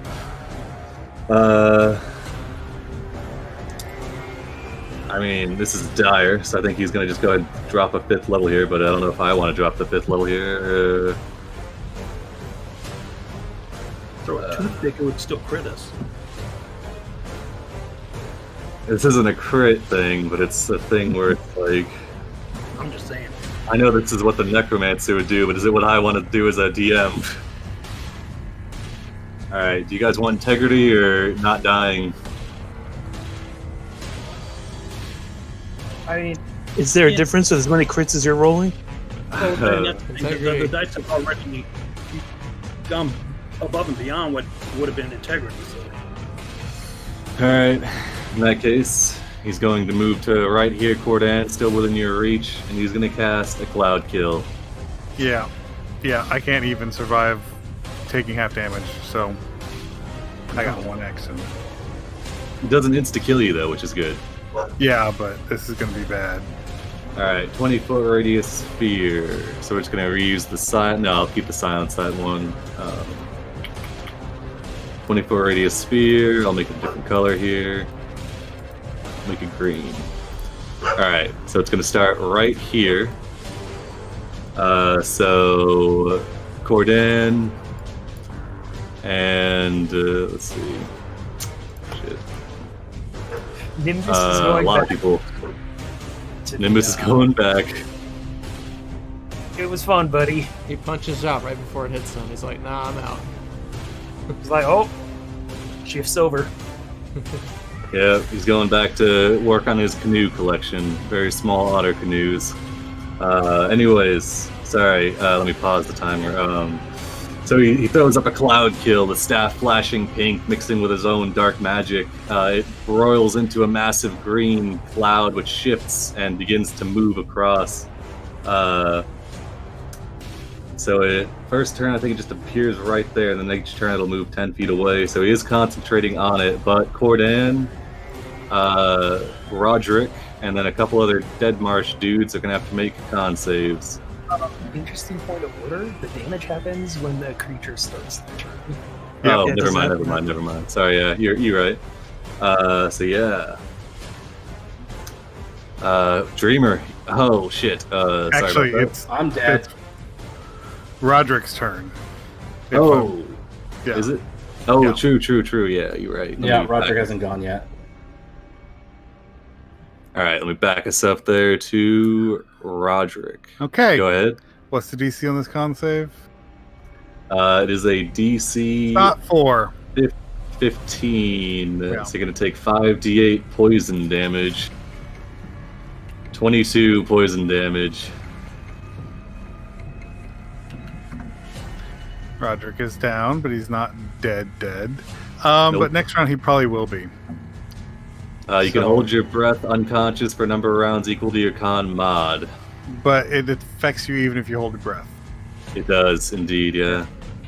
So they'll give you 2 death saves, but, I mean, it's a con spell, so, alright. Dreamer. Sorry. Dead. Bone Naga. Sorry. Okay, the dice are with it. Alright, this Bone Naga does not have to make a con save because it's immune to poison. It will... Oh yeah, it is heavily obscured, but this thing kind of moves out. It doesn't really have eyes per se anyway. No, I meant gonna for move us, like, if we wanted to Yeah. healing word him or anyone in there, yeah. He's gonna move up, try and bite Cordan. Unless it does it have special senses? Does it Oh be my disadvantage God, if what it could? Oh no, it'd be Seriously. normal. Dude, this is It'd be ridiculous. normal, because they'd both be disadvantaged if they couldn't see. Oh my god, dude. 6 crits in a row on the 3rd round. No, we're not even... We're still in We're- round 2. We're in round 2. We're still in Yeah. round 2. Okay. What do we got? Sweep the leg. Make a DC 14 dex save. On a failed save, you are knocked prone.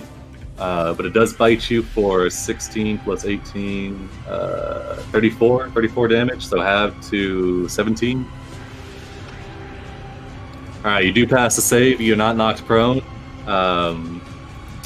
but you take 17 after your resistance, and then you do need to make a wisdom save as this one tries to force curse into your blood. So DC 14 wisdom save. Alright. You're cursed, which means you're taking... you have disadvantage on attack rolls against the Bone Naga Servant and its master, which is Rot Dao, and you receive an extra 2d6 necrotic from all attacks. Alright, I'll give you a nice little curse icon here. I'm going to use the curse icon in a while. I don't even know where it is. Let's give you the Bane. Alright. Dressir, you're up. Cuz just brained Dreamer, but there's other things going on in the room, so... Okay.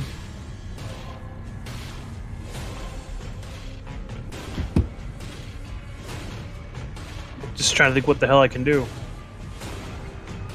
Yeah. Nothing left at this point. Run away so it's not a TPK. Be the one. Jasir wouldn't run. Fortunately, he wouldn't. All right. Unless he was feared. Yeah, unless he was feared, yeah. Problem is, we just... We are going to use our action to shove, crush, or curse. So you oppose athletics. Cruise. Because Cuz will attempt to not be shoved. Oh no. why? Come on. Why do I even bother? Come on. He's gotta roll it. It's a skill check. Alright, yeah, I got it. Bam. Oh my goodness. Of course. 7 crit. Dude, now this. Man, alright, who did you guys piss? Dude, Roll20 heard you guys were talking shit, alright? Oh my god. Okay. Yeah, I'll Cuz is rage not with my first. bonus action, so that I can at least attempt to take half damage next time. Alright. You rage. An apt description. Simone, you're up. Well, there really isn't much point keeping up silence at this point, so I'm gonna drop concentration on it because it wasn't used at all. By level 2 spell slot. We can't see around I'm the sorry, I cloud. just moved out of it. No, that's totally what I you don't do. know. I'm talking about whatever. It's fine. Moving on. I can't see him now because it's all heavily obscured. Yeah. I'm just gonna keep moving forward. I don't know. So it's a 20-foot radius, right? And it says in the spell it sinks to the ground. How high is this room? It's only like a 15-foot room. It's like it looks to be like a cathedral type area. Okay, so it's completely filling the room. Yeah, floor to ceiling. but it's because your guys are in a pyramid, yeah, so it's not like super high ceilings. Okay.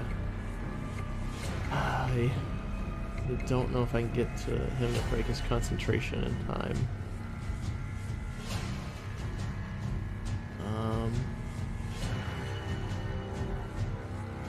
Yeah, any one of those crits would actually just kill my character.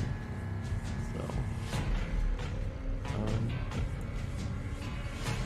don't know if I could run up here, do something cool. There's 50 feet of movement. Then I'd be right in there, and I couldn't run away if I had to, because it looks like what might end up happening. Not that I want to, but I definitely my character would run if she had the choice. This just went terrible. We don't even have like healing words or anything to bring them back up at this point. Potion Yeah. take an action. 6 crits and 3.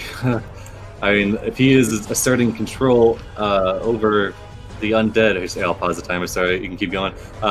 Then if he dies, it stands to reason all the lizard folk believe that all the undead will crumble along with him. Okay. Yeah. And he was bloodied. He was pretty injured before the cloud went up. It's like a last-ditch kind of effort because it's hitting his own dude in there. Yeah. Gosh. I guess it's a 20-foot cloud, but it's not gonna be completely filled because like I feel like as it's like it would look like this in 3D space. So if you moved there, well, I don't know. Maybe you could like parkour Well, I was thinking, over it. I was like, I could run up the wall and do something cool. I could probably do it. But I also could just lightning bolt because I knew where he was before. Yeah. Nimbus is already going back to the Yeah, the Nimbus repository. is, yeah. I'm not going to complain if Nimbus dies from a spell effect at this point. Okay. I'm no longer. He's got one concentrating. resistance in the tank. Yeah, I feel like that might be the most prudent thing. Just the All right, lightning bolt. bolt straight through here, through the big thing, and him.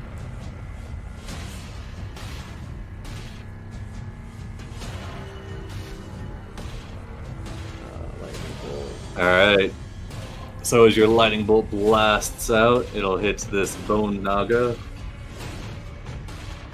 which will, I assume, fail. Ooh, that's a good one. Nimbus, I assume, is gone. You're gonna miss Cordan. You'll hit Rotdo, who will try and attempt a dodge. And he is cursed dexterity-wise. Yeah, but that doesn't affect saves, unfortunately. All right, he fails, but he's gonna burn his last resistance to take half, so it'll be 18. All right, you can't see him, but you hear like a choked cry. He's gonna have to make a con save here for 16, so it's gonna make a. Okay. Maintains concentration on the spell, and the spell still remains, so you're pretty sure he's not dead. Yeah. You can smell roasted flesh from the other side. Yeah. And And that thing's gonna Peaches, move. you're up. Hold on, I still got some movement. I haven't moved. Well, I moved very little. I know this cloud's coming right for me, so I'm gonna back out of its path if I can. And Alrighty. He shot it diagonally. He shot it diagonally. Oh, he did? Okay. Yeah, Oh, so Like it's going it's- like a volt, like this. It's going this way. it's rolling that way. Okay, yeah. Yeah, then yeah. I'll still press up against this wall then. And, Alright. bonus action, I'll cast jump from my ring just because oh no, I can't cast the spell. I'm sorry. Peaches is gonna go and help out Rashaz with this big dude. And Alright. he'll fly back. That's it. Alright. This raider is inside it. He's gonna make a con save. Oof, okay. Of course he would with a +2. Alright. He'll take half of 5d8. Take 20 damage. 10 actually. Alright. Immediately starts coughing. He's just gonna try and move. Kind of stumbles around blindly out of the cloud. Spends his turn kind of moving slowly out of the cloud and retching. This guy, he's not gonna fuck with that cloud. He's gonna go ahead and Yeah. If you He'll allow me, as this guy comes coughing out of the cloud, and I'll be like, would your leader do that to you? I mean, would it Razaz? What's his name? Ooh. Razaz? Yeah. yeah. He's gone mad. Clearly, in Draconic, I say this. Oh my god, yeah, you talk to him, and as he, in between like choked gasps, he looks over to Rashaz, and Rashaz kind of like shakes his head, and you can see the resolve in the raider's eyes kind of falters, and he nods towards you. You can see he's kind of gaining his composure, but he's not turning his blade on any of you guys. This one, stumbling around, he's under the same impression, like it's pretty fucked up to drop a cloud kill on the Yeah. party, but alright. Alright, Rashaz, he is going to... I think he probably heard Dreamer go down, so he's going to charge up. He jumps through the air and he's going to try and drive a couple of daggers into Cuz's throat here.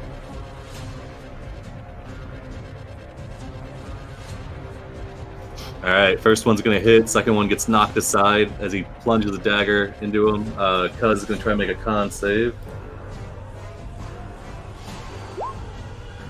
Passes, he'll take half as much, so 8, so he'll take 12 total. Alright. He shouts out, "Traitor!" And he's going to turn his weapon on Rashaz.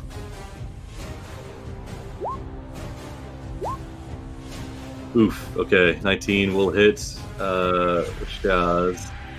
17, still up. Second one. Oof. Okay. Let's see.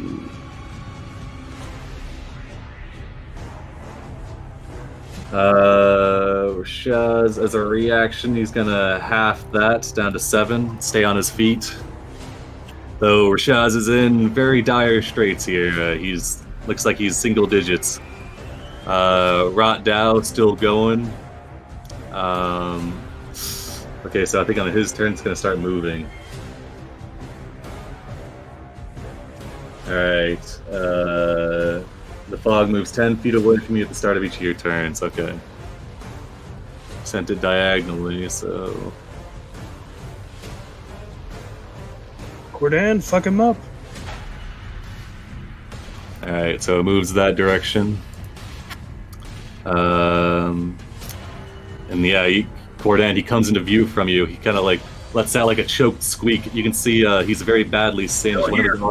One of his arms is hanging just loosely, and he's gonna try and vamp. That would drop it though. Would he want to do that? I'll give him a wisdom or an intelligence check to see if he thinks. Oh yeah, he's not gonna do that. Oh shit! Did we lose somebody? No, this is the Sounds like music. music. Music. Okay. I didn't loop it. Damn. All right. Well, Cordan, he's going to try and hit you with a blindness deafness because it's not concentration.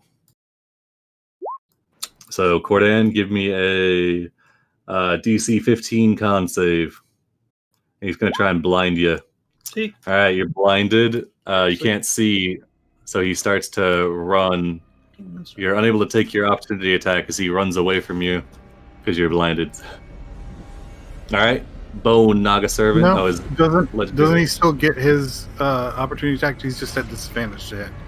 No, unfortunately, you have to see. It's in the text for our opportunity attack. Triggering thing is seeing somebody move out of your reach. All right, Bone Naga Servant. Yeah.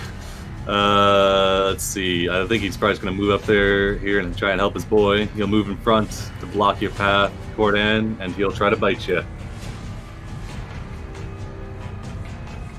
Oof, and he'll do it. And I think he'll drop you. But he's all out of curses, and you're already cursed, I think, so. Alright, Oswald, you're up. Alright. I don't know where he moved because I can't see through the cloud. True enough, true enough. You could try and circle around the cloud, huh? I got 25 feet of movement. I couldn't get a clear line of sight on him. Oh yeah, I mean, If you press yourself up against this corner next to the bone definitely have Hydra. and next to a zombie that's strapped to a chair. We're at that place that, yeah, I think I'm gonna just shove myself up between a zombie and a bone Hydra. I mean, Simone would definitely tell you that he moved since he was here. We both would have saw him when he was over here. I could tell him right away. He's got +5 to cover because you're shooting past the cloud. A dwarf, well, not so much the dwarf, mostly the zombie and the 2 nagas. Oh, and plus you're in melee range of a naga, so it's gonna be disadvantage. Try using tool again. Ooh, very nice. All right, Toll the Dead. So that's a wisdom save. Yeah. All right. Doesn't work with that, but here we go. Damn. Oh my god. Chunky one. Oh, I mean that's how it goes. All right, at the end of your turn, I guess he doesn't really see any threats at the moment. So, oh yeah, he'll have one of the servants try and bite you. That makes sense. 21's gonna hit for 20 damage. All right. And then give me a DC 14 Wisdom save or become cursed. All right, you're cursed. I think my hex is still up. Yep, It's- Hex still goes. It's still going, yeah. Because it'd be just a DC 10 for the con. Alright, so you take 20 damage total. Yeah, alright. Cordan, death saving throw. Roderick is close by, and he has revealed the nature of his strange gem, though, so don't forget about that.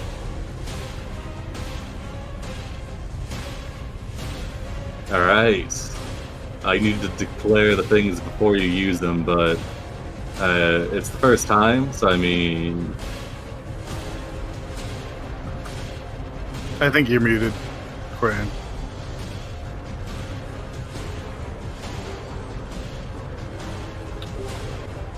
Oh, there you are. You here? Yeah. Oh, okay. I was saying that you could use the artifact that Roderick has to increase your death save. You just need to declare them beforehand, but it's the first time. So you could do it, and then if you get above a 20 on the mod on your total, you can get back up or get the benefits of a nat 20. What I'm saying. Oh, I know. I thought he had it. Hey, so it affects me and any ally Ooh, within yeah. 30 feet. Yeah, it's a legendary item. Yeah. What curse shall be wrought?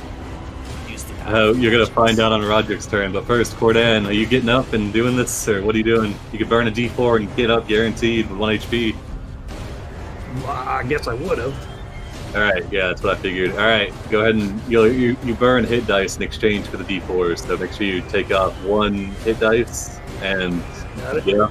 Alright, you get up to your feet with 1 HP, using the power of this necromantic item that Roderick has come in possession of. You feed the gem a little bit.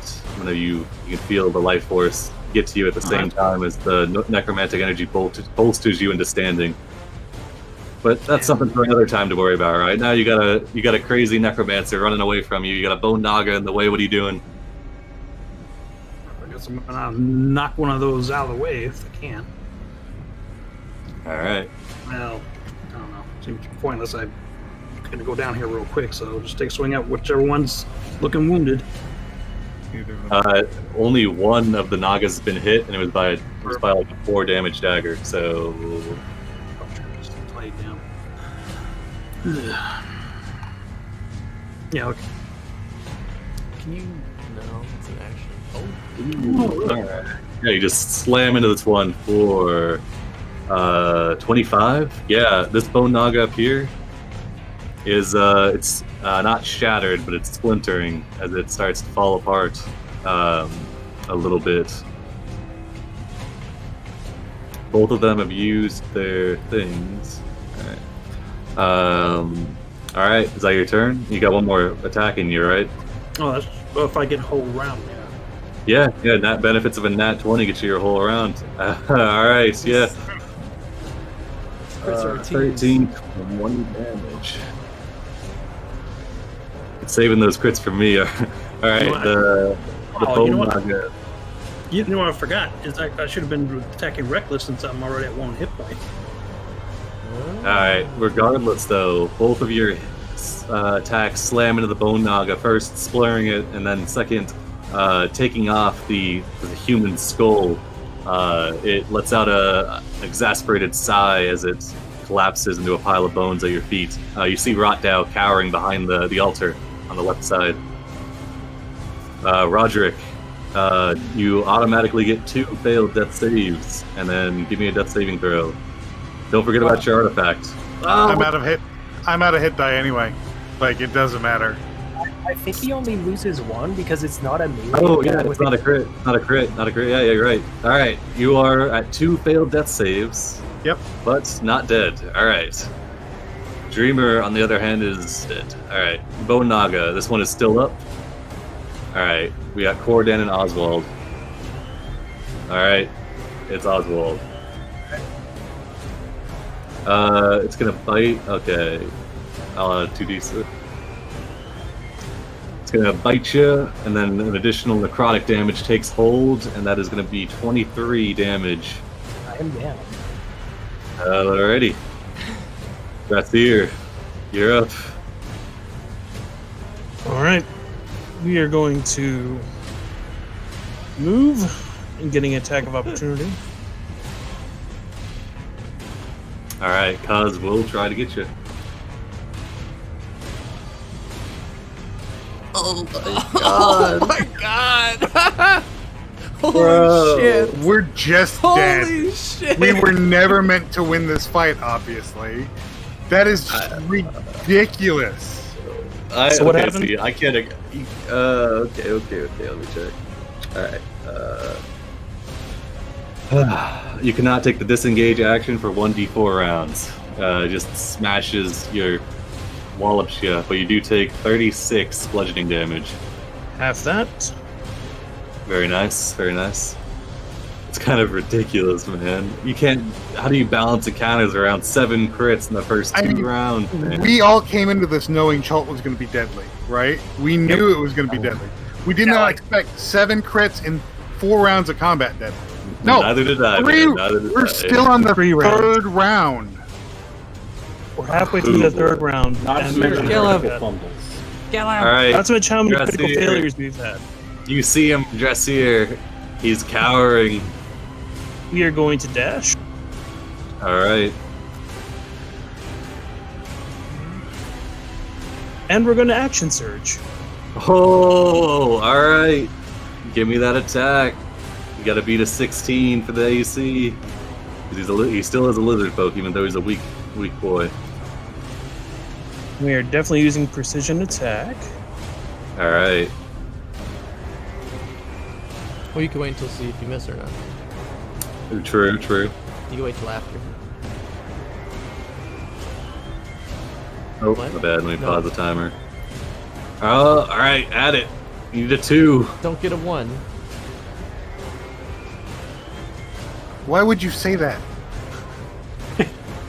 Fucking batter. Here we go. Oh, all right.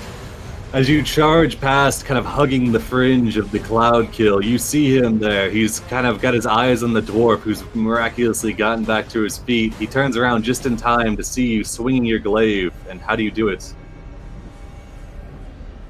Just stem to stern. Just slice right through him. It's something out of Berserk.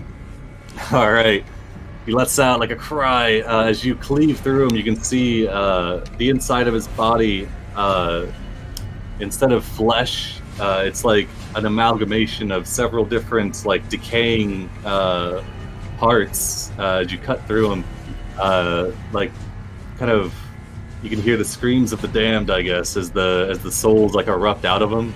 You can tell that he was not a normal humanoid, I guess, as you slash through him. And with that, he is dead. The cloud kill dissipates as he dies.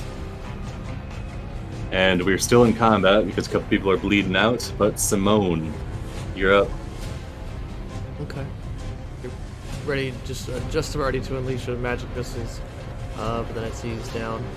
Oswald is also down. Gordon, he's okay. He's fine. I didn't see where Dreamer went, so. Do these constructs fall apart? Ooh, true. Sure enough, as he dies, both the bone nagas disintegrate, turning back into dust and bones on the ground. The other zombies that are strapped to chairs do not. And Simone, this one next to Oswald is getting a little fresh. Oh wow, that's. I mean, but Roderick, but we don't know he has 2 failed saves. I mean, yeah, I'm not gonna play it like I know. I see that this zombie's about to eat you. So yeah, I'm gonna come over and help him with this zombie. Yeah. I'll just. I don't think you would have had any builds yet. So yeah, I'll come over here and we'll play this zombie. All right. That's better now.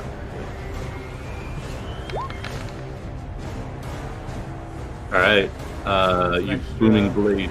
Extra, another level 5, extra 6. Nice. All right. It is dead. Take the head right off it. Right as it was bringing up Oswald's tantalizing calf meat to its face. All right, and then I'll item in action. I'll pull out a potion for my next turn and kind of get in front of Oswald defensively. That'll be it. All right. Peaches, you're up. Cuz scouts out. Treachery. All right. Come, brothers. Let us rout these from our lands. You can see these other two are kind of looking back and forth and looking to Cuz like. Yeah. And Peaches goes over and slaps him in the face. Okay. All right. Next attack has advantage. All right. For Shah. That'll be it. Yeah. Both the raiders are gonna look between each other. Braz is not here, but they have been kind of demoralized, and they look to Cuz. Do they fear Cuz or Rasha's more? Rasha, who's is like on his last legs, this old lizard folk holding the stairs. They don't really consider you. The lore. You did just. I'll give him a last wisdom.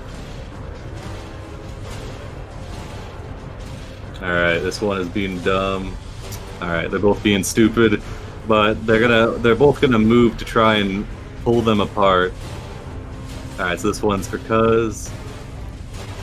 Oh damn, alright, Cuz. Get grappled, but oh, alright, Cuz is grappled. This one grabs hold of him, trying to keep him apart. This one's for Rashaz.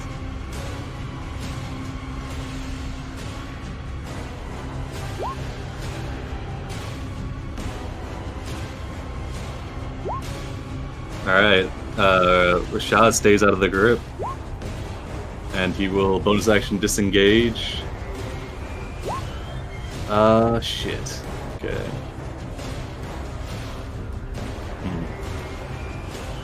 Makes it 30 feet. Oh, damn, okay. Can you take the hit, I wonder?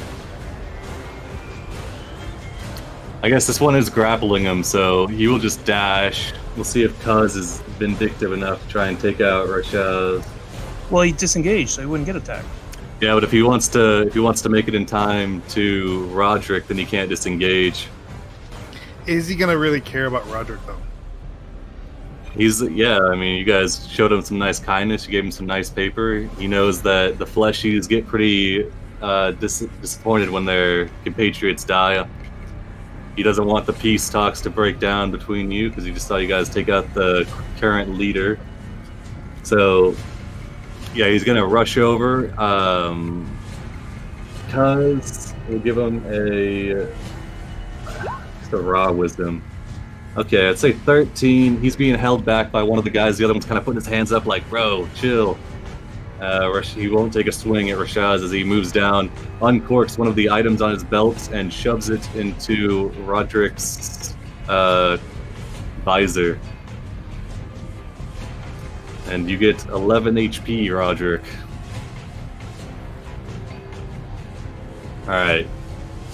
Cuz is looking around. He sees you guys have kind of fallen back. He kind of thinks to himself, and he's like, I reckon I'm the leader now. Yeah. Alright. Let's see. Nobody's dying on the ground anymore, I don't think. Oswald, maybe? Yeah, Oswald's still on the ground. Alright. Rotdow is dead. Oswald, give me a death save. You can before you roll it. Oh, never mind.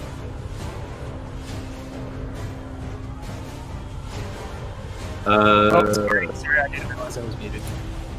Yeah, don't forget you can trade hit dice for D4s before you roll the death save. Yeah, you trade 2 hit dice for d4s. Alright, you can add 2d4 to your death save. Alright, yeah, if you get above a 20, you'll get back up. Oh, damn. Alright. But you're not dying. Well, for the most part. Cordan, you're up. Oswald's the only one on the ground. Yes, currently, yeah. I'll head over and get my healing potion. Alright, and then with that, I think combat comes to an end. 7 crits in 3 rounds, man. Holy crap. Was it 7 or was it 8? It's too Might have many. been 8. Yeah, there was some crits that weren't on damage. That were on like saving throws. Anyway, Cuz will kind of shrug off the grip of these two, and he'll come striding up into the room. I guess you guys are kind of gathering yourselves. Yeah, he'll just come over and he'll look down at Rotdow. Is there anything you want to do with Rotdow before Cuz makes his way over just here? Take his staff. All right. Yeah, you can see Cuz doesn't even pay any mind to the staff. He just comes over and looks down at Rotdow, sees that he's been cleaved in half, kind of looks up at you and nods, then looks down at the record keeper, kind of shrugs like, well, who's the chief now, huh? Because it's kind of unorthodox challenge, you know? Well, it wasn't really much of a challenge as it was just getting rid of a problem. You can see he laughs at this, like, oh, right, you are. It was a good fight. I'll give you that. He points over at Dreamer, who's brained on the stairs. Says, that one though, I don't know what he was doing outside of the city. A little bit soft, if you ask me. Yeah, someone's gonna go over and tend to his corpse and. Oof. Kidding. Rashaz will he'll say he'll hold up he'll tap one of these other raiders, hold up a missive that says fetch Braza, and one will leave to go do such a thing. Yeah. I'll Oh, go ahead. Jasir's gonna say to Kurz, Braza was never really dead. This one used mind tricks. It wasn't a fair fight to begin with. He ponders this. Also, yeah, someone goes around and kills all these zombies that are just one after another, just through the head, rapier, through the head, rapier. All their still tied down before they get restless. If it looks like we have time, Oswald is going to pull out the components he bought in town and start ritual casting ceremony and doing funeral rites, so nothing. Oh, damn! All right. Nice. All right, yeah. So Simone takes them all out. Oh yeah. You casting on Dreamer. I got you. All right. Yes. So you're fairly sure from your background that as long as they're not actively infected by something, such as Chult pox or some other undead thing, then, or in some area of explicit evil like this could be, then they won't rise up. But very good precaution, yeah. All right. Cuz nods to Roderick and Drasir. Says, "Oh well, fair or not, we need a chieftain, and I think I'm looking like the next in line here." Braza eyeing is still alive. Oh yeah, that's what and he got an 18 on the intelligence, and he's like, ugh. He kind of ponders it to himself, and he's like, oh, well, I mean, that'd be great. Braza's a great warrior. And then he kind of goes up and he just kind of takes a seat atop this altar amongst the blood and guts. All right. Okay, sometime later, Braza will make it back with a couple more of the tribe members.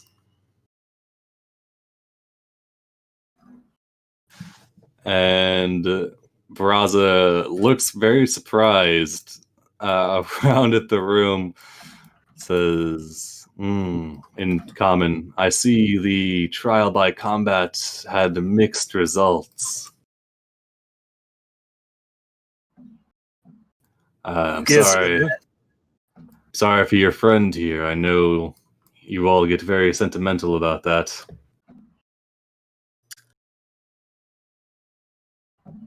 Regardless, you've done a great service to the Deadmarsh tribe today. He turns around and I guess he looks over at Cuz and he says, yes, Reports of my demise were greatly diminished.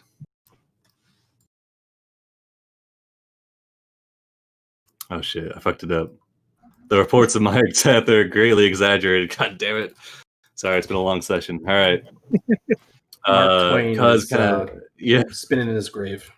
I know. Sorry, I just spent an hour and a half killing people with lizard folk. All right, Mark, you can cut me some slack. All right. Cuz nods to this, kind of shrugs, says, "Well, I reserve the right to challenge you later if I feel it." Braza nods to this as if it was kind of unspoken. Turns back to all of you and says, "So, with Rotdow dead, you can be assured that the lizard folk attacks on Camp Vengeance as well as the other travelers will cease under my watch. We will resume our duties and our similar lifestyle that we've enjoyed before Rotdow came back with his necromantic powers. As is your right for dispatching him, you are welcome to anything you find on his person." Is there a Sorry. 300 gold diamond? No, it's too late. It's far Lizard too folk. late. Lizard folk don't do Nuremberg trials, unfortunately. But as you search Rotdow, you definitely do find the staff, which has the now dull, kind of whitewashed pink gem. Looks to be without any sort of power in it. And on him, you are also able to find.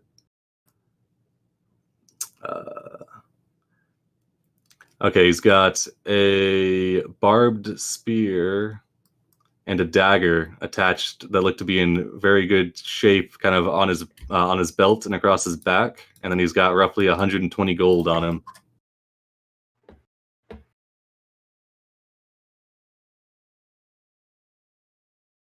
Very cool. All right, you can tell these might be some of the things that he's been pillaging, taking stock of. All right. So what are you guys doing? Roderick is going to talk to Braza. His offer from earlier about escorting ships up and down the river, earning supplies. Ooh, is still yeah. open. Like if Yeah. they want to advance a little bit, maybe join civilization, this would be a fantastic first step.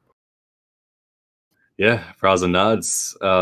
Says, yes, this would be very beneficial for our tribe. There are some that will not be interested in collaboration with the soft skins.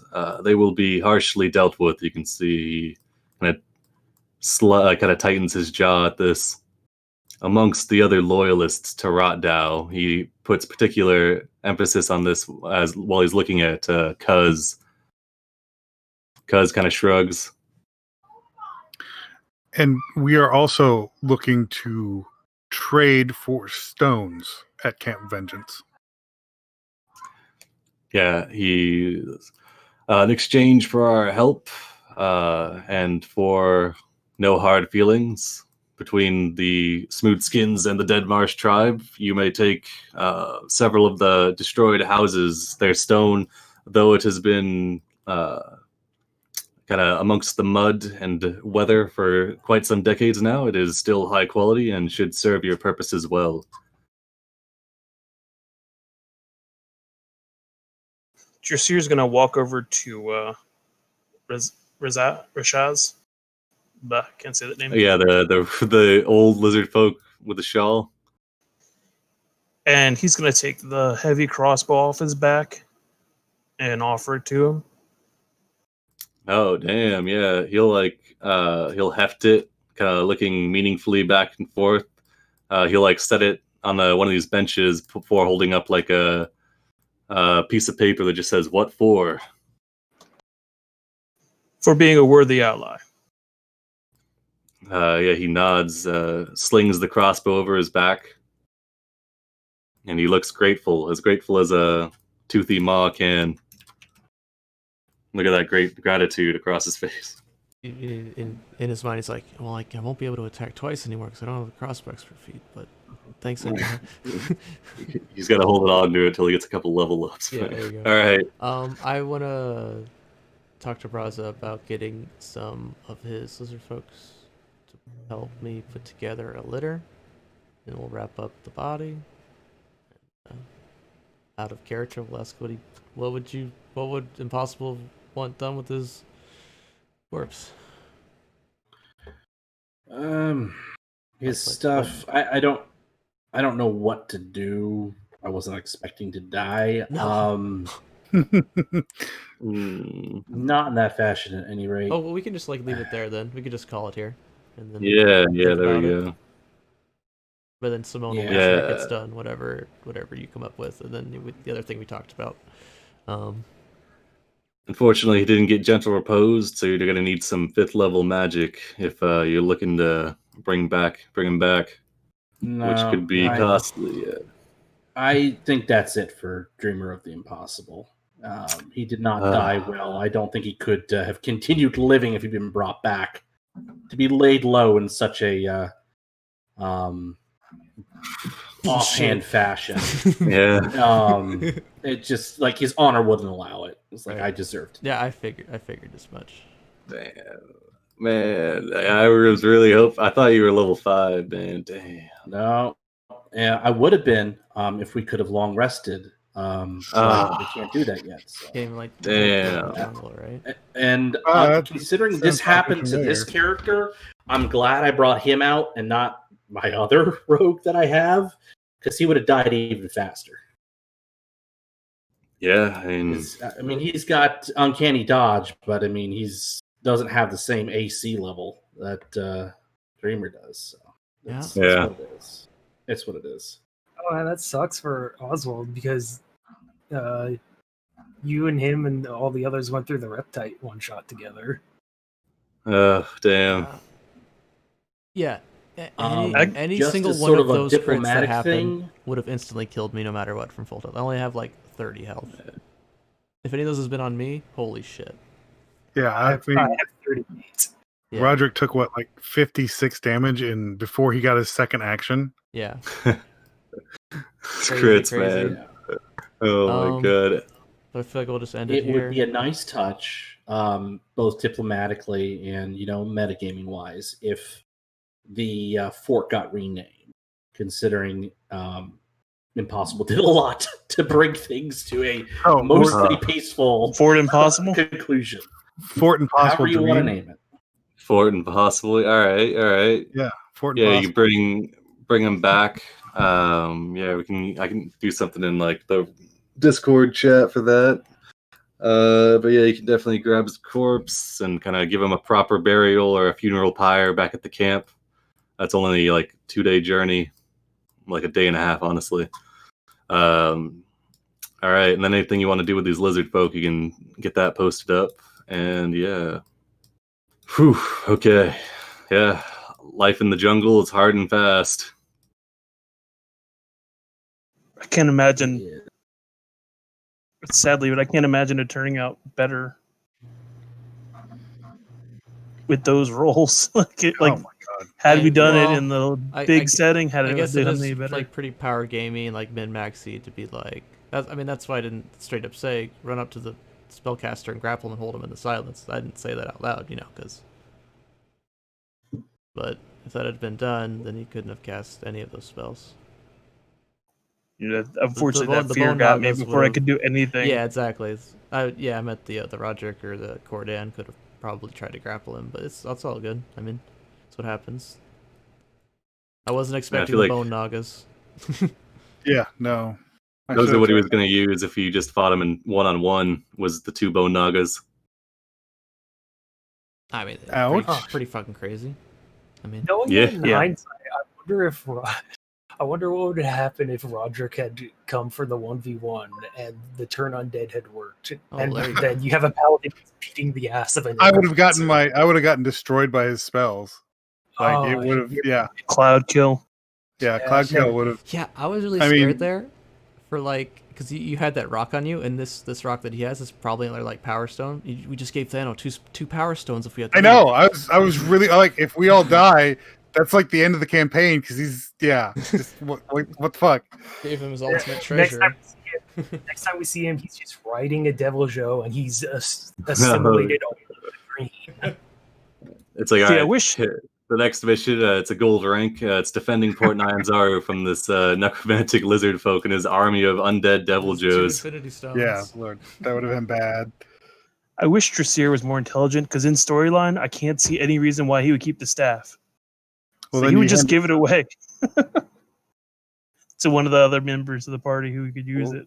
We'll figure out what it's good for, and we'll Yeah. figure out what the stone is good for because I'm almost certain they're two separate things. They are indeed. All right. Well, very cool. And, Thanks for the game, Will. Yeah, no problem. Yeah. Well, a lot end of the fun. stream here. Hope everyone has a good rest of the Rest- week. May your other games go more smoothly. Oh Please. my god, that All was on the- it's all on the crazy. dice. Don't lose hope. All right. Have a good one, guys. Yeah, Okay. whatever I went through, kind of like balancing it out. I did not expect like the 7 or 8 crits in a row, man. Like, It Awesome. would have been a hard fight without the crits. They And would you Yeah. have really been balanced, but can't I was blame for getting expecting, I was expecting like 2 or 3 crits, probably like maybe the course of the fight. But man, ooh boy. Okay. Yeah, I really liked all the reconnaissance and the talking it out before the fight. So, but I think that's just how it goes down sometimes. Damn. Yep. the best laid plans do not cannot continue in the face of the enemy. No plan ever survives contact with the enemy. Yeah, I mean it's a hard Be sell. ready. It's like it's a necromancer that is like yeah, I've Stop got my doing undead necromancer which don't things. count. Yeah, so and then the lizard folk are like, well, I mean, it's not in the rules that you can't do that, so whatever. That's what would That's have been cool if kinda Roger like, got yeah. in there and then turned undead and then just Yeah. that would have been great. Yeah, Oh well. it could have been pretty sick. But yeah, the cloud kill, yeah, oof. Because I was looking at that, I was like, okay, this is definitely what the freaking dude would do. Is just a big cloud kill. And then I also didn't expect Cuz to deal out 54 damage with a 1 smack. And even if I did have uncanny dodge, I mean, I would have been out of that fight. So Yeah, but the character wouldn't be dead. Mm. Hell, as it is, if he'd done I mean, you would have to 53 roll to see if damage. Cuz has the intelligence to know whether or not to finish me off. He wouldn't have finished you off. There's there's a surplus of targets, and he's a smashing kind of guy. But yeah, is there any anybody got plans for revenge against Cuz? Maybe it's not beyond the realms of possibility. Yeah, I'm thinking because Dreamer of the Impossible to come from a large family. There are siblings that they're informed may seek vengeance. Ooh. the time for rogue number 3 Nah, he needs to make to it make a No, this Horizon would- Walker. No, no. I think Drasir's this going to might be introduce a, Cuz to the arena. Redeemer of the dream. You know, I've got a Horizon Walker Tarzan in the area. You might be interested in coming as another character. You don't know any languages except for some broken Elvish, so it might be a bit of a hard sell. We'll discuss it. Yeah. And like 3 very short people walked out of the forest, gave you like 80 pounds of food, and then left. Yep. And then snake woman appeared out of nowhere and said hi, and then we got to know her name. And then, ooh, that's gonna be awesome. Ooh, let me turn the lighting off so you guys can take a look at this map. Oh, I've already It closed. is nice. It's like a watercolor. Super cool. All right. Oh, that is nice. Oh wow! Pretty cool. Oh, we can search his bedroom. Oh yeah, that's where. Oh yeah, he was gonna be up there if you guys went the other route. And then look Oh, at and you this made this pretty an boy incarnate. down here. Oh no, I didn't make this an incarnate. Oh, Looks like Incarnate. I think somebody else must have made it in there. I've just been But yeah, trying look out at Incarnate. this. It's really good. Oh god. A Yeah. lot of fun. Yeah, you guys, he missed out on that sweet boy. He was going to be if you guys engaged with Cuz. Old Bessie or Betsy. Yeah. Is he dead near? Oh, yeah, he is. Damn. And then all these Allosauruses, yep, they're gone. The sweet little Velociraptors, damn. Oh yeah, I can only So you get imagine. experience for all that, right? I can only imagine what those things, the damage I put those things can do. Yeah, And they're undead, so tactics. they won't die when you first try to kill them. Yep. Crazy. All right, everyone have a good one. All right, yeah, have a good one. Bye bye. Have a good one. Bye. All right.